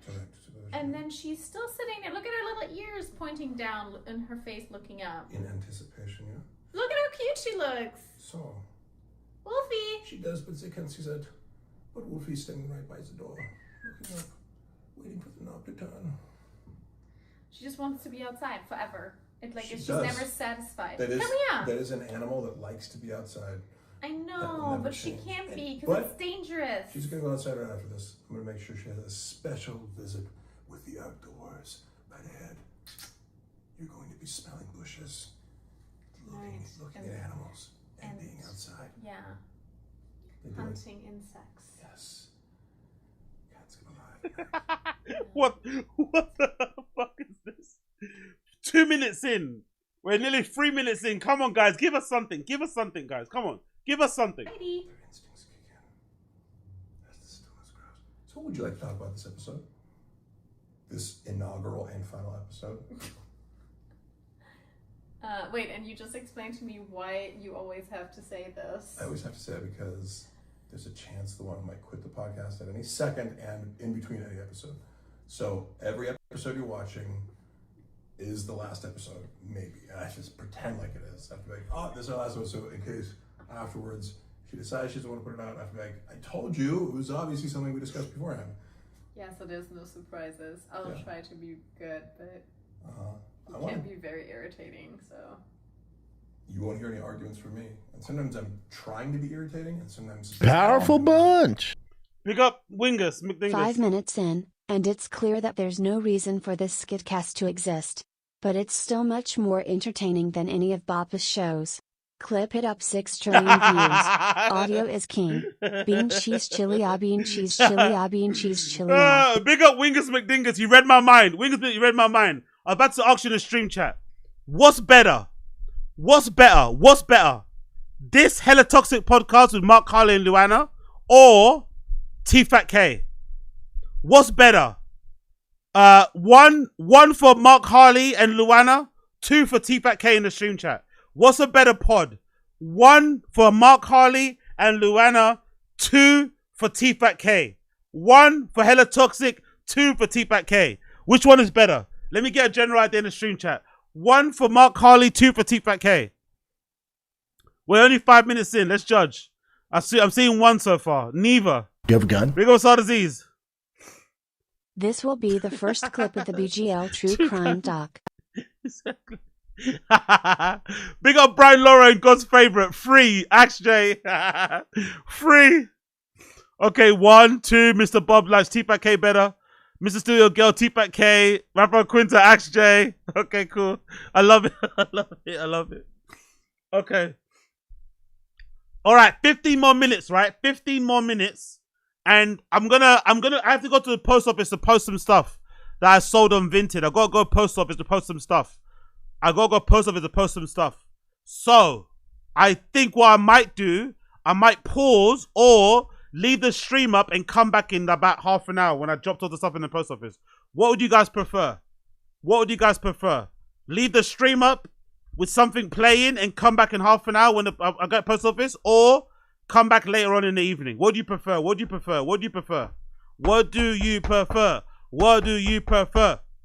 the stream up until you come back. Okay, cool. Do that. Leave the stream. Okay, cool. I'll leave the stream. Done. Accidentally. So I'd like to work on being more intense. Case of Moses, start a new stream. No, I won't be. I literally packed everything up now. I'll go jump on my bike, head straight to post of it, come back. So I'll be about half an hour. I won't be that long. Intentionally annoying when I want to, and less unintentionally annoying when I shouldn't be. I feel like you're just always like. I feel like you feel like I'm always annoying. Is that no? I feel like nowadays you are intentionally annoying. Yeah, I do try to, but at appropriate times. Like it's actually, you know what? It's actually kind of endearing to see them here. I'm not gonna lie. It's actually quite endearing to see them have this like couples moment, you know? Because we remember what it was like, innit? We remember what it was like. It's actually quite endearing to see them like this because we remember how bad it was, you know? It's actually kind of nice to see where they are now. Like, do they still have it on the Reddit? Let me see if I can find it on the Reddit. Bear me one more moment, because when it was bad for these guys, it was bad. So it's good to see them back on good terms, giggling, laughing, looking at each other with doughy, big fucking googly eyes. I kind of like it, I'm not going to lie. Where is it? Let me see. Because there was a bit, where is it? Oh, I can't find it. Let's hopefully I can find. Let's see what they got on the Reddit. Because when it was bad, it was bad. BGL AMA. What's that? BGL Crash Out. Gelungen, die Front in breiter Formation zu durchbrechen. No, Im Süden hat der Gegner Zossen genommen. I want to see the one with a car. There's a car one here. I saw BGL. Oh, someone saw BGL driving. Holy shit. Someone saw BGL driving. Let's see. I want to see the one with a car. He won't leave me alone. Where's that one with a car? Where's that one with him in the car? Ah, man. Where is the one with him in the car? We don't have it here. He won't leave me. He keeps lifting. Maybe he got taken down. I want to fucking see that one with him in the car. Where's that one? No, we don't have it. We can't find it. Ah, shit. That whole fucking thing got done. Actually, it's this. Lady BGL Gadusha's Papa. Like, what is going on? What's up? Well, out of a woman's perspective, I just want to say, A, Joanna's great. Whatever happens, she does not deserve it. Mm-hmm. Sometimes your husband doesn't make you feel good. You got to post shit like this because you got to get it from somewhere else. And I stand 100% behind her that she posted this. She's hot. She should show it. And that motherfucker doesn't deserve her. Yeah, I totally agree with that. Okay, cool. Her supporting Slojo. Love to see that. Unity amongst the podcast wives. We love that. Anything else I saw here? Oh, where's the video of her lifting the car, man? Where is that one of him lifting the car? Where is it? BGL car. Not careers. BGL car. Let's see. BGL T-Fat-K car. Someone have that one? Oh, man. He won't stop lifting me. Where is that one? I want to see that one. Where he fucking grabs the car from the back. I can't find that. That's one of the best clips ever. Damn, son. Okay, we don't have it. Unfortunately, we don't have it. I don't know where it is. It's somewhere around. I'm sure it's somewhere around. Let's go back a bit. Let's check out 2 more minutes. I think about how annoying I can be and ramp it up when it's like, oh, have you met this part of me yet? I've been Not apparently at full volume, all parts. But you notice ramping that I ramp up my annoyance in certain situations. You can feel free to talk about that or not, or to skip to write what you. Well, I thought on our 10-year anniversary, huh? Well, yes, it is our 10-year anniversary. Yeah, and we're both 28, so like the fact that we met as 18-year-olds. Oh, we're both the same age We're both now? the same age. We were 18 when we met. Can you have a 10-year anniversary if you keep breaking up all the time? Doesn't work that way, does it? Don't you reset the timer? If you have little breakups in between, don't you reset the timer? Surely you don't just get you don't have a 10. That's not how it works, isn't it? 10 years, but then you break up a lot during the time. That doesn't make sense, does it? It was crazy, like this teenage sweetheart love between two consenting adults of legal age who just happened to be Also very the young and know same what they age, want. and apparently, the same so we age. were both born. We were both very wait. attractive 18-year-olds. Very attractive 18-year-olds. So we were both born in 1997. 97. Why am I laughing about it? That's just the year I was born. I don't know why it's such a big deal to people. August 3rd, 1997. Wait, so that makes me older. I didn't want to bring it up. April 24th, 1997. Okay. Okay. I don't think about our age difference. Like, I don't think he was like an older woman. I'm being honest. I never think about Apparently, it. I'm not. I'm 28. Yeah, but you're like months older. 4. Less than 4. Is it 0? Do we have the 3 same birthdays? and 1. Yeah. 3 month and week. Apparently. Okay. Yeah, no, you're right. But I am younger, yeah, technically. But I don't think about that all day. Is there anything that you want to talk about with regards to the anniversary before we move on to the meat and potatoes that have been cooked and are waiting to be served and smell so good? That's 5 minutes of the show so far. That's 5 minutes. 5 minutes. I'm going to randomly skip into the middle and see if it improves. That's 5 minutes. I don't know. I think T-Pack might be better, man. This is brutal as the first episode. Let's go through to the middle. Exact same age, 18-year-old man. Man. Where's the cutoff? 21, he's a man. Like, I was a... You have a gun? Yo, big ups. This is way better produced than fuck. It probably is. Wow. Okay. No, I'm not gonna leave this with you. I'm not gonna leave this with you. What shall I've got to go now. I should leave. What shall I leave you with? Maybe Joe DeRosa. Shall I leave you with a Joe DeRosa fucking special? Everyone said that's good. I haven't watched that yet. Joe DeRosa comedy special. Do you want to watch that as I leave you with this for half an hour or 20 minutes? Gringo Pappy. Should I leave you with Gringo Pappy? Actually, that'd be a good timer to see how quickly I get back. Maybe I'll leave you with Gringo Pappy. Yeah, let's do Gringo Pappy, right? Shall I leave you with Gringo Pappy? Yeah. Okay. I'll leave you with Gringo Pappy. Or do you want the Gringo Pappy with a commentary with that guy? Do you want Gringo Pappy with a commentary or Gringo Pappy by himself? Gringo Pappy commentary or by himself? Which one do you want? This guy or the Gringo Pappy by itself? Nah, I'm out. J1B, nah, I'm out. I don't mind you. Now, Raw. Okay, Raw. Okay, Raw. Okay, Raw. All right, cool. Let me start it now. It's 27 minutes, so I should be back in time by then. Let me go post office quickly and get this ting. So we'll play Gringo Pappy and I'll be back in about 24 minutes. 25 minutes, okay? Cool. Gringo Pappy, bear with me. I'll be back. Let's go.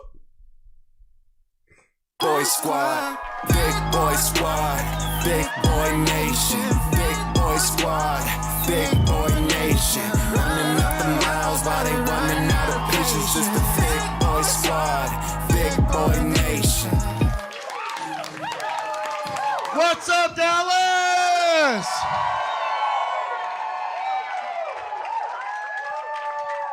Look at you guys. I'm not used to this. Dallas a little different. There's some ladies in the crowd tonight. I am not used to that. My demo, 18 to 36 bros. That's what I specialize in. It's a real cockfest usually at these things. I don't mind it though. I'm the bro whisperer. That's what they call me. Are we vaccinated up in here, Dallas? Everybody vaccinated? Dicey. I love you, Texas. That's how it is. I love it. There's always one guy. No fucking way, bro.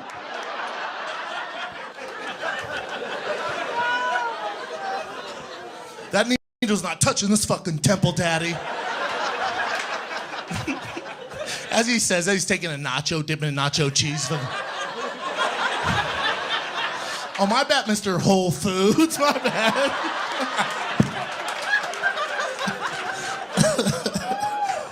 Yeah, whatever you want to do, man.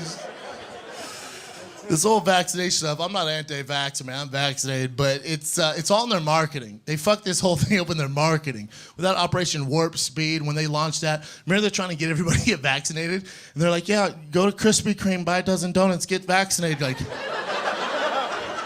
fuck? That makes sense. Fat people are like, hell yeah, fuck this.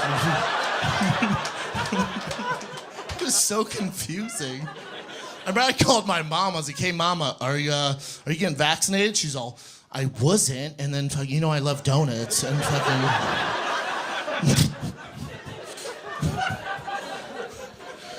Remember the first dumbass that messed it all up for everybody, scared the shit out of from getting vaccinated? Remember that idiot? He was all over the news stations. The first moron to get that Johnson & Johnson. Clearly a meth addict. Nobody checked into his background. Remember that? They put him on the news. He's sweaty as shit. He was on all the major broadcasts. He's like, holy shit, dude!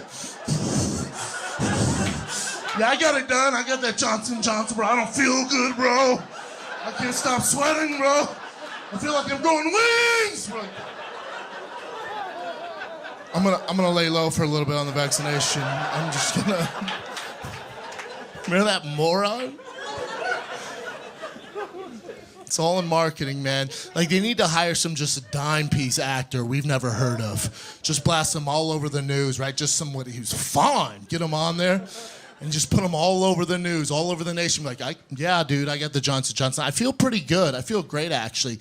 If I'm being honest, one side effect, I just want to be up front with everybody. Goddamn dick's down to here. Just fucking...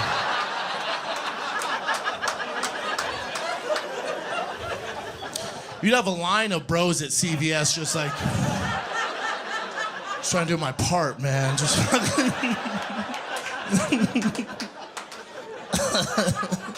It's good to be in Dallas, man. You guys do it right. It's good to be in Dallas. I know.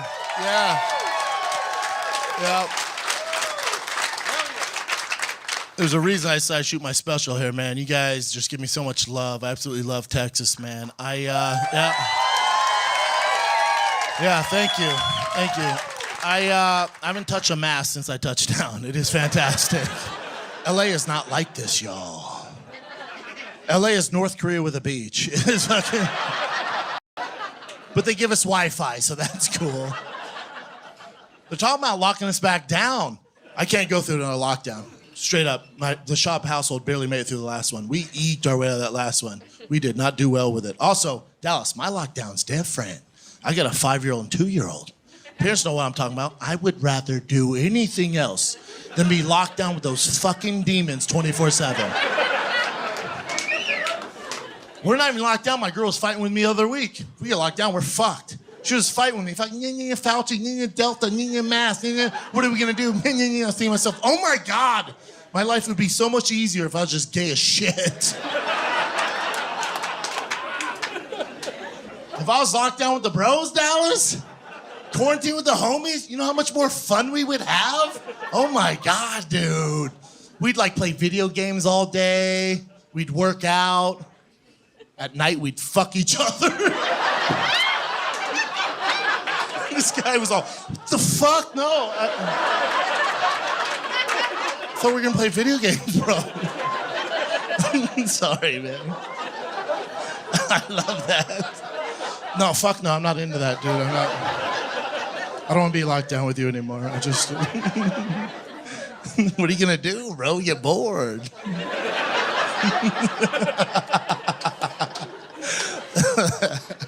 One can dream, Dallas. One can dream. I never thought I'd say this to a live audience. One thing that I'm grateful for the governor of California, Governor Newsom, for locking us down for an entire year and ruining small businesses. Because I wouldn't have realized this unless I was locked down with my family for an entire year. I realized my girl's not cool. She's just not... She's not a friendly human being. I married a goddamn rattlesnake. Dallas, she's like... This is my girl. This is my girl, man. This is what I'm dealing with. Yo, listen, LA's different than Texas. They just opened my son's school last week. He hasn't been in school in a fucking year. They just opened it last week, first day of kindergarten. So I got him his first day outfit, looking all fucking fly, dope kicks, giant backpack, backwards hat, looks just like me. I'm walking up for school. I'm like, dude, it's about to be lit as fuck. All his little friends out front in their first day outfits. I'm like, oh my God, you guys are cute as shit. I need to document this. I go, T, get tight. There's a bunch of you squeezing tight. Daddy's gonna take a picture. Ready? Cheese on 3. Ready? 1, 2, 3. Cheese. They're all cheese. I take it on my phone. I'm all, hell yeah. I snap a pic. I text it to my girl. She gets it. She looks at it. She goes, crop out the uglies. Resend. What? Excuse me? I said, you're in a group chat with other parents, dumbass.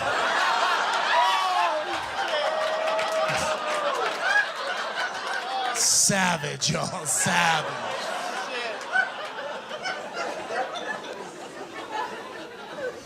I married a Mexican, y'all. I married a Mexican. I thought you would like that. Listen. Listen, I thought you guys would enjoy that. Listen, Dallas, I don't mean like Taco Bell Mexican. No. I'm talking Guadalajara.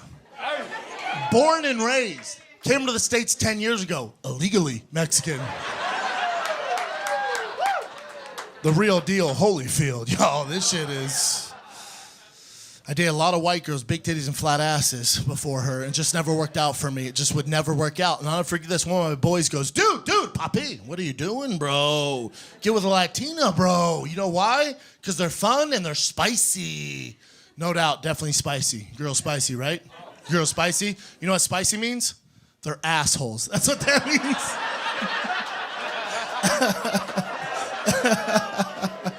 Sorry, man. Dude, when we first got together, she was cooking authentic Mexican food 7 nights a week. I'm not used to this. I was like, what? Fajitas every Wednesday? Fuck yeah. No, dumbass. Not fajitas every Wednesday. Real Mexican dishes, y'all. Real shit from the motherland. I'm talking huevos rancheros. Carne asada. Pico de gallo. And my favorite, chili. Every night, though, 7 years later, every fucking night. I know I look Latin, they're just gonna know who I am. She's like, honey, what the fuck is happening right now? Is he not a Puerto Rican shortstop for the Dodgers? What the fuck's happening? Dude, I did that 23andMe. I did that shit. You spin the cup, you mail your DNA in. I did that. They sent me drive mayonnaise back. I am white as shit, Dallas, yeah. White person handout, page 7, bitch. I need a fucking tater tot once a week. Would a fucking Hot Pocket kill you every now and then? Every time dinner would come, I'm like, oh, does she really think beans go with every goddamn meal? Is she serious? She for reals? Every time dinner would come, like, does it ever occur to her? Maybe Brendan's not trying to shit his pants tonight. How about that? Fuck. Every time dinner would come, my asshole would go like this. Fuck, bro. Fuck, bro. Fuck. We're dying down here, Bobby. It's so spicy, bro.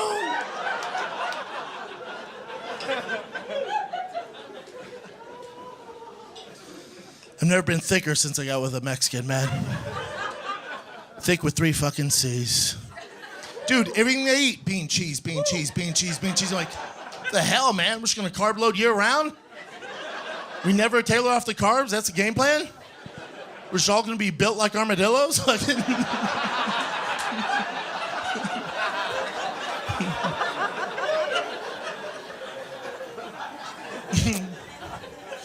I got so thick in the pandemic, I decided to go on a keto diet.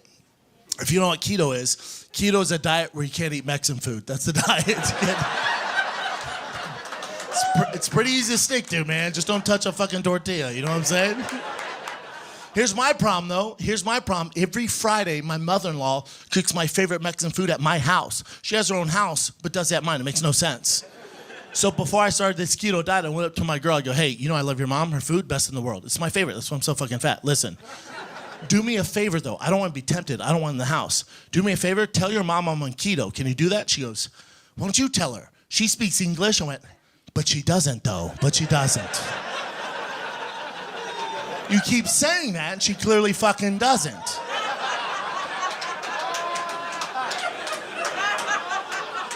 Do me a solid, tell her I'm on fucking keto, okay? 8 weeks goes by, your boy hasn't touched a fucking tortilla. Nothing. I walked in the house last Friday. Sure enough, there's a fucking fiesta of my favorite food. You know how, like, Theo Von can't bring down cocaine?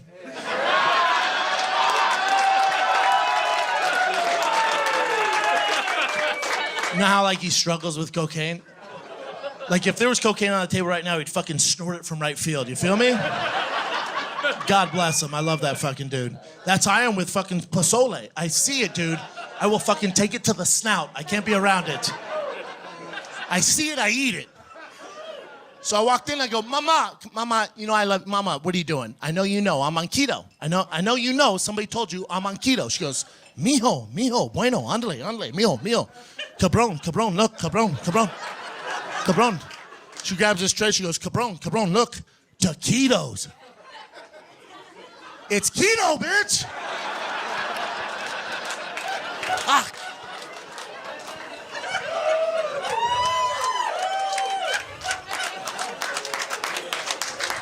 I'm just gonna stay thick, y'all. It's my DNA. Oh, the other thing you should know about dating a Mexican, nobody told me this. There's gonna be flaming hot Cheetos all over your house. They love them. They love them. It's like catnip for Mexicans. They love them.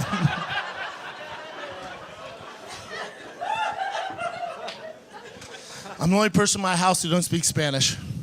I feel like a refugee in my own goddamn house.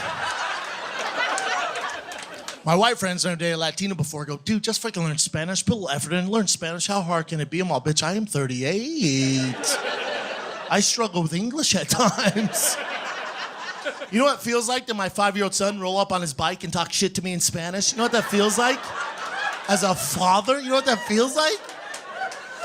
I don't have a clue what he's talking about. I have a clue. I thought puto meant dude for the longest time. I dropped him off at school last week. I was all, later, puto! Teacher was like, what the fuck? I'm all, puto. Puto?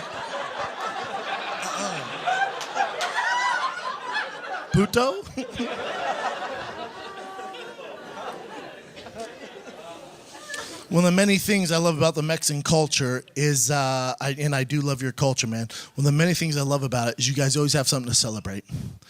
Every week you have something to celebrate. As a white person, my dad's like, only your birthday, motherfucker. I'm like, all right, once a year, be cool, Dad, be cool. Not Mexicans, every week something's popping. Last week, some girl turned 15. Not even related to us. Threw the party at my house. Apparently the Mexican culture, turn 15 is a big deal. White people, we don't give a fuck. These Mexicans gave all the fuck, yeah. I walk in the house, these Mexicans give a fuck about social distancing. There was a mask in sight. I walk in the house, there's a mariachi band. They're beating the shit out of this piñata. There's flaming hot Cheetos spraying over the goddamn living room. I walk in, I look at my girl, Jesus Christ, quite the party. What are we celebrating? What, she into Harvard early? What's going on here? She goes, nope, just turned 15. I went, fuck yeah, that makes sense. Fuck yeah. The other thing I love about the Mexican culture is you guys stick together. You guys are so loyal to each other. You fucking have each other's back, and I love that. White people, we're not like that, are we? As soon as we turn 16, we're all fucking see it, Peter and Debbie, and fucking...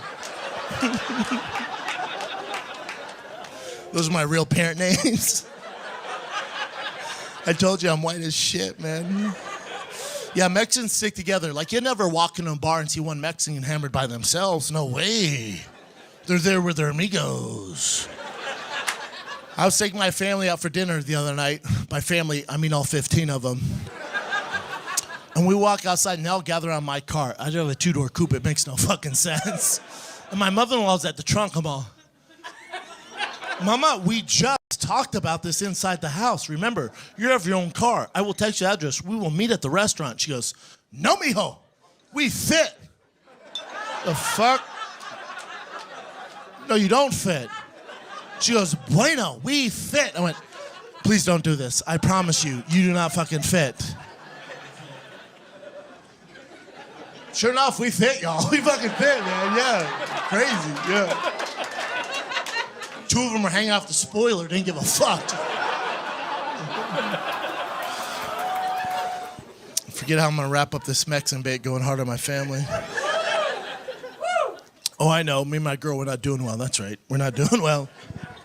So she wanted to go to couples therapy. I'm like, all right, good luck finding one during the middle of the pandemic. She found one, man. She fucking found one, yeah. 2-star review, but we're going. So we're driving to couples therapy. She's crying just because she ran out of flaming hot Cheetos. I'm crying just because my life currently. And we pull up to this brick building, this small brick building. I've never seen some shit like this. Small little brick building. We pull up to, and this therapist has her name plastered on the side of the goddamn building. Giant red neon letters, just fucking zzz. It says, Dr. Rodriguez. I get out, I'm like, well, it's an away game for your boy, isn't it?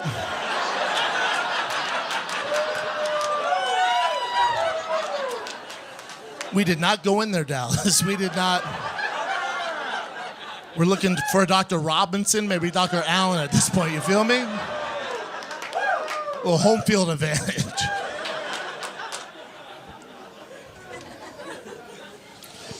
I moved in a house recently. Moved in a new house in LA. Whenever you move in a new house, it's always weird, but it's even weirder in the middle of a pandemic. So we moved in a new house. My girl goes, Papi, I've seen the neighbors. They're pretty old. Let's play it safe. They're probably COVID conscious. Why don't you just go over and introduce yourself, right? I'll bake some Mexican cookies, and you go over there. I'm like, what the fuck's a Mexican cookie? What are you talking about? It's like a chocolate chip with salsa all over it? What are you talking about? I'm like, that's a terrible idea. I'll take it. I'll figure it out. So first night in the new house, everything's all good, man. Everything's all good. Kids fall asleep, girl falls asleep, I fall asleep, all good. 3 a.m. on the dot, I'm woken up to, I'm like, what the fuck is howling outside? Whatever. Next day I install the security stuff, cameras, the Ring stuff, all that stuff, the doorbell, all the Ring security stuff, all good. Fall asleep that night. Kids asleep, girls asleep, I fall asleep. 3 a.m. on the goddamn dot, I'm woken up again. I'm like, there's a goddamn gargoyle outside my window, dude. What I didn't know about this Ring app, you download the app, there's an entire community of people just snitching on each other. It's like Tekashi 6ix9ine made this app. It's fantastic. Listen, dude. I scroll that app for hours looking for real crime. I'm like, come on, dude. Somebody fucking kill somebody, for God's sakes. You know how much First 48 I watch? I'm like, we got 48 hours, bro. Let's get going here, man.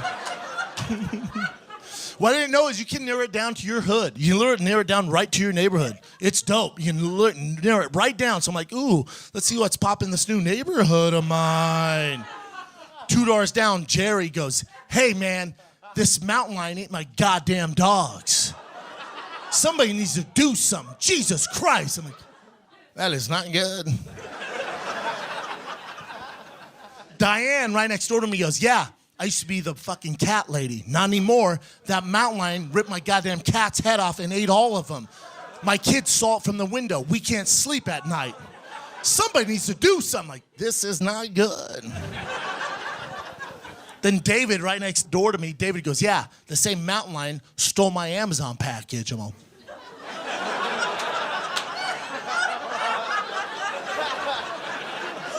all right, dude.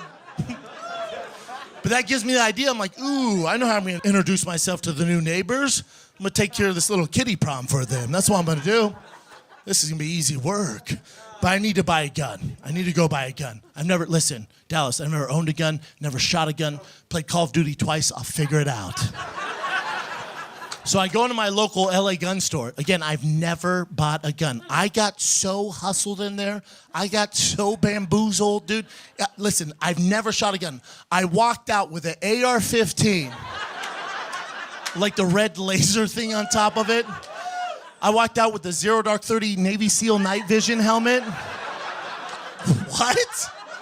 I was like, dude, 19 grand for all this? Hell yeah, bro. Fuck yeah, it's a steal, bro. No, I'll wear it out. No, I can see everything, dude. That cat's fucked, bro. Yeah, I'll keep you posted. And I'll let you know, man. Yeah, thank you. Dude, killer deal. So I get home. Listen, I've never owned a gun. I'm hyped up. I'm loading the gun. I got my fucking night vision on. I'm like, this shit is fucking dope, dude. In my head, I'm like, right, this is how I'm envisioning this, right? That cat shows up at 3 a.m. every night, right? So I'll be sleeping. It's 3 a.m. It's late. I'll be sleeping, right? I'm gonna hear, wow! I'm gonna fucking pop out of bed, right? I'm gonna fucking, yeah! And then I always have my Uggs bedside, right? My Uggs will be right there. Be cool. Tom Brady wears Uggs. So I'll slide my Uggs on, right? I'll have my AR-15 like this. I have my Zero Dark 30 night vision like this. My big dick's right there still. So I'm like, I don't know why I threw that in, but be cool. So I'm fucking, she's so offended. So I'm here, right? So I'm hearing that catch. I'm like, round, like, enough's enough, dude. I'm gonna slide that sliding door open, like, yeah. And every video I've ever seen, like, online, those mountain lions have, like, those soft, wet, black noses. I'm gonna punt them right in that goddamn nose, fucking, and then I'm looking at my Ring camera and go, World Star!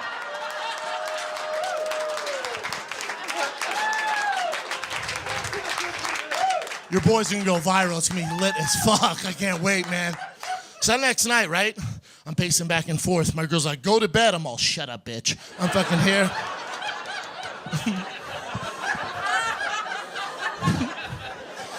Again, I got my Ugg boots on. I got my AR-15. I got my Zero Dark 30 night vision on, right? Still got the big dick. Sorry. I'm fucking here. I gotta stick with it, right? So I'm here. I'm looking at the clock. It's all 2:58. I'm all, pray to God this cat shows up, bro. It's 2:50 now. I'm like, last day on earth for you, kitty. 3 a.m. hits. I hear, wow. I'm all, showtime. I slide that glass door open. I'm all, yeah. Here's the thing, Dallas. I've never seen a mountain lion in person before.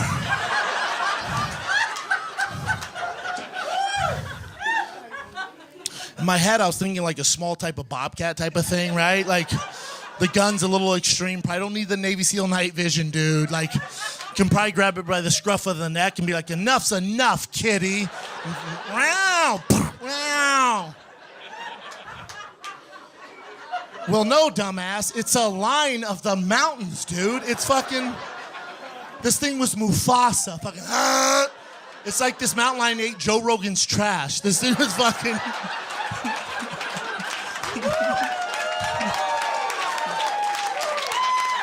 Oh, I panicked. Dude, I panicked. I went, oh shit! And I slammed the door. Dude, I threw my AR-15 like this. I fucking threw my night vision. I'm not even left-handed. I was like, oh my God. Still got my Ugg boots. Still got the big dick. Not a big deal. Sorry. I got on that Ring app the next morning. I went, yo, we got a mountain lion problem, y'all. Dallas, that's my time. I love you guys. Still need to go with the thickness. Throw me the gloves.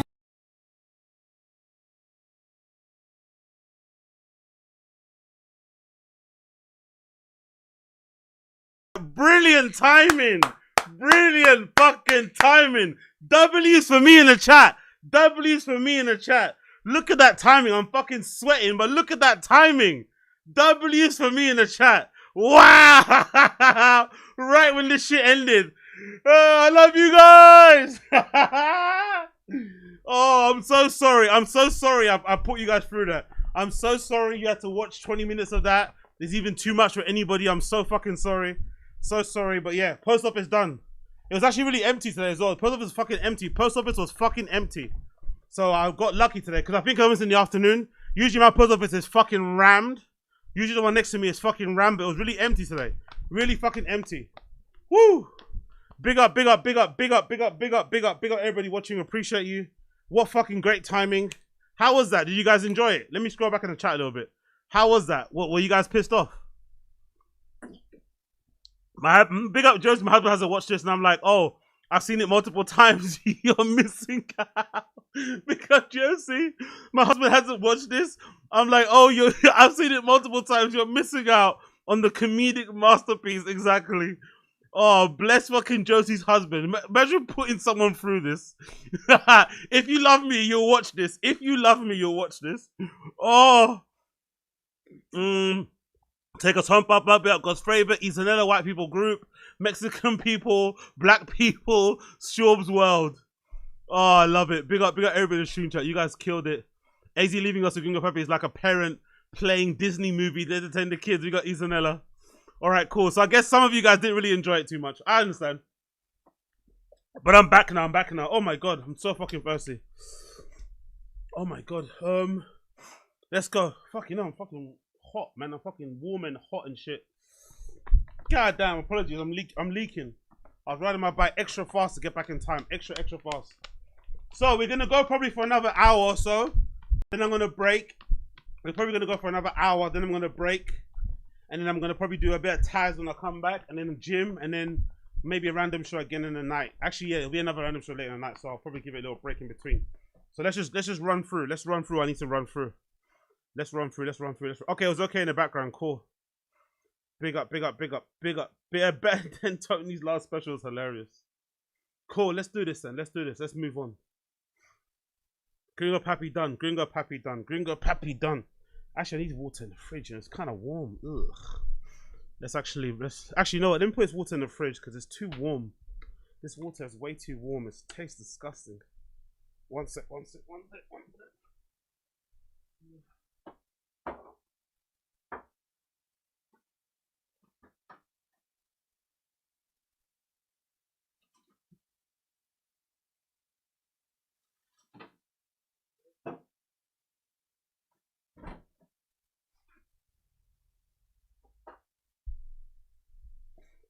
It's insane how good that timing was, man. It's insane. Fucking, I'm leaking. Cool. It's insane how good that fucking timing was. Absolutely fucking insane. Let's go.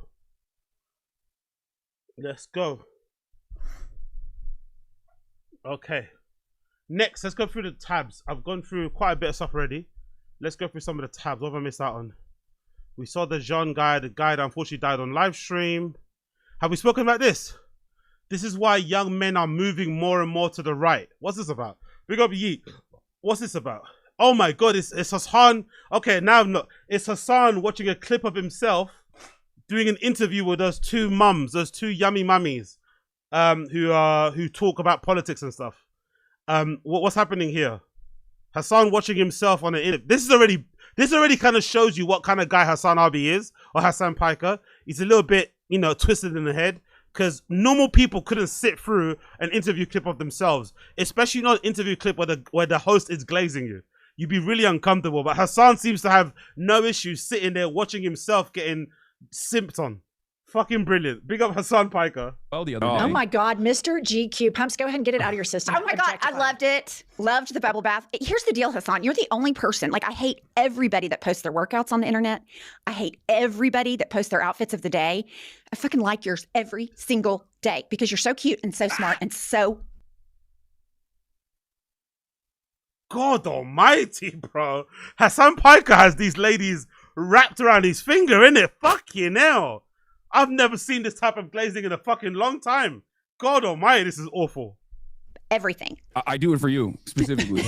So that's why I do it.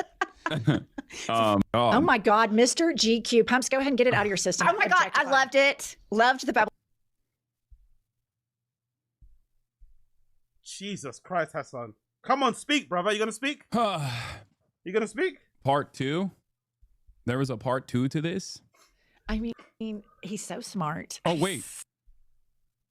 This is funny. I think this was like after I had logged off, but because I needed to stay on, if you've ever done one of these things, you need to stay on the software so that they can upload on their end. So I could hear them talking.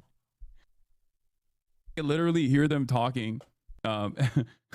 But I wasn't like, I think they thought that I was like gone. Deeply attractive. He's so smart. He's so deeply attractive. He's so well spoken. He's built. I mean, I'm just looking at him the whole time thinking, you're like the full fucking package, dude.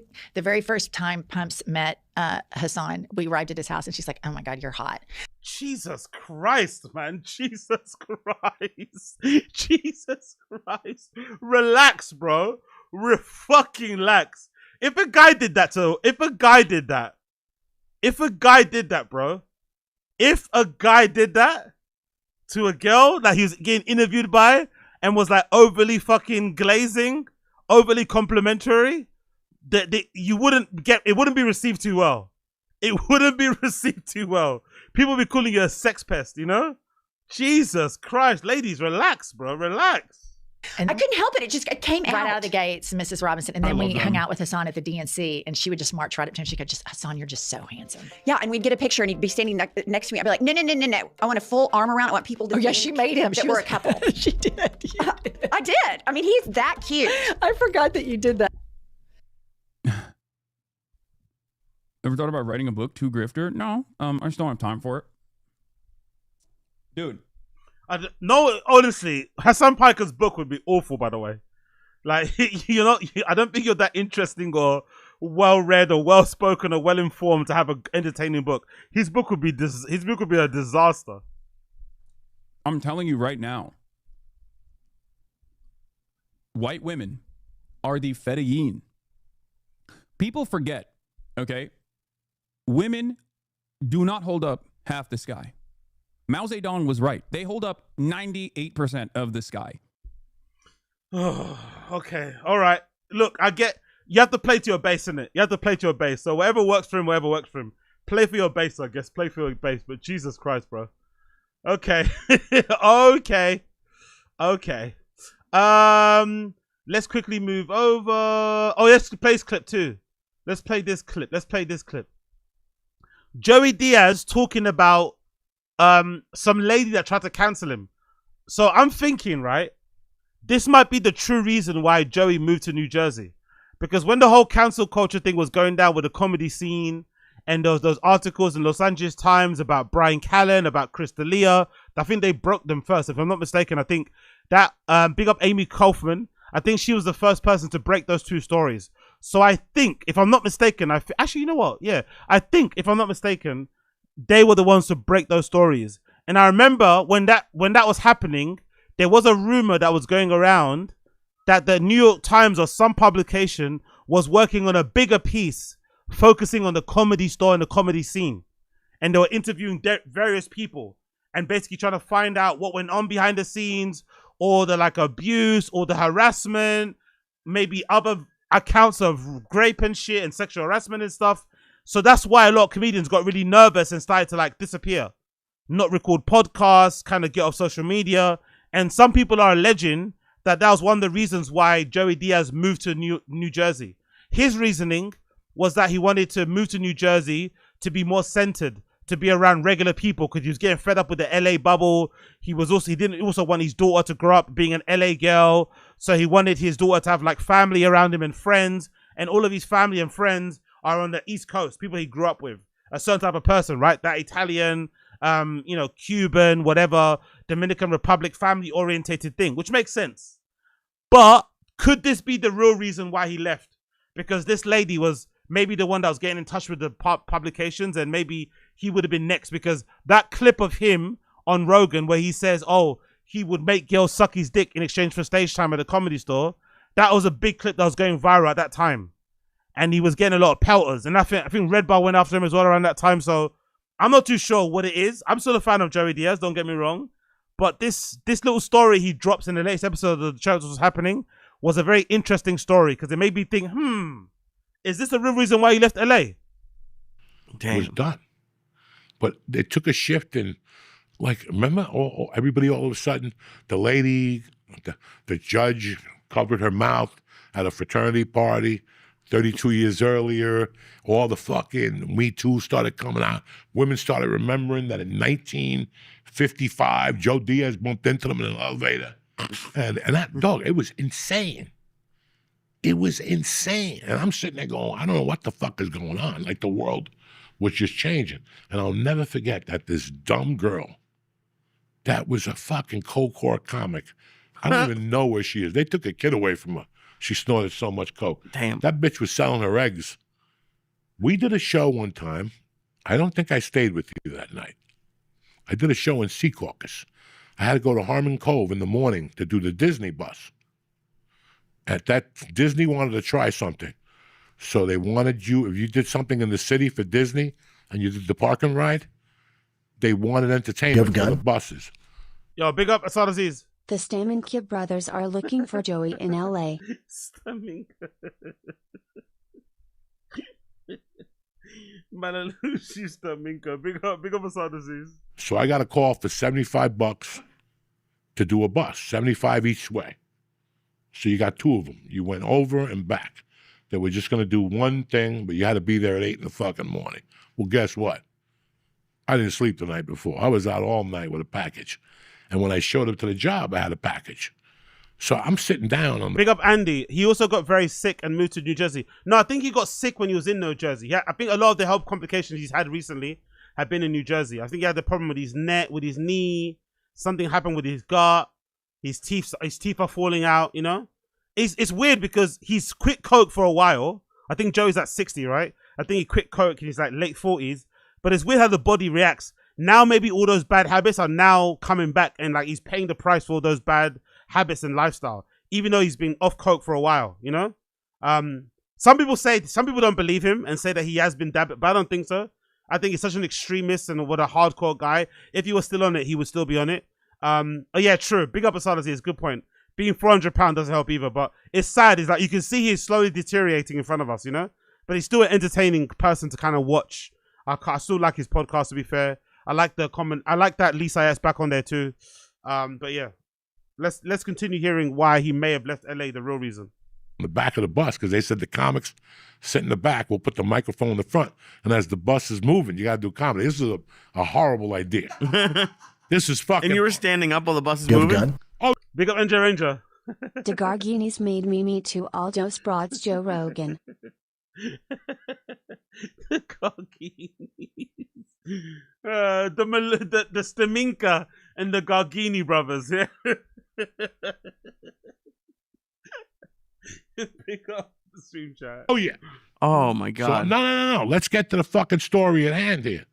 So I'm sitting on the bus and I meet this girl and I'm talking to this girl and she's looking at me because she knew what time it was. She knew what time it was. She's like, "Were you partying last night?" And I'm like, "Yeah. Can't you smell it?" And she's like, "Oh my God, what were you doing?" And I go, "You know what I was doing." And she goes, "Do you have any left?" And I go, "Yeah." Okay. There was no booze on the bus. That's a good girl, bro. That's a good. That happened too often to me. That hasn't happened too often to me. Well, when it happens to you, you know you're in for a good time. Hasn't happened to me often, but when it does happen to you, when you bump into a heezy, when you bump into a whore, right, who request or inquires if you may have a baggie on you or something, you know you're in for a good time. You know you're in for a fun time. Not a long time, but definitely a fun time. I couldn't drink.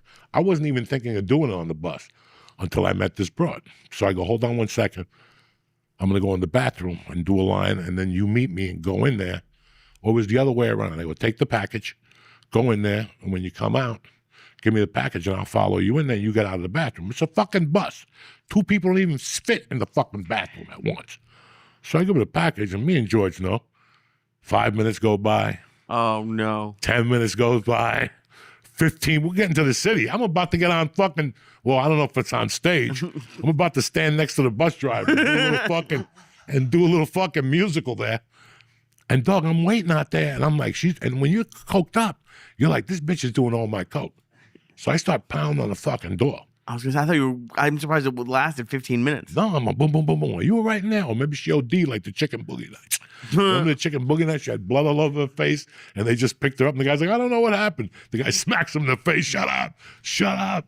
This is the second girl that OD'd this week. Maybe you should get different stuff. That was the best line of the movie.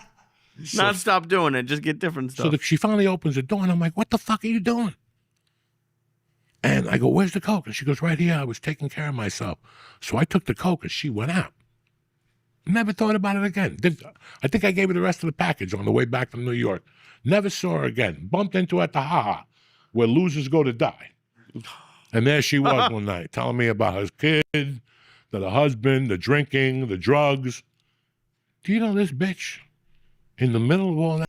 Yo, by the way, bless Joey, man, but I can't stop looking at the teeth, man. Why does he get his teeth fixed? Is it too much money to get it fixed? You think he hasn't got the money? Just lazy? Is it really painful? Why does he get his teeth fixed? He's got like a whole row missing here. Maybe even on both sides. Like a whole row on the bottom. It's so distracting, man. It's like, fucking hell, Uncle Joey, man. Fuck. He's too scared of dentists. Is that true? Fuck, man. That stuck up and tweeted me. She goes, why don't you tell him about the time you busted into my bathroom door and fucking say, and I looked at her on Twitter and I go, how about I tell him that you were doing coke in that fucking bathroom, my last fucking couple fucking grams, and that's the story. No response? No, she was fucking a skinny little ratty chick from Long Island that had done porn or something. She was ratty. And she had a kid. She was like already like, and I'm like, you got a fucking 3-month-old kid. And she's coked up to the gills. That kid is at home fucking drinking the bottle. His jaw's going from side to side. Holy It was shit. just very weird. So, I wonder, man, could that be the real reason why he left LA? Because of those type of stories. Although again, it's his point of view, it's his side of the story. We have no idea what happened because he didn't tell us what happened at the comedy club, right? He said he met this girl on a bus. She could tell he was on coke the previous day. She asks him for a bump. She gives him the baggie. She goes to the toilet in the fucking coach, which if you know any about toilets in the coaches, they're usually very smelly and very small. And it's very obvious when you go in there. She stays in there for too long. He bangs the door, gets a baggie back. Nothing else happens after that. They don't talk again on the bus, which is a bit weird. I don't really believe that.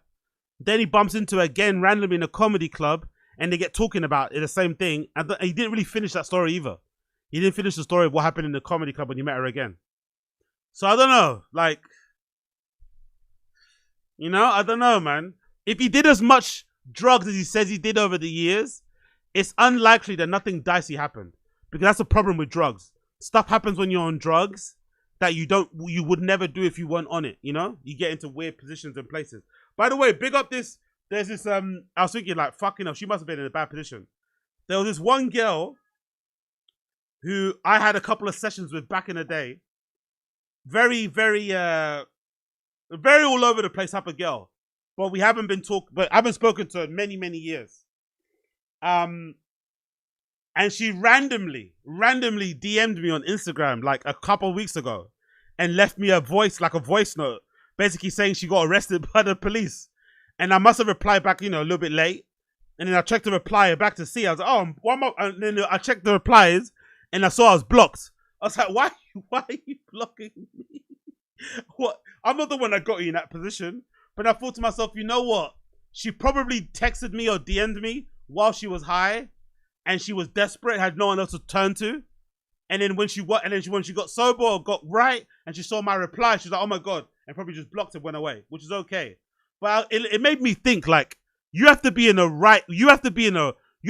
horrible place to reach out to me when you're arrested, because I'm nobody's close friend, I'm nobody's confidant, I'm nobody's ride or die. So if you have to contact me when you're arrested, you are definitely down bad.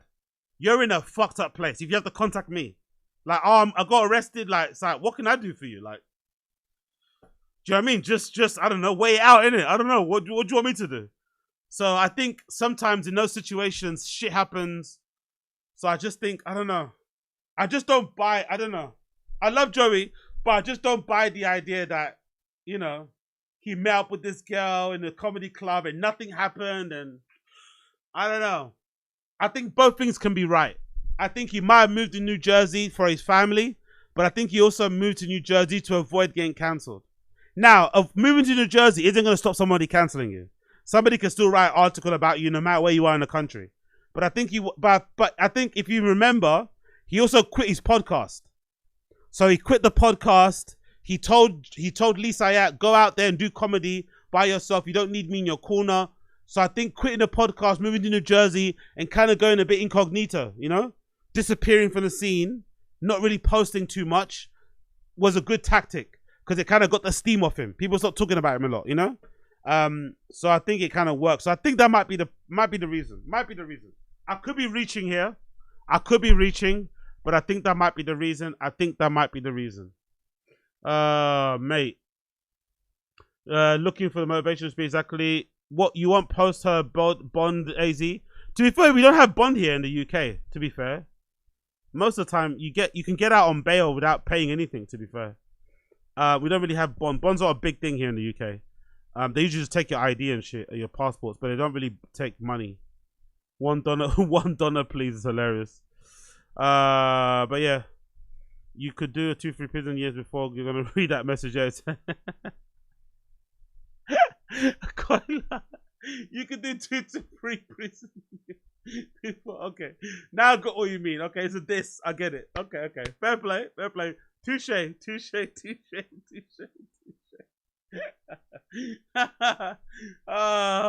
cool. Touche. Okay, let's move on. Let's go to Hstikkytokky. You know I like Hstikkytokky, right? You know I love that guy, Hstikkytokky. You know I love him, right? Somebody read a hit piece about Hstikkytokky in the Daily Mail, which I think is a good stamp of approval. That means you're doing something. If somebody writes a hit piece about you, I think that means you're actually doing something. So this is from the Daily Mail. Humiliating truth about Hstikkytokky and his lavish life. He's a controversial influencer who claims to earn 20 million a year in Dubai, but this is how much he really is making and why bailiffs are chasing his mother. If you're wondering who Hstikkytokky is, it's this guy. This is Hstikkytokky. Remember this guy? This egghead needs to relax. No, I would dog walk Sean Strickland. Alright, Sean Strickland, yeah? I'll pay you to appear on stream and we'll have a spar, boxing spar. 40k for a spar, alright? I will take you out. I promise you. This guy is literally washed. He's washed. He's basically an influencer. Like, you are a meme, bro. I wouldn't say knock him out, but I'd say beat him, land more punches, you know, beat him up. If he can't knock out Sneeko, he can't knock me out. Like, he can't even hurt me. He's got pillow hands. Yeah, that's it. Yeah, he fought Zerka. He recently had a big fight in Marbella. Is it Marbella? He got in Magaluf. Sorry, he got into a big fight in Magaluf.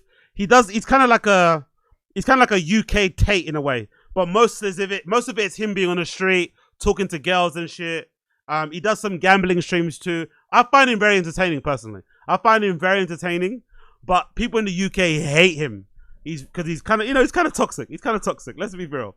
But yeah, this is a clip of him getting into a bit of beef in Magaluf. Is it on? What's going on? Who's beefing who? Yeah, that's a good point. I say UK Tate, but I associate Tate with America. I don't know why. I don't associate Tate with the UK. Maybe because he lives in Romania. I don't know, but I don't know why I associate Tate with the US. Isn't Tate a US citizen too? If I'm not mistaken, isn't he a US citizen? Or am I talking at my ass? But yeah, he's from Tate's from Takes from Luton, actually. That video we watched earlier, takes from actually Luton, I think. I think takes from Luton. Who's beefing who, mate? We're fucking...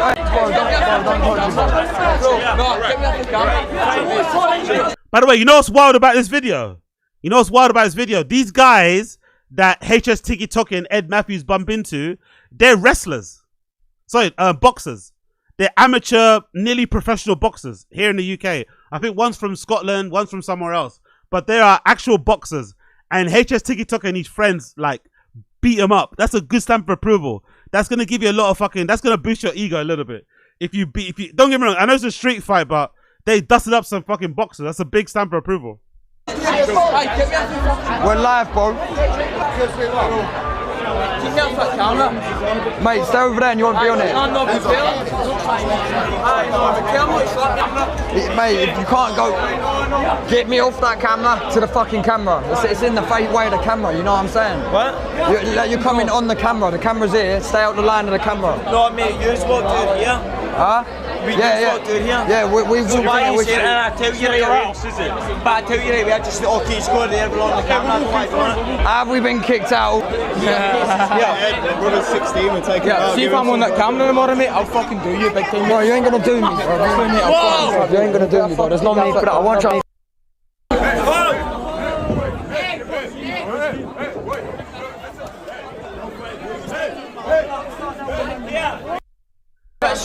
I love English UK argy-bargy. You ain't gonna do me. You ain't gonna do me. Yeah, it's like a real sausage special. Where's the ladies? Exactly. Good question, Jersey. Good question. Where are the ladies? Very, very good question. Definitely a boys' night, this one. Definitely a boys' night. Huh? Why are you getting rude now all the boys have gone? Bro, you walked into me, mate. You walked into me. Manager kicked us out in Lennon, yeah? Boys, I'm not gonna tell you nothing, innit? I'm not gonna say nothing, boys, but I think you know exactly what you're about to do right now, because I find that disrespectful. I don't know about you boys, but I find that as a personal attack on not just me, but yous who are watching this live stream. Bro, we're streamers, innit? Like, simple as that. I've been on the cameras off, and if you want to shove him, we'll shove. Why do you turn the cameras off and we'll go? You're coming back on the camera. Why do you turn them off? Mate, I'm fucking telling you. Bro, just calm yourself down. Look, just calm. He wants to put hands on, turn the cameras off. We're streamers, so we're... To be fair, watching it back, right? Hstikkytokky is trying to calm the situation down.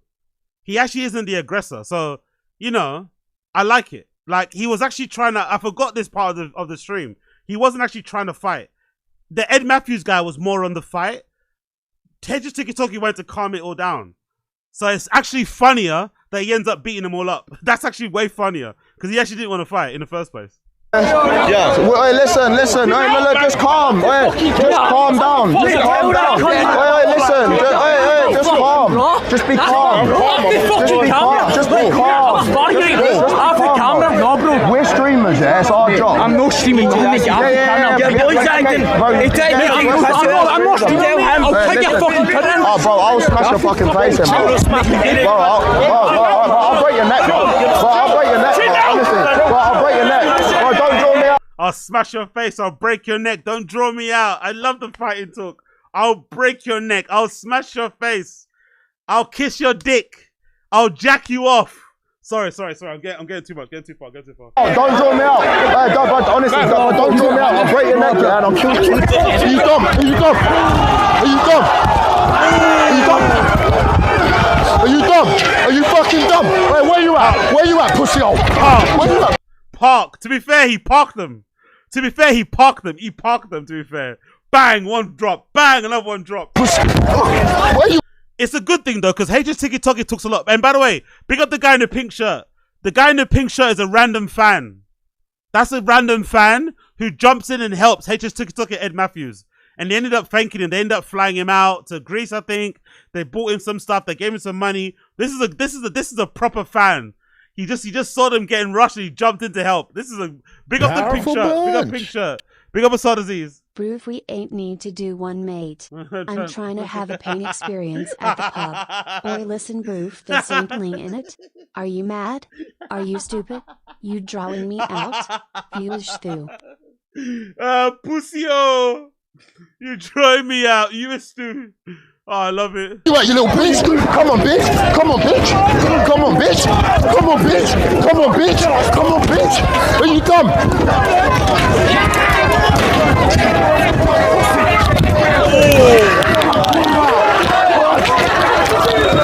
To be fair, they smashed them up, innit? Let's be fair. Hstikkytokky and Ed Matthews bang up these boxers. Really sad. Anyway, more clips, and then that's the boxer the next day. That's one of the boxers the next day. Alright, thought I'd jump on here after. So embarrassing. He looks so embarrassed. Bless him, man. He looks so embarrassed. Bless him. Bless him. Bless him. I'm sure I've seen the TikToks, but I just wanted to come on and give my side of the story a little bit. Our side. Me and my two brothers were on holiday. We went out last night. We were sitting at a club for maybe an hour and a half, just no issues, until somebody's came over, started punching our table, spilled drinks all down me, all the drinks all over us. I stood up, obviously fuming. But then as I've done that, that's even worse, man. That's even worse. So he's trying to say Ed Matthews and Hstikkytokky and all those guys come into the club all belligerent, spilt drinks on them. So that's even worse. They were in the wrong, actually. Spilling drinks on you, putting you on stream, messing up your night, and they still beat you up. That's worse. That's actually worse. we've turned round, we're arguing this person, and HS and Ed Matthews are there with cameras right at us, and basically we kind of felt ambushed at that point. We didn't know where that guy went, spilled all the drinks. Ambushed? Come on, relax. Ambushed. Ambush, relax. There was more of you than them. Ambushed. Come on, bro. Just tell the truth. You got beat up. It's alright. Ambushed. Come on, man. Ambushed. We had been drinking very earlier on, completely drunk, and it just kind of went for there. We probably could have not got to sit here and go, oh, we got jumped by this and that.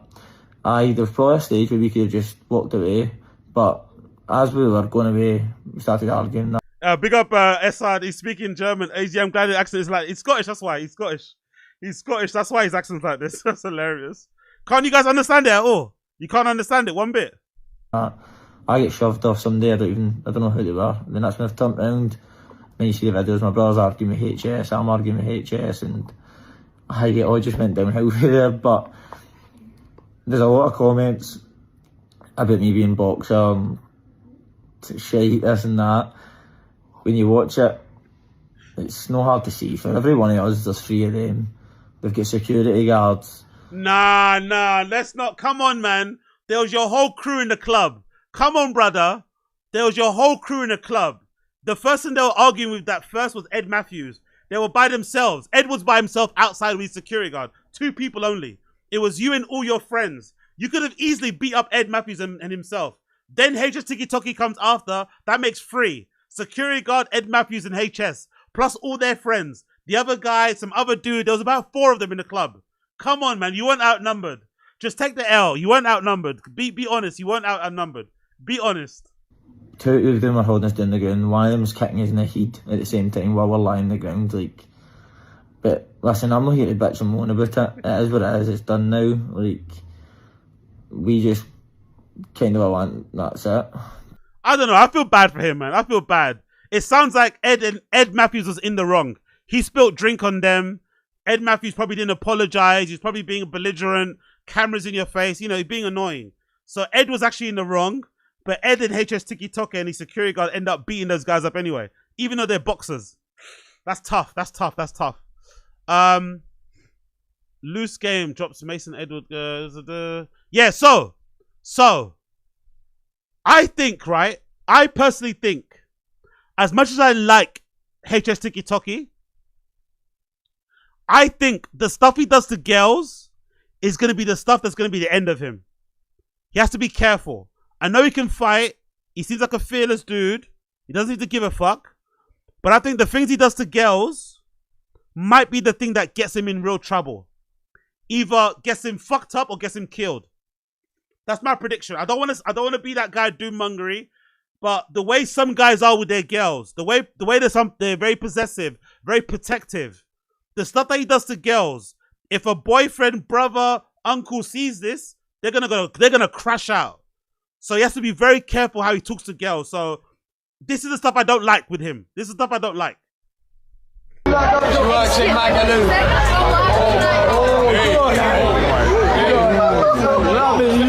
Right, thank you, darling. You got 7 free, don't pour it down with it. Lick it off, bro. Shall I lick it off your tit? No. There's so much left. Like, Wait, I don't want any of them. You see that? I think that girl works in the club. She's giving them drinks, like shots. And then he pours the shot into her cleavage.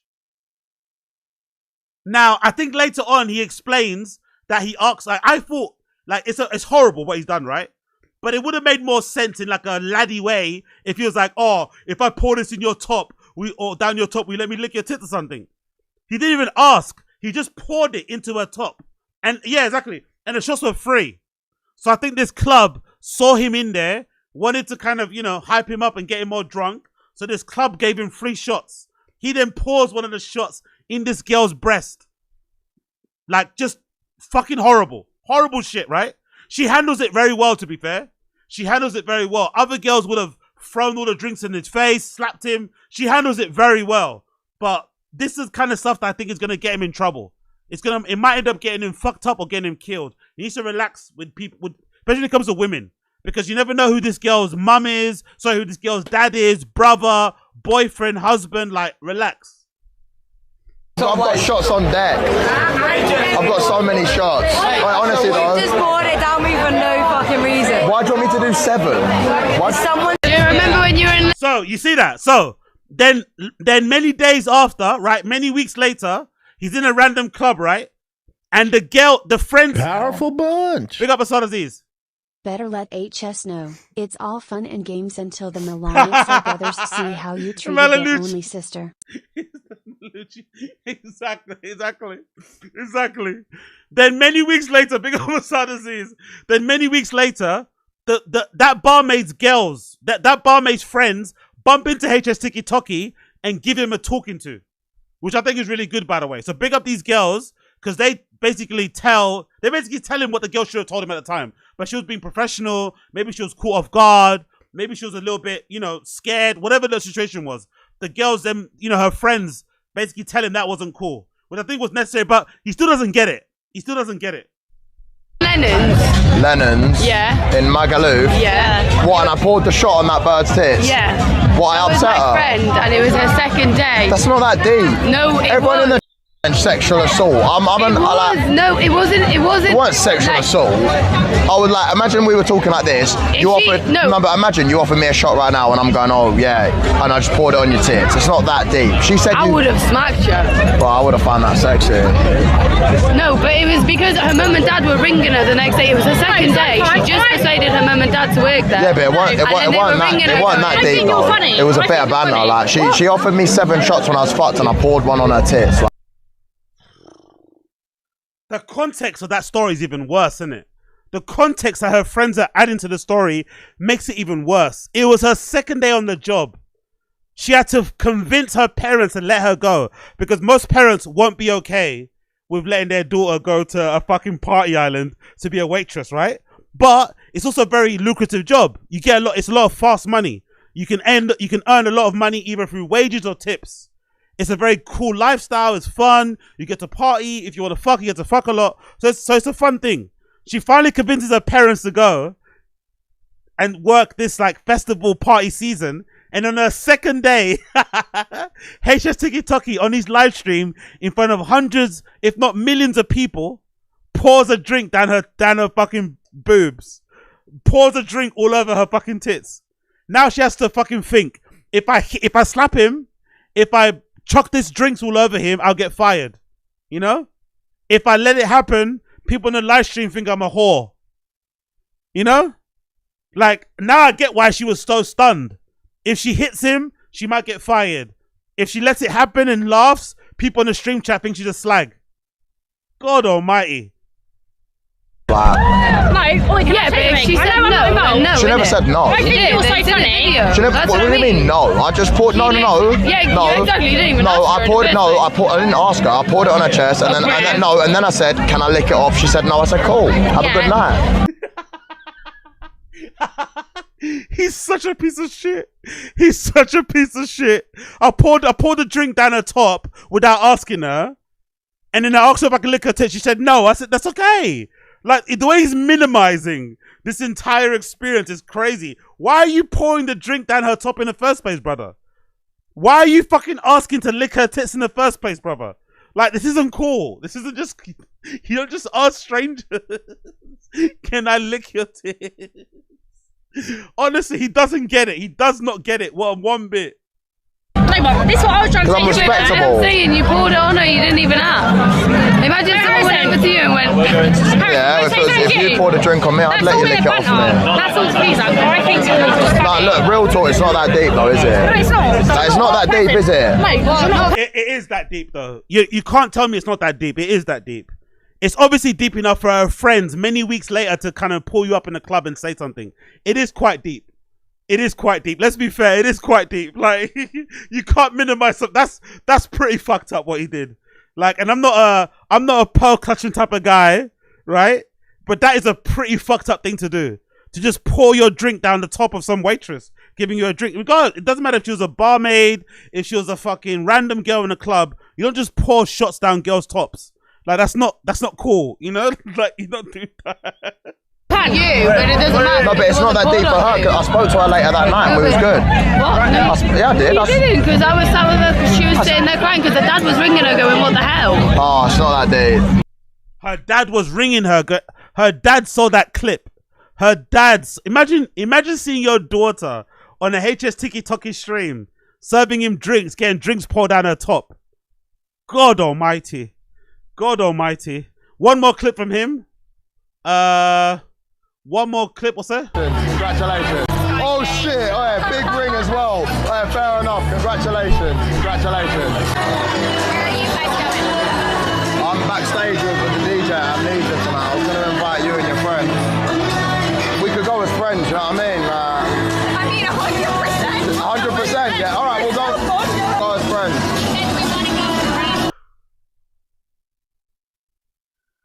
This has to be a certain class of a girl. This has to be a certain class of a woman. Imagine you're the husband and you're watching this. Imagine you're the husband and you're watching this.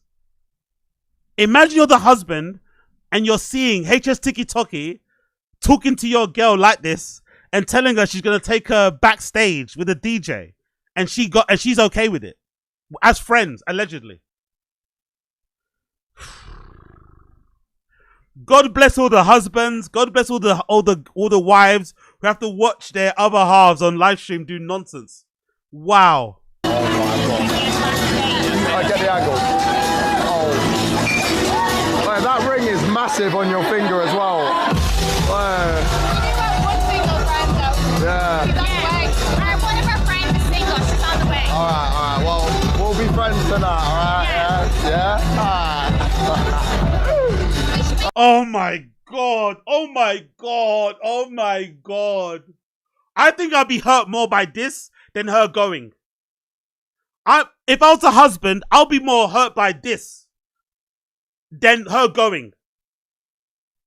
Like this little flirting thing.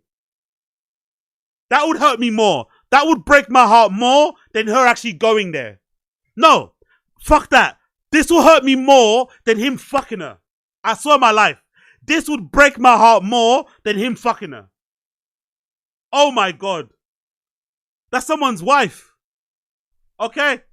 And allegedly the ring's really big too. Look, you could do anything, alright? You can buy a big ring. You can give a lavish wedding. But if your girl is for the streets, she's for the streets. You know? You could give her a big wedding, a big ring. If she's for the streets, she's for the streets. Shake on friends, yeah?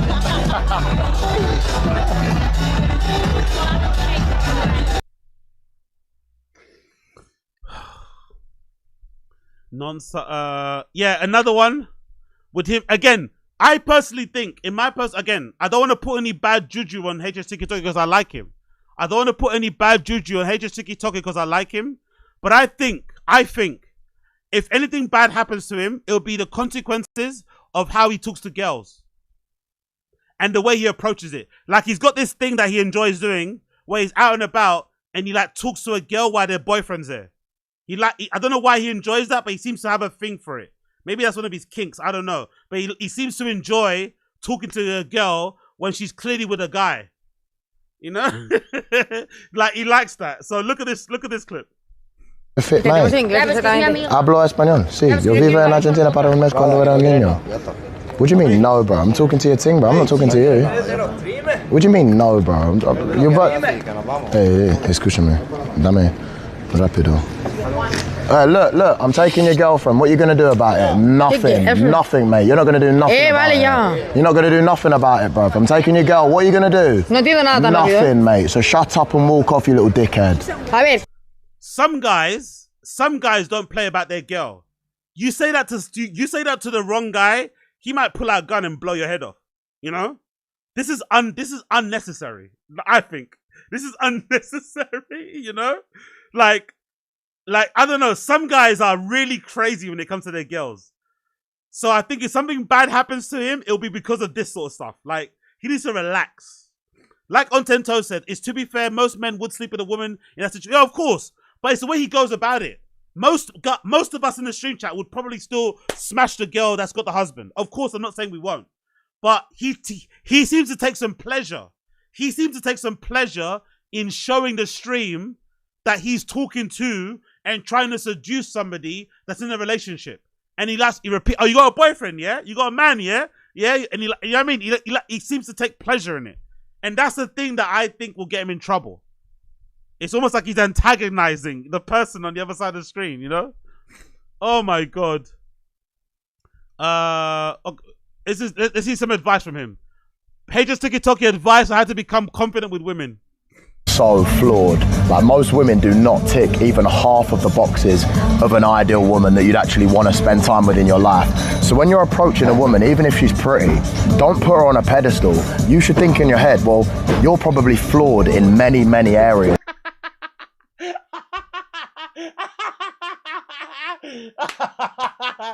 That explains so much. That explains so much. That explains so much. He doesn't even like women.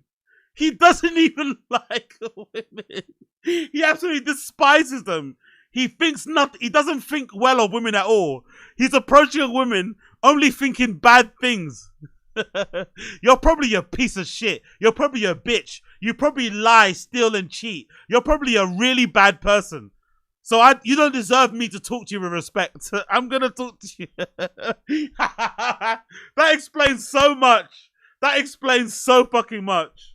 And I'm going to talk to you and I'm going to discover what type of woman you are and see if you qualify for me. I'm going to assume that you fancy me because I know who I am. I've worked hard to be in the position I'm in. I work on my body every day. I'm carrying. I like how he mentioned his body first. He didn't mention anything else. The first thing he mentioned as a quality is his body. Honestly, he's a legend. Big up Hstikkytokky. Big up Hstikkytokky. Let's not lie. It's not about personality. You want to fuck me because of what I look like. I want to fuck you because of what you look like. Let's go from there. Oh, Jesus Christ. Charismatic, I'm good looking, I'm rich, I'm whatever. You need to get to this level, okay, so that you can actually understand in your head, like, the way that I think. This is how I think. I'm letting you into my mind. That's how I think when I'm going to approach a woman. But I actually think, do you know what? This woman, she might be pretty, but can she book all my flights for me? Can she do my washing? Is she flawed? Is she toxic? Is she XYZ? Is she damaged from her past? Is she caring? Can she slop it correct? Probably not. There's probably so many things you can't do. So you need to qualify yourself for me. And when you start thinking like that, that's the 10 out of 10 confidence, Sean. Yo, big up NJ Ranger. Yeah, bro, don't come to the States. I got a skeng on me. Do you feel me? Do you feel me? Big up Coiler too. If he tries to take out a shot of my mum tits at a Chili's restaurant, I'm crashing out. Wow, man. Wow. Can she slap it correct as about Chris Mac? It's kind of wild, the assumption he makes. Women who actually are wife material care about your potential to be a good father and husband rather than abs or not. Exactly, yeah. That's why also most bad bitches, most IG badgies usually end up with guys who look like a regular guy, innit? Because those regular guys are usually good dudes. They're usually good fathers. They're usually amazing husbands or partners and shit.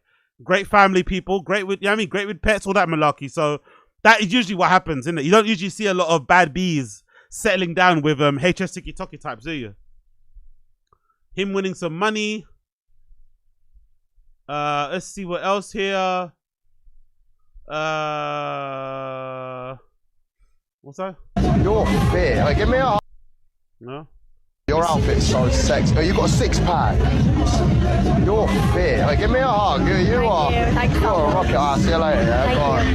What's your name? Harrison. Harrison. Wait, you are the fittest bird I've seen in it, by the way. Banging body as well. Thank you so much. Spin it. Oh, right. You're Bill. Oh my God. Wait, what the fuck is that? Shit. All right. See you in a bit. Yeah. See you in a bit, bro. What the fuck is that? Get mad. Your outfit's so. Fair play, fair play, fair play, fair play. What's that clip? What could we be talking about? Fair play, fair play. Oh, and here's a clip of him nearly fighting some African guy. Nearly fighting some African guy who he tried to take the bird off of. Next time, if I'm working with some girl, before you talk to them, you let me know, like, bro, are you with them or not? Because I'm working. That was nothing happened. Asking for permission. Imagine he's my girlfriend. You are my girlfriend, we're gonna have a problem. You know what I mean? Bro, I'm ready for a problem, mate. If you want a problem, you can have a problem, bro. If the next time you do that, we're gonna have a problem. Let's have a problem now. Let's have a problem now, then. Let's have a problem right now. No, he's my bro, fam. Listen, talk to me, bro. Listen. I just spoke to you, man. Listen, yeah, I know, but bro, imagine you walking with girls and you just come like this. If you are, because I want to chat to them, bro. I don't know you. If I don't know you. Bro, listen, if there was my girlfriend, I swear to God, we're having problems. Exactly. You don't know me. You don't know me. Bro, you don't know me either, yeah, I'm cool, man. I don't think that's cool, man. If that's true, if that black guy was walking with some girl and Hstikkytokky just came up to the girl and started like trying to spit game to them, that's really disrespectful, man. That's really disrespectful. And again, unnecessary, you know, unnecessary. Like, he seems to enjoy doing that a lot. And I just don't know. I just don't think it's going to end well for him. I hope he chills out a bit. I hope he chills out a bit when it comes to that sort of stuff. But yeah. Anyway, let's go to the article, the hit piece. I want to hear the hit piece. Let's see the hit piece. What's the hit piece about him about? So, go to the Daily Mail. Daily Mail hit piece on Hstikkytokky. He claims to be an elite trader who uses his £20 million a year income to fund a lifestyle of McLarens and Lamborghinis and supercars while partying with beautiful people in some of the world's exotic luxury destinations. By the way, he's got a Telegram. I'm not sure what he sells. I'm not sure if he sells like trading clip, but I'm on his Telegram. He's always spamming his Telegram. I don't know what he actually sells. What does he sell? Is it like courses? 2 spots already gone. 1 spot message me. What's this about? Oh, okay, cool. So if you click his Telegram, he has like an automatic message when you click the link.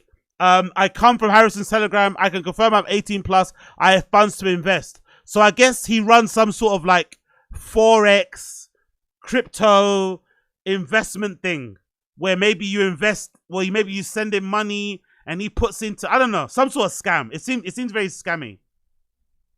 That's the screenshot of the, okay, cool. So it's like investment hype, investment recommendations. That's a screenshot somebody shared of the stuff that they got. Like a screenshot of numbers of like, I don't know what it is. I don't know. Anyway, maybe we'll find out in the article. Let's read. Sorry, I'm getting distracted. ADHD kicking in. But the reality of the life is Harrison Sullivan, or Hstikkytokky, is better known for a social media influencer, is somewhat murky. Because rather than earning $56,000 every day, as he claims, Sullivan's career actually sees him continually scratching around to raise just enough to keep the illusion that he's wealthy going for another month. This means funding to secure short-term access to sports cars, other status symbols that he supposedly owns, giving him time to film another video featuring them before they are repossessed by the actual owners. Ah, really? So he's living paycheck to paycheck, month to month, putting out an image on social, running up the money, getting the car repossessed, and then doing it again next month. Is that what they were saying? Okay. And the various scrapes scrapes he reports getting into in places like Ibiza, Marbella, and Zante are frequently contrived to sustain attention of existing followers. What? So they're trying to say the fight was fake. Currently, 178,000 on the video platform he took his handle from and add new ones. Meanwhile, all of his attention-seeking collectively provides the marketing that helps him achieve his true objective, persuading enough deluded but captivated young men who aspire to replicate his lifestyle enough to rashly invest in one of his dodgy investment schemes. Yes, Hstikkytokky is that most bleak modern entity, the fake influencer, or as one cynical observer he spoke with described him as this week, a pound shop Andrew Tate. That's pretty hot. That's pretty. Pound shop Andrew Tate is fucking hilarious. Sullivan is 24. Wow, bro. He's only 24. He's lived a life, innit? He looks a lot older than 24, doesn't he? He's 24 years old. Holy shit. He looks a lot older than 24. Shit. God damn. Okay. Really? He sniffs coke on... He sniffed coke on... What? When did he sniff cocaine? What? Is that true? Let me see this. When did he sniff cocaine on stream? Oh my god, I need to see this. I need to see this. Okay, it's not on there, no? Ah, damn. Let's see. Really? Ah, I wanted to see that. He was sniffing cocaine on live stream. Honestly. One of Hstikkytokky's talent fans broke into a house and jumped into the pool. What? Hey, put your camera on sideways, yeah. Yeah. Oh, wait. Well, there you go. Alright? Where you at, bro? What happened? Yeah. I broke into this house and I'm about to jump into that pool. I know you haven't. I promise you I have. Look, I'm literally... Oh, God. Yeah.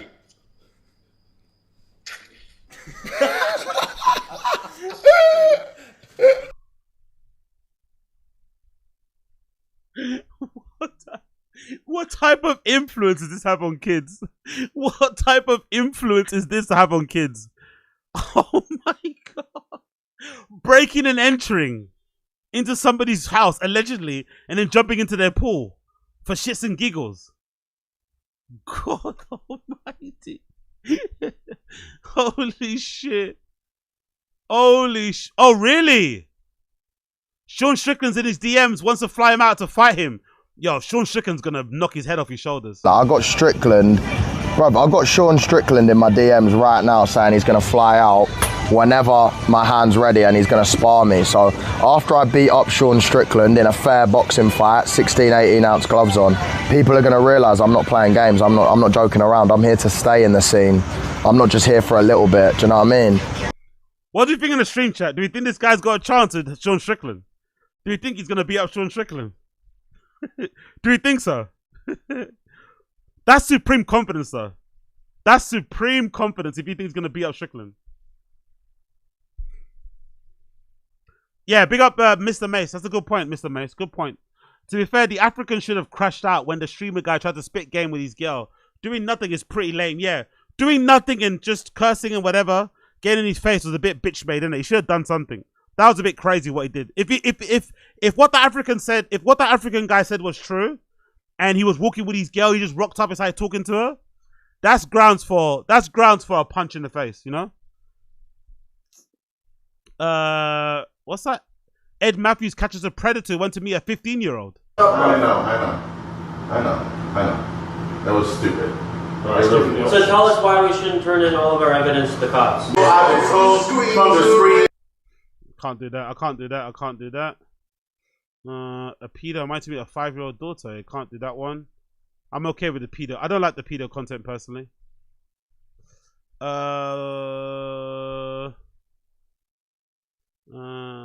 It says what's going on here. Anything more? Should go back to the article. Let's go back to the article. I think I'm getting distracted now. I'm getting distracted. Let's go back to the article.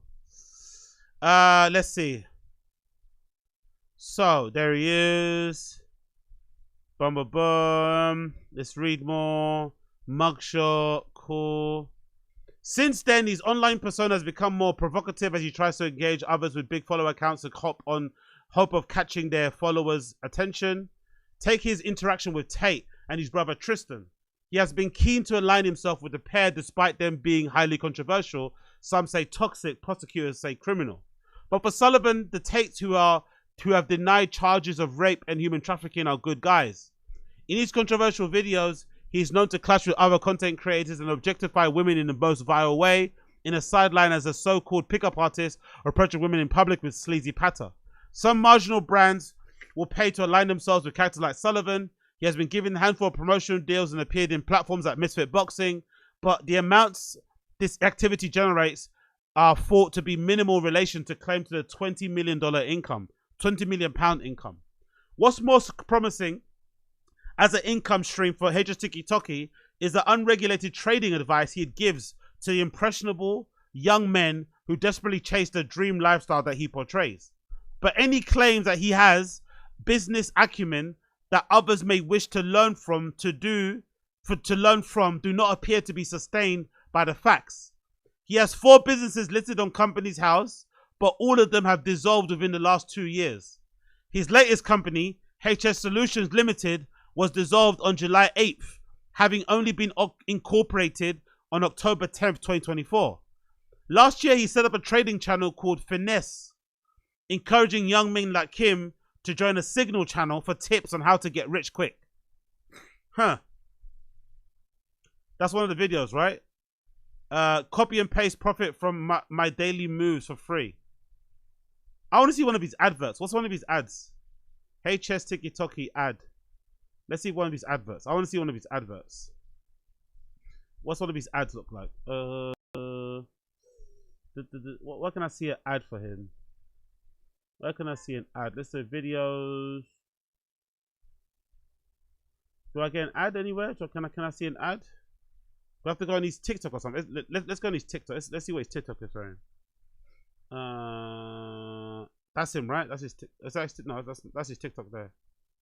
I want to see. Does he have an ad? Yeah, there you go. That's an ad. That's an ad here. That's an ad. Now printing dough, not just for me. Yeah, okay. But for every single person I'm in right now, printing dough. Not just for me, but for every single person inside the group. People that joined yesterday, it's Tuesday right now. They're €805 up in a day. We are approaching 4-figure numbers per day for a lot now of the members who are inside the group because they've got access to funded accounts and they've got access to just more funds because we're winning for weeks on weeks on weeks. If you are watching this right now and you want to be able to make some dough, look no fucking further. How many weeks do we have to show you these stupid results for some of you guys to wake up? The money's online, time's running out, message at below, I'll see you inside. Boys, look at the crib. So what do you think he's doing then? Is he getting people to send him money? Is it like a Ponzi scheme investment fund? So you send money, they put it in a pot and they invest it and then they divvy out the profits. Is that what it's about? I don't understand it. Send them like there's a fund. Is that what he does? Huh. Let's see another ad. I want to see an ad with a lot of views. Let's see another. Let's see another ad. Well, they're all ads actually. No, that is actually okay. Let's see this ad here. Boys, I'm literally just whipping around and I've been getting sent messages like this. A geezer on a 50k funded account, and how much has he made in a day, boys? 20% on his fucking account. So he's walking home with a 5-figure fucking paycheck today off of buying that funded account that cost him about 700 quid. Boys, use your fucking brains. If you're watching this right now and you want to start making money online, like all of these guys, it is possible. But nothing's going to change unless you change right now. So use today, make it effective, and print cash. Simple as that, boys. I find this really despicable because he's probably making a decent amount of living just doing his content anyway. But you want more, so you do this thing which probably makes you more money. I find this more despicable. As bad as that girl content is, there's a lane for it, right? It's really toxic, but there's a lane for that kind of like man on the street pickup content, going to clubs, fucking girls. There's a lane for it. But I find this more despicable. I'm not gonna lie, because he knows he's scamming these kids. He knows this is a scam, right? Unless it isn't. Maybe he's the rare one where it's not a scam, but it sounds very scammy. Big up Chris Mack. He ain't even a good scammer. LOL, the really clever ones don't have to keep incorporating every 6 months. They slow roll a calculated scam over a period of years. Yeah, true. Coffeezilla is watching, exactly. Big up Gamebread. He's not even using a real trading account, I bet. Of course, come on. Come on, real trading account. Come on. He's just doing crypto stuff, I think. I think he's doing crypto or currency trading. I think that's all it is. I don't think it's like a proper trade. Whatever. He might have an account on one of these sites and stuff. You know what I mean? I guess that's what it is. I'd imagine anyway. So he doesn't have a TikTok account. He doesn't have a TikTok, like his own TikTok. Oh no, that's his TikTok here, right? HS Forex Ticky. I think that's his own TikTok, right? I think so. I think that might be his own TikTok. Maybe, I don't know. Who knows? Let's go back to the article. Previously, Sullivan lived in a humble rented a property in Brentford, Essex. Yeah, that's a nice house. That's a nice UK house, actually. That's actually a dream for most people. Sullivan's mother also lived in the property for a decade, paying rent to the owners until she left a year ago when the influencer announced that he was moving her to Dubai. To be fair, if he can move his parents to Dubai, he's probably got a lot of money. One former neighbor expressed surprise at Sullivan's millionaire status, saying that as one, if that boy is worth $20 million, why did we see bailiffs turning up at the house? Good point. That's his mum, I guess. Sullivan abruptly left the UK last year when police wishing to speak to him after he apparently crashed his £230,000 McLaren in Virginia Water, Surrey, leaving his friend and fellow influencer. Yeah, that was weird, isn't it? That was weird. I don't know if that was a prank, but he did crash his car, left his friend on the side of the road, and then ran off and didn't come back to the UK. Since the influencer has claimed to be living in Dubai, he also frequently pops up in other locations across Europe. He has absurdly claimed on his TikTok channel that his online trading nets him 20 million annually and allowed him to buy not one but 2 private jets. I don't think that's true. He claims to have built up a property empire in Dubai with apartments not just for himself but members of his wider family, with enough left over to regularly hire multi-million pound properties in places like Ibiza or Marbella. He also used to brag wealth in the same way a fisherman uses bait. For instance, alongside a recent video in which he boasts about how he retired my mum, bought her a place and moved grandparents permanently to Dubai, Sullivan also posted a link to how he did it. Sullivan tells his followers, I'm sat here in a brand new Urus Performante, 1,000 kilometers on the dash. My SVJ is in the garage getting a 20,000 Gigante exhaust fitted. I've got over 4 million in crypto. Here's my XRP wallet, $500,000 in there. Here's my Bitcoin wallet, almost $2 million in there. I've got $4 million in crypto as a 23-year-old. I can do what I want when I want, but that's not my biggest flex. My biggest flex is retiring my mother, buying her a $1 million apartment in the center of Dubai Marina. My nan and granddad's mortgage paid off. They come out here for a month, then go back to the UK for a month. That's his mum.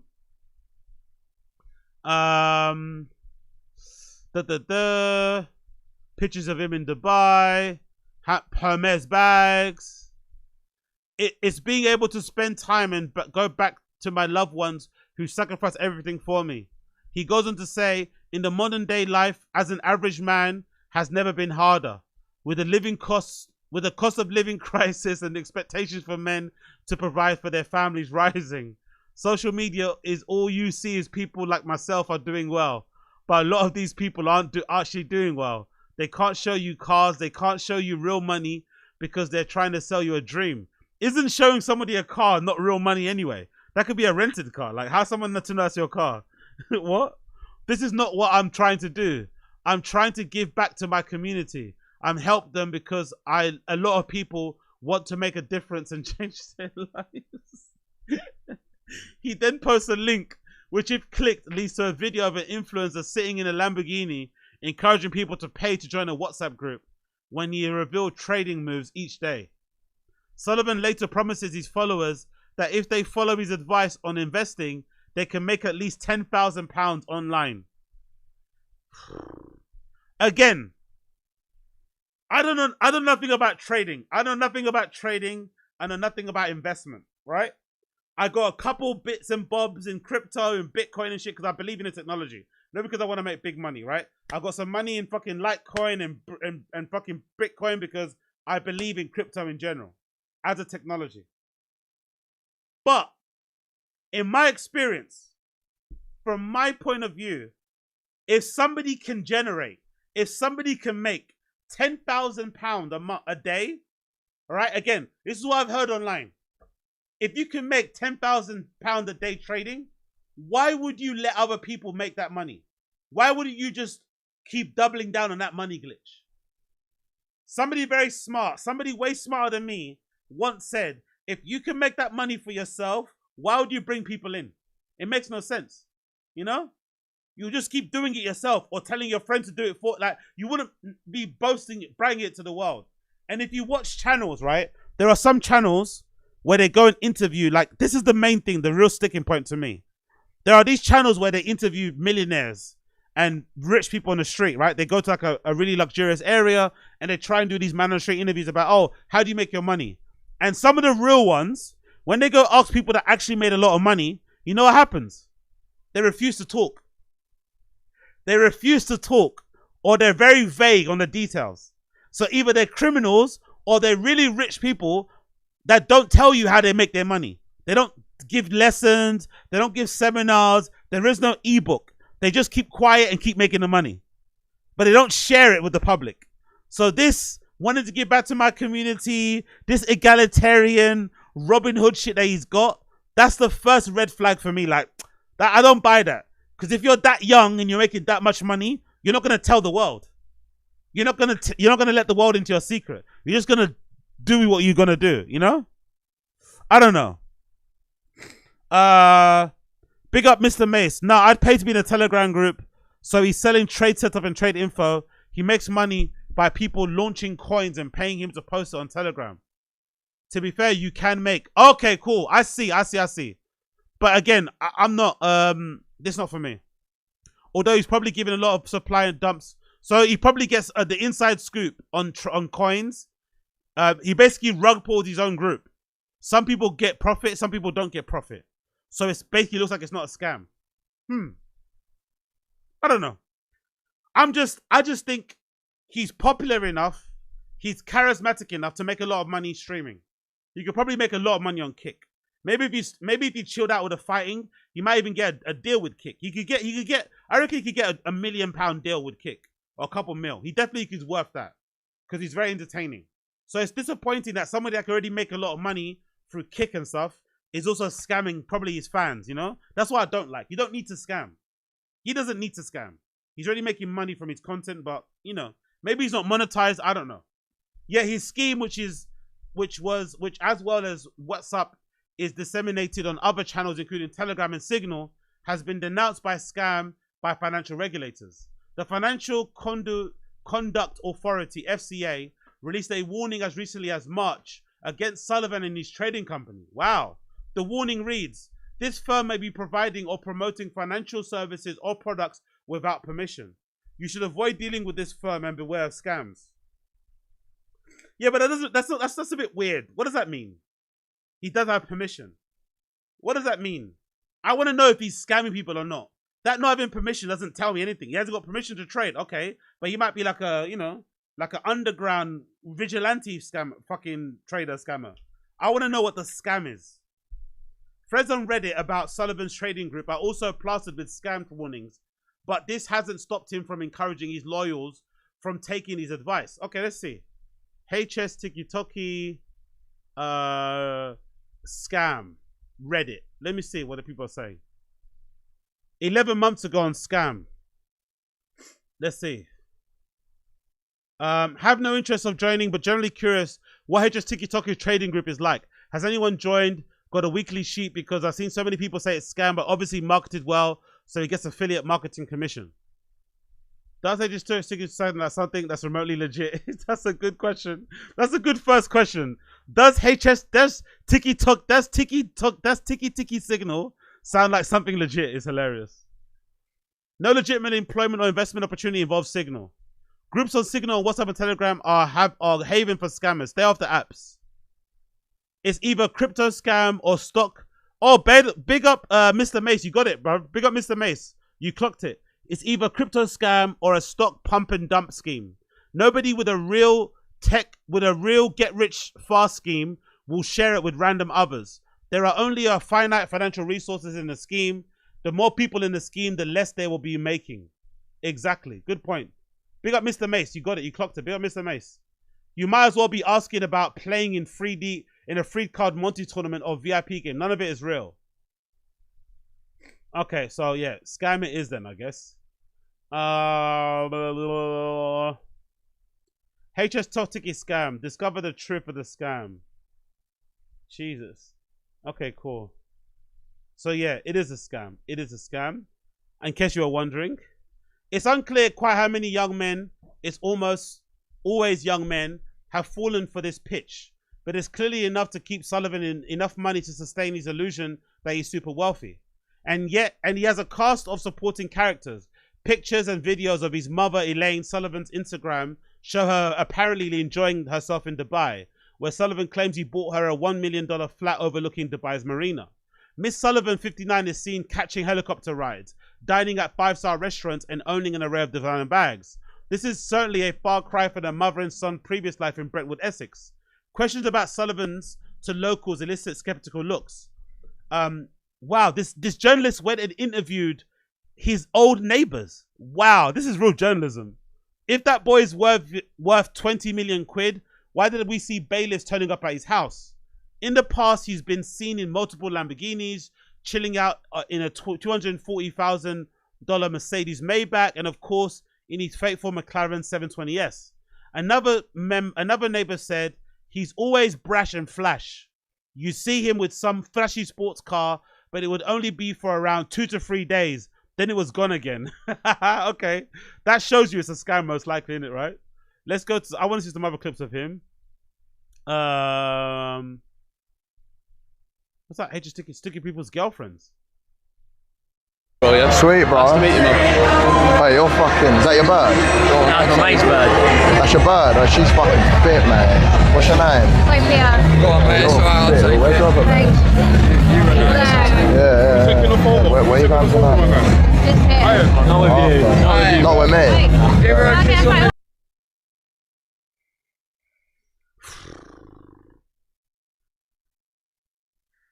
I hope this is not true. I hope these are all skits because this is so heartbreaking.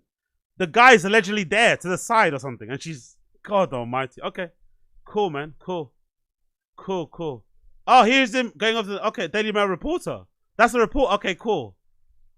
That's him going off on the reporter. Yeah, okay, let's finish the article. I want to hear him going off on the reporter. I want to hear his reply to the reporter. One told the Daily Mail, Harrison lived there with his mum for about 10 years. He was there a couple of years ago. He disappeared earlier this year, supposedly to Dubai. Since Elaine's been gone, though, there's been debt collectors knocking at the door repeatedly. Wow. Wow. That's why he ran away to Dubai, then it makes it seem. Another former neighbor added, Harrison did bring home a couple Lamborghinis just before he moved out. He'd parked them in the street across his driveway, but he'd only had the cars for maybe a day or two and then be taken back. Okay, interesting. One of the girls there. For a while, Sullivan was linked to OnlyFans dancer and model going by the name of Lily May. Lily May. And blamed him for not appearing in court for the driving offenses. Okay. Let's continue on. He loved to film himself on his phone posing next to the car. It was all for his social media. For a while, Sullivan was linked to an 18-year-old dancer and OnlyFans girl named Lily May. Surrey police launched a manhunt in March 2004 after he failed to stop after a crash of his McLaren.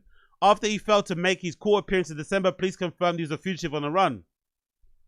Instead, the influencer was seen in Qatar, apparently set to take part in an online fighting, but only to pull out, claiming in typical brash style they sustained an injury while having sex. So is he currently on the run because of that car crash? So if he comes back to the UK, he gets arrested. Is that what they're saying? Because of when he crashed that McLaren. Let me see if I can find the video. He crashed the He crashed the McLaren, right? Hstikkytokky car crash. He crashed it and they left his friend by the side of the road. Does somebody have a video of it?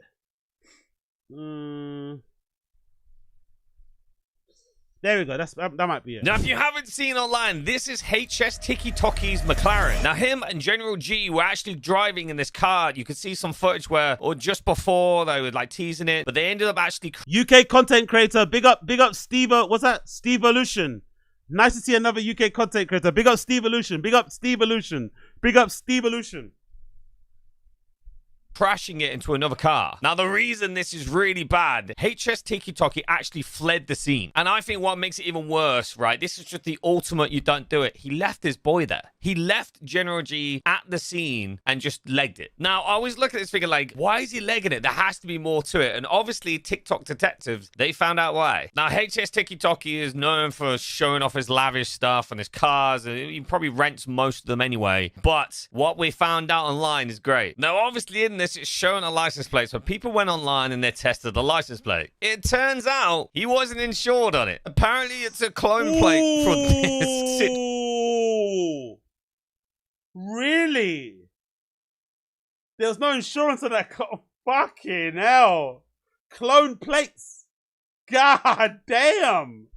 Right here. Maybe behind the scenes, this is what he actually drives the McLaren for TikTok. Now, apparently, General G actually got injured in the incident, and you can see him with a neck brace on. But what I don't like and what I think is ridiculous afterwards, Hstikkytokky did the worst thing, which is leaving your boy. Like, come on, mate. Fled the country. Apparently, he's already back in Dubai, and he's seen here with another McLaren, obviously rented again. Absolutely just mocking General G. He's trying to do an apology video as well, which I'll show you here. This is a formal apology video to the General. I am so sorry, bruv. Like, I fucking actually love you, innit? I got serious love for you. We've had the maddest journey on the net over the last year. Like, it's actually been a mad journey from when you just used to make clips of me. You come out to Dubai, we blew the net last year. You've come out of your shell. You've completely grown as a character. And now you are the General, bruv. And yeah, I just want to apologise. Obviously, it was nothing to do with me, but I'm just apologising for what happened on behalf of whoever it was who was there. And yeah, bruv, I hope you're feeling alright. I hope you're fucking getting back on your feet. You know what I'm saying? I love you, bruv. Twas. What a non-apology. What a non-apology. On that, yeah? Absolute fucking twas. And they call me the General. Flopped at the Lambo, now looking like a vegetable. Hey, Matt to your girl, cause she looking too edible. Twas. Me and HS on stuff.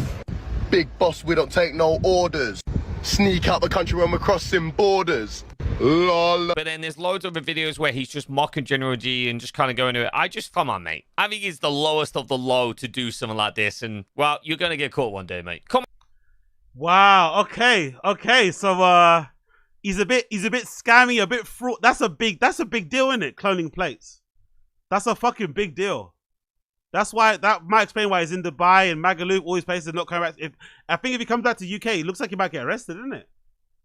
Fucking hell. Okay, let's go back to the article. He later took to X, mocking Surrey police as they shared a mugshot of himself, joked that he would turn himself in tomorrow morning, hold tight, yeah, and that he had never driven a car in my life. I'm currently residing in Brentwood, Essex, postcode, Not sure why you're looking for me, though. I've never driven a car in my life, so cannot be wanted for such a heinous crime. Since then, Sullivan has continued to get himself into misadventures overseas, invariably drawing attention to himself. Just last week, he clashed with a security guard who had banned him from streaming while in the club. Responding in video, Sullivan said about the workman, he thinks he's some fella. You can make work outdoors. You're a loser, yeah, you're a loser. Cool, you think you have one up on me, cool. Last month, he was involved in a violent brawl on the streets of Magaluf while live streaming. Shocking footage shows Sullivan surrounded by multiple men who are aggressively shouting at each other. The influencer tells the men to calm down before he's pushed and starts to retaliate. Sullivan is shown forcibly punching the man who had pushed and knocked another man to the ground as a crowd gathered around them. As the fight continues to escalate, bystanders begin cheering and screaming while Sullivan unleashes a flurry of punches against a group of men. The brawl was eventually broken up and two groups were separated from each other. Sullivan, who was live streaming when the scuffle unfolded, has since been banned from the streaming platform Kick, and his video has been deleted. By the way, he's not banned now. He's back on Kick, I think. I'm pretty sure he's back on Kick. Pretty sure he's not banned. I'm pretty sure he's back, because I was watching a stream of his the other day. I'm pretty sure he's back on Kick now. Yep, there he is. He's live now, actually. There he is. There he is now. Yo, boys. Oh, on 10 toes. Come on, man. I don't. He's a scammer. When did I refuse to call him a scammer? When did I refuse to call him a scammer? Like, no.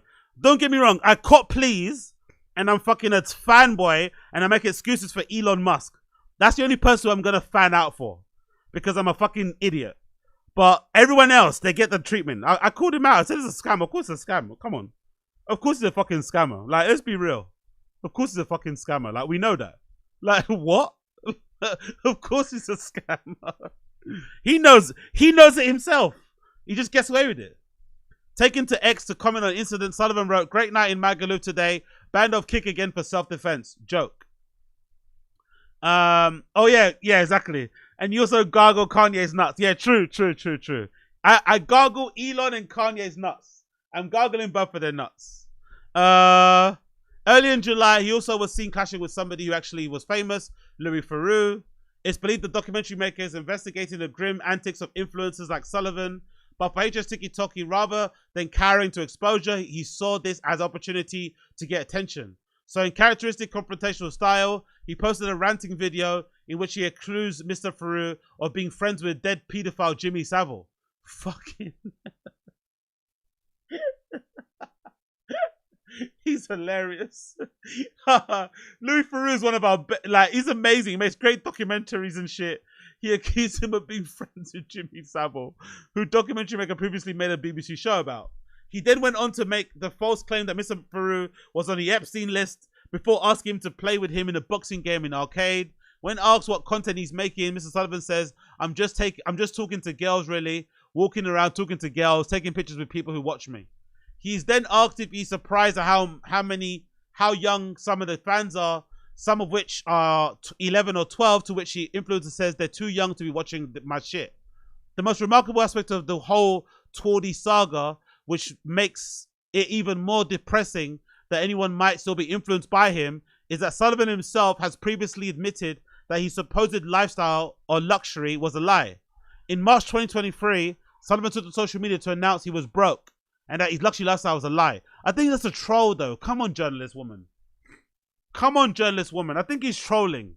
When he gets online and starts talking about being broke and needing money, I think he's purposely trolling and kind of taking piss out of people who say that he's broke and doesn't have any money. Come on, don't take yourself too literally. But even this rare outbreak of honesty was in fact yet another act of brash opportunism.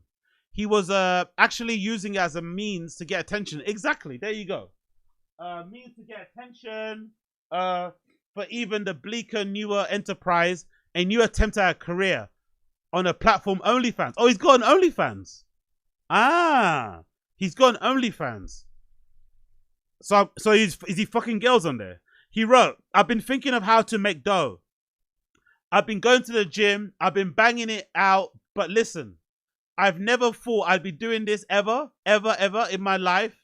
But I've seen so much. But I've seen how much dough these girls are making, even guys on you know what. I've always been told, do you know what? If you did that, you'd make peas. And fuck it, I'm gonna do it. I basically do it on my Telegram anyway. He then pans to a young blonde woman in the bikini and adds, the first bird that's going to be on there tonight is her. Each night, I'm going to make a different ting. I'm going to have a different ting. And you know what's going to happen.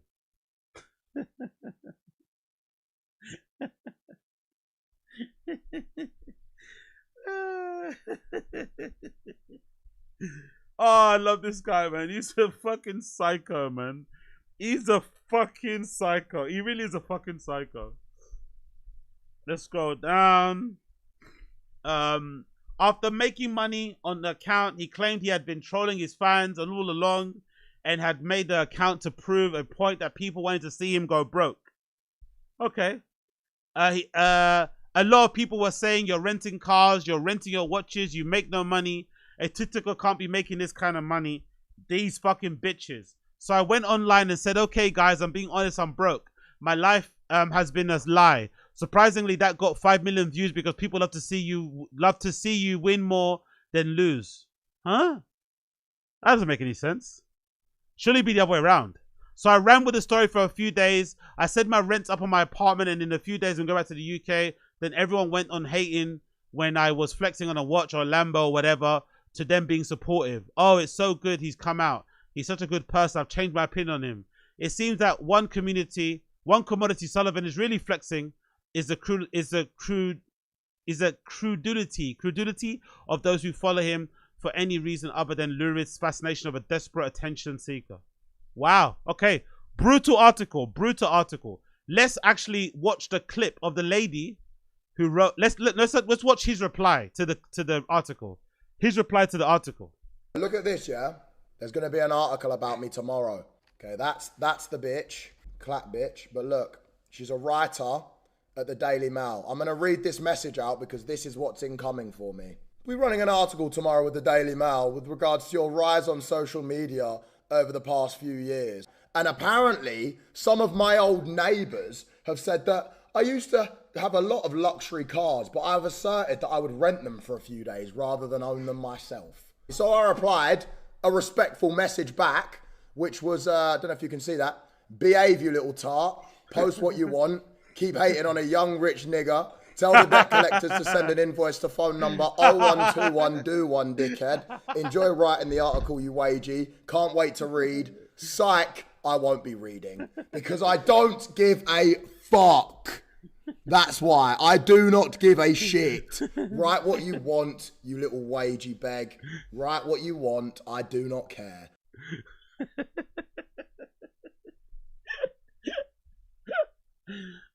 You have to rate how much of an unapologetic piece of shit he is, isn't it? It's so fucking funny. Oh, wow. It seems like you got under his skin a little bit, though. Got under his skin a little bit. What do you guys think then, based on the article? What do you guys think on the article? What do you guys think? What's your conclusion? Do we think he doesn't have any money? Do you think this is all fake? I think he's making a lot of money from these kids and these telegrams. I think he makes a lot of money for those kids and telegrams. Plus, he probably gets a lot from Kick as well. He's probably on KCIP. And he probably gets donations. I think he makes a lot from those kids on the telegrams and donations. That'd be enough to fund a lifestyle where he's in Dubai and fucking wherever he is in. Plus gambling. I don't think it's that far-fetched that he makes the money. I don't think it's all fake. And he's just renting stuff and it's not really real and all this. I think don't get me wrong, he probably rents a lot of his cars, but I think he's making good money scamming people. What do you guys think? Do you think he's making good money scamming people? Is he just lying completely and fronting this whole thing? Is it all rental shit? What's happening? What do you guys think? Let me guys know. Let me guys know in the stream chat. What do you guys think? What do you guys think? What do you guys think? He's so mad. AZ going to be OnlyFans over every night and see the bucket of BB. Andy, that's kind of racist to think I'll be on OnlyFans for the wings only. I'm not gonna lie, Andy, that's kind of racist.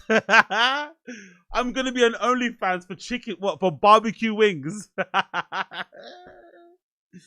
That's you're fat shaming me, and that's very racist. Oh Jesus Christ, barbecue wings, you know. But yeah, big up him. Big up fucking Hstikkytokky, I guess. What else do we have here? Oh, there we go. He was banned off Kick for sniffing cocaine live on stream. No, innit, because I'm not ashamed. You can't cancel me. I make money off the charts. I don't need KCIP. I don't need stream. I don't need social media. So I'll say what the fuck I want. Yeah? Do something. Cancel me. Oh yeah, I'm sniffing cocaine right now. Do something about it.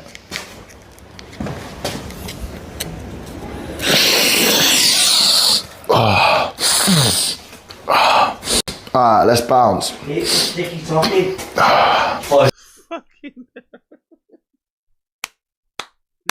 Fuck, this guy's a wild boy, man. This guy's a wild boy. This guy's a wild boy.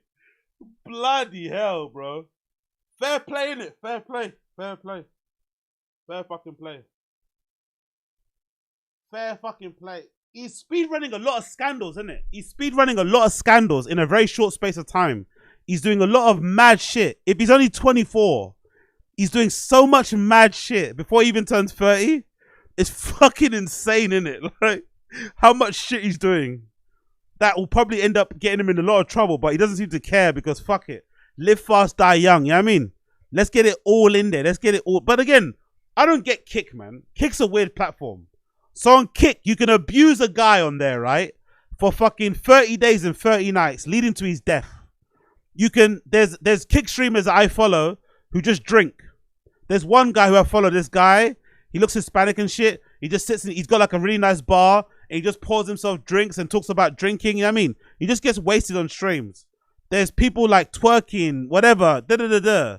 But some guy sniffs coke off stream. You can't see him doing it on camera. You hear him doing it and he gets banned. It's weird, isn't it? Kick is all over, with their moderation, they're all over the place. Someone can die off stream, you don't get banned. But if you take a sniff off stream, you get banned. Weird, isn't it? It's a strange place, that platform. Very strange place. I'm famous, innit? How to hold a bowling ball. Generational, what's that?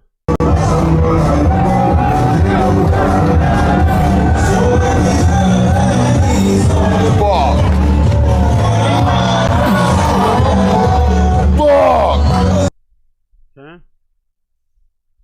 Is the dickhead? And in a crashed McLaren but squeeze spins is the dickhead? Cunch kid, I never crashed a McLaren. I never left a fat autistic retard on the side of the road. And I never fled the country, okay? What you're saying is hearsay and rumours that the Matrix has spread to bring me down just like they did to Andrew Tate and Tristan Tate.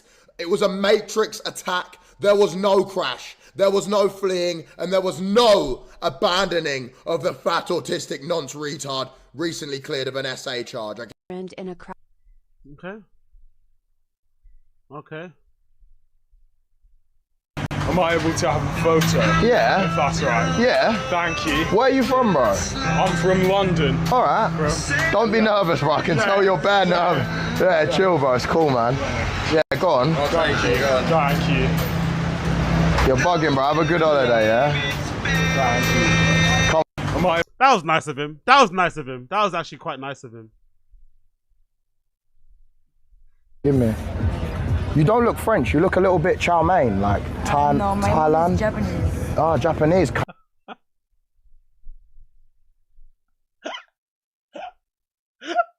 You look a little bit chow mein. You look a little bit chow mein.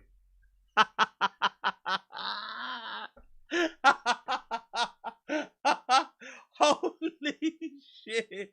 And she's still giving him his number. She's still, again, this is generational game. She's still giving him the number. You look a little bit chow mein. Oh my god. Konnichiwa. Is that Chinese or Japanese? No, it's Japanese. Okay, konnichiwa. Konnichiwa. Or konnichiwa, your naan bread tonight. See you later.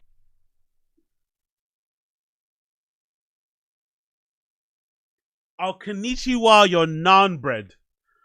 Like, cultural clash in it. Oh, konnichiwa, your naan bread. Wow. Wow. What? And still got the number. HS took this bird's Insta and her boyfriend called. Who are you here with? So I'm here with my mum, my dad, my little brother, and my boyfriend. We come to Ibiza every year, so it's just like, it's a fun vibe. We have fun. Yeah, good time. Good time. You got Instagram? Drop it. So wait, how do you, We can be friends. I think you're beautiful. I'm not gonna lie. Your eyes are lovely. Why is it so bright? Huh? Yeah, put the brightness down. Oh, he's calling you right now. Hey, babe.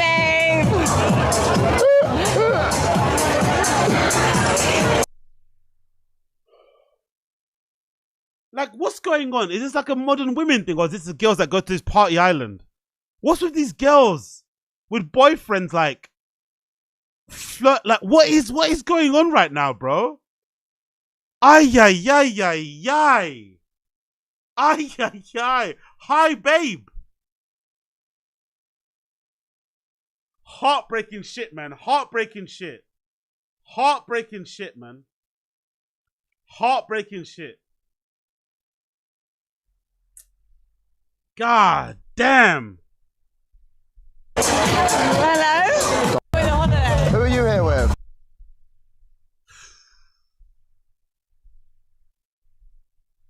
Yeah, I don't know. Anyway, let's leave it. Let's leave it there. I'm not gonna stop going. This is rage bait content. My conclusion. I think Hstikkytokky is making the money that would afford that lifestyle. I think it's fairly easy to do so because the cost of living in these other countries, especially places like maybe in Spain and stuff, is a bit. For seasonal living, it's not that much compared to in the UK. If you stream enough, if you have a big, because I think he's got like 100,000 followers on Kick. He's probably got a ton of memberships in that as well, I'd imagine. How much of his memberships? Because I'm sure he's got memberships enabled on his channel. He's probably on KCIP. So he makes I reckon he makes a decent living off his Kick. I reckon he probably makes a decent living off his Kick. Is there subs, right? You can sub? Donate, Instagram. Oh, you can't sub? Really? Really? There's no subs? Really? Huh. Who's that? Jugs stuck it on this MILF in the Maldives a week ago. Like, bruv, you need to have some respect. Oh my God. No, okay. Someone put Harris's mum. Have some respect.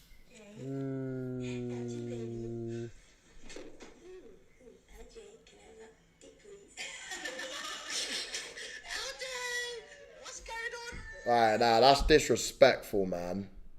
That is fucking disrespectful. It's just hard to be. It's just hard to be happy right now, to be honest. It's really hard. Give me a sec, guys. Can we tap the screen? I'll tell you what, a way that you can make both of us happy, dropping a mad gift. That would actually put a smile on my face on a very, very damp and a very sad day. Oi, cancel this guy. I make jokes online, yeah? I make jokes online all the time. I got dark humour. That is disgusting. I'm so glad someone found that clip because I knew I wasn't chatting shit. I knew I saw it before. How disgusting. Man's got Jota in the back. This fucking bitch. I would have thought better of you, Shan, yeah? Because you get it right where the sun don't shine, but not anymore. You're evil. So are you as well. LFC Owen, you're just a fat twat. That is so rude, bro, to be begging gifts off the death of... Okay, so yeah, in conclusion, I think he does make decent money on Kick. It doesn't look like he's got subscriptions. That's surprising. He doesn't have subscriptions enabled, so maybe he just makes it through donations, but he probably makes enough from KCIP, which is just you getting paid by the hour. So I think that would afford him that lifestyle, plus the scams on Telegram and shit. He makes enough to live that life. I don't think the lifestyle is fake. No, sorry. It's fake in the sense of, does he own a Lamborghini cash? No. Does he own a G-Wagon cash? No. But can he afford to rent them? Yeah, probably can. So yeah, but he's definitely a scammer for sure. Definitely a scammer.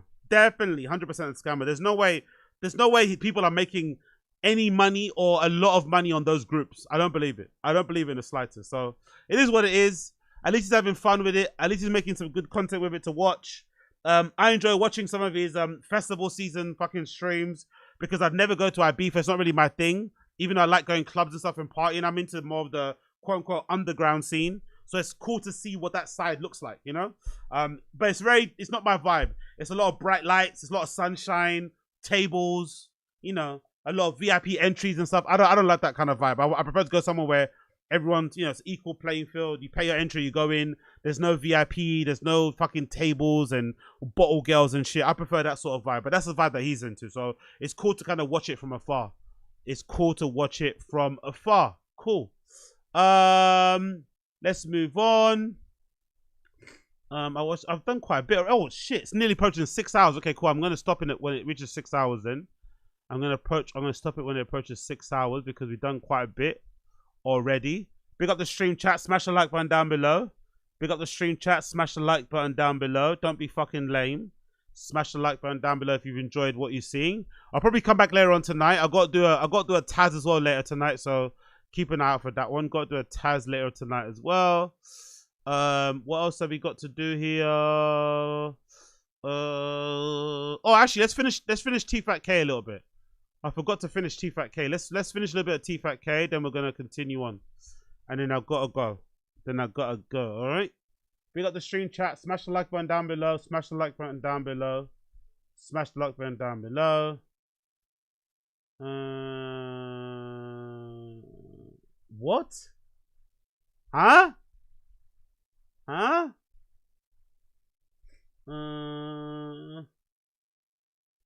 Hold on, what's going on here? What's that? Hold on 1 second. I see something on T-Fat K subreddit. Is this real? Is this fucking real? Holy shit, look at this.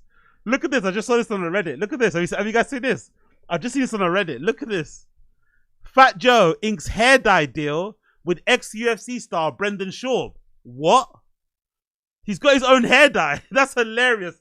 After that time where he lied about his hair dye, about it growing him dark, he's now got his own hair dye company. What? Let's see this. Brendan Schaub. What's that hair dye? What's that? Has someone got the clip of him? It grows in dark. Yeah, there we go. This is the one. His biggest lie yet. It grows in dark. Remember this?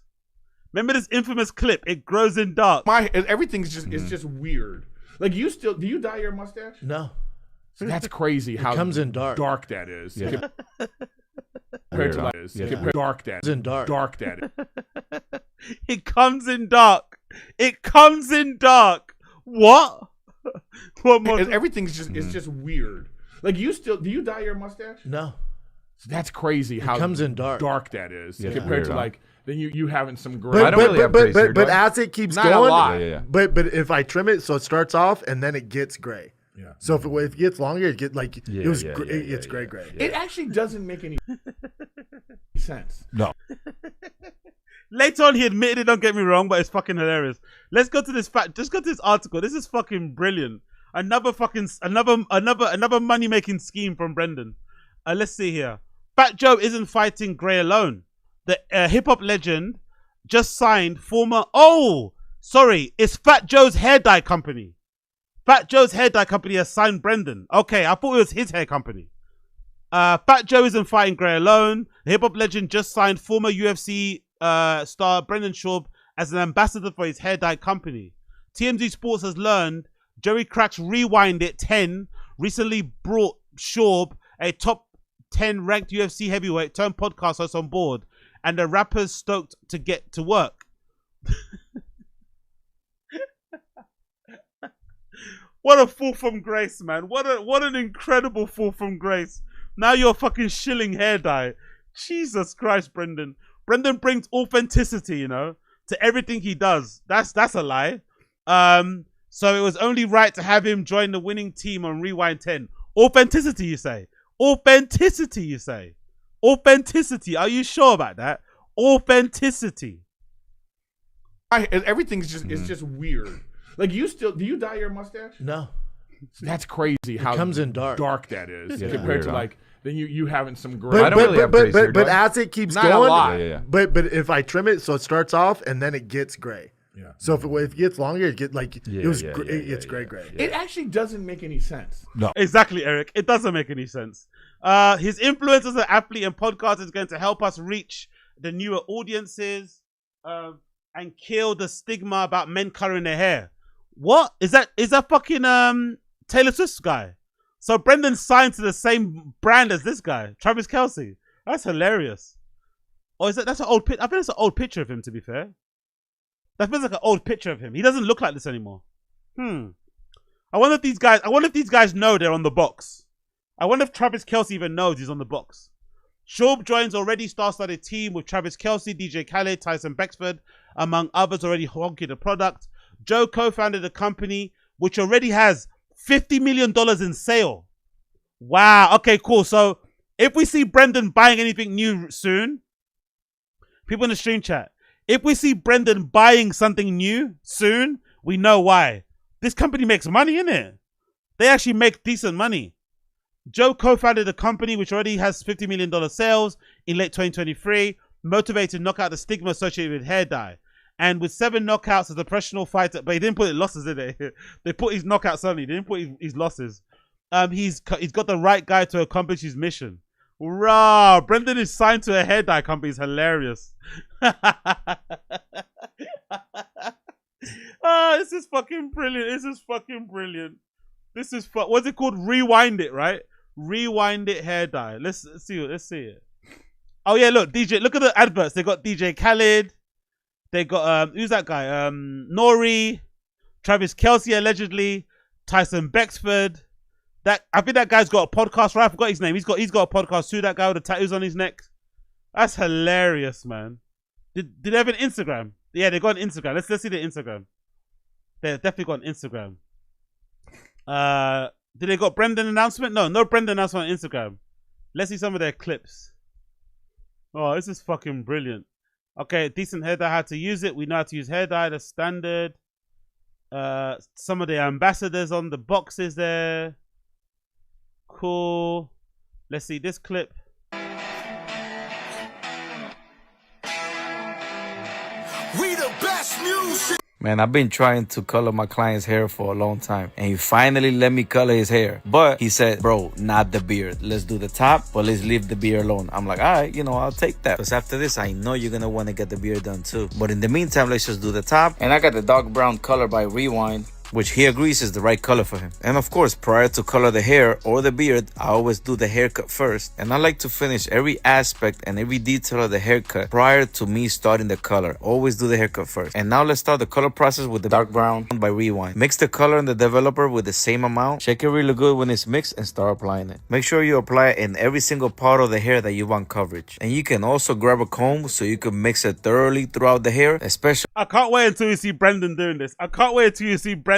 The comments are going to be brutal. When the video comes out of Brendan demonstrating this dye, the comments are going to be brutal. To make sure that you get the roots as well. He didn't want it that dark, so I only left it for about 8 minutes. And with the It's a 10 shampoo and conditioner, I rinsed off his hair to finish the process. And since I only left it for 8 minutes, it's not going to be as dark. And boom, look at the final result. The hair is still colored, but it has a natural look to it. And being ammonia free, no other color does it better than Rewind.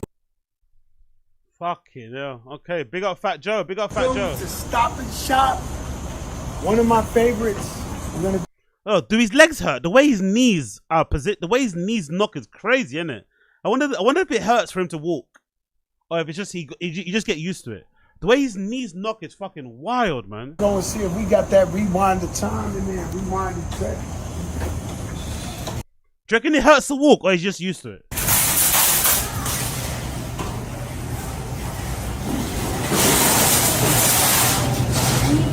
I already stole the cherries in the oven. That's why they got these out. Fresh food, Stop and Shop, got everything you want. But I'm looking for that glow. That why look 53 when you could be 42? Why look 42 when you could be 31? Start check. What Al got the?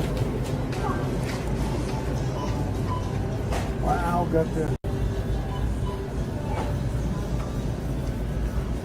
Hey. Oh, this dude looks familiar, bro. Looks familiar. What's up, brother? What's up? Trying to survive. Stop and Shop, brother. Big healer. Rewind and turn ammonia free. Get your glow on. You deserve it. Holy shit. That Brody Jenner. That DJ Khaled. How much is this stuff anyway? How much is he selling this stuff for? How much is Rewind hair dye? Is it more than just for men? How much is he selling this stuff for? Let's see. Is it like premium priced? I don't know. Let's shop here. How much is it? Let's click it. Oh, it's okay, $15.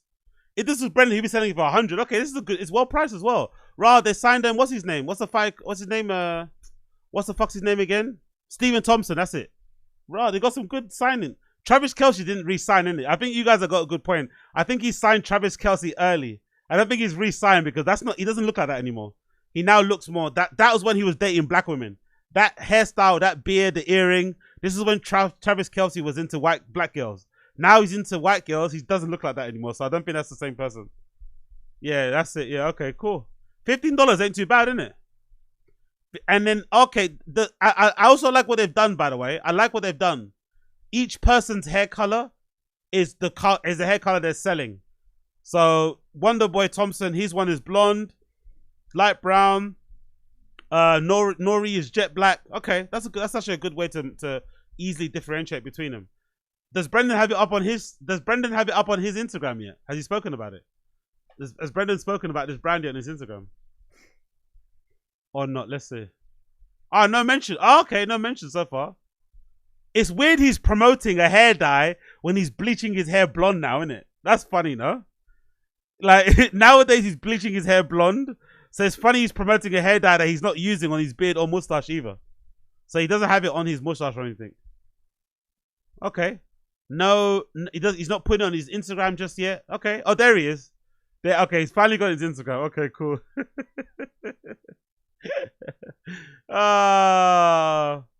What a funny guy. What a fucking funny guy. What a fucking funny guy. Okay, great to see. Great to see. Another shill. Another fucking scam incoming. Congrats to him. Congrats to him. All right, people. I'm going to leave you there. 6 hours of streaming. Thank you for tuning in. Been a pleasure to have your company. I've given you 6 hours worth of content. 6 hours worth of fucking brain dead slop content. If you've enjoyed this brain dead slop content, like the stream. Do me a favor. Like the stream. Like the stream. Do me a favor and like the fucking stream. That's all I ask. You don't have to subscribe. You don't have to join my Patreon. You don't have to become a member to help me hit the 500 goal member goal. Just like the stream. Like the stream and I'll be eternally grateful. If you like the stream, I'll be eternally grateful. Do that for me. Pretty please. Those of you, Random Show might be coming back again later tonight, actually, for day 9. So check that out. I'll probably be back again in the morning, like 1 a.m. after I've gone gym and shit. And there'll also be a Taz in between. So keep an eye out for that. I'll see you guys soon. Patreon's going to be updated. Hopefully, I think tomorrow maybe, or maybe tonight. We'll see how it goes.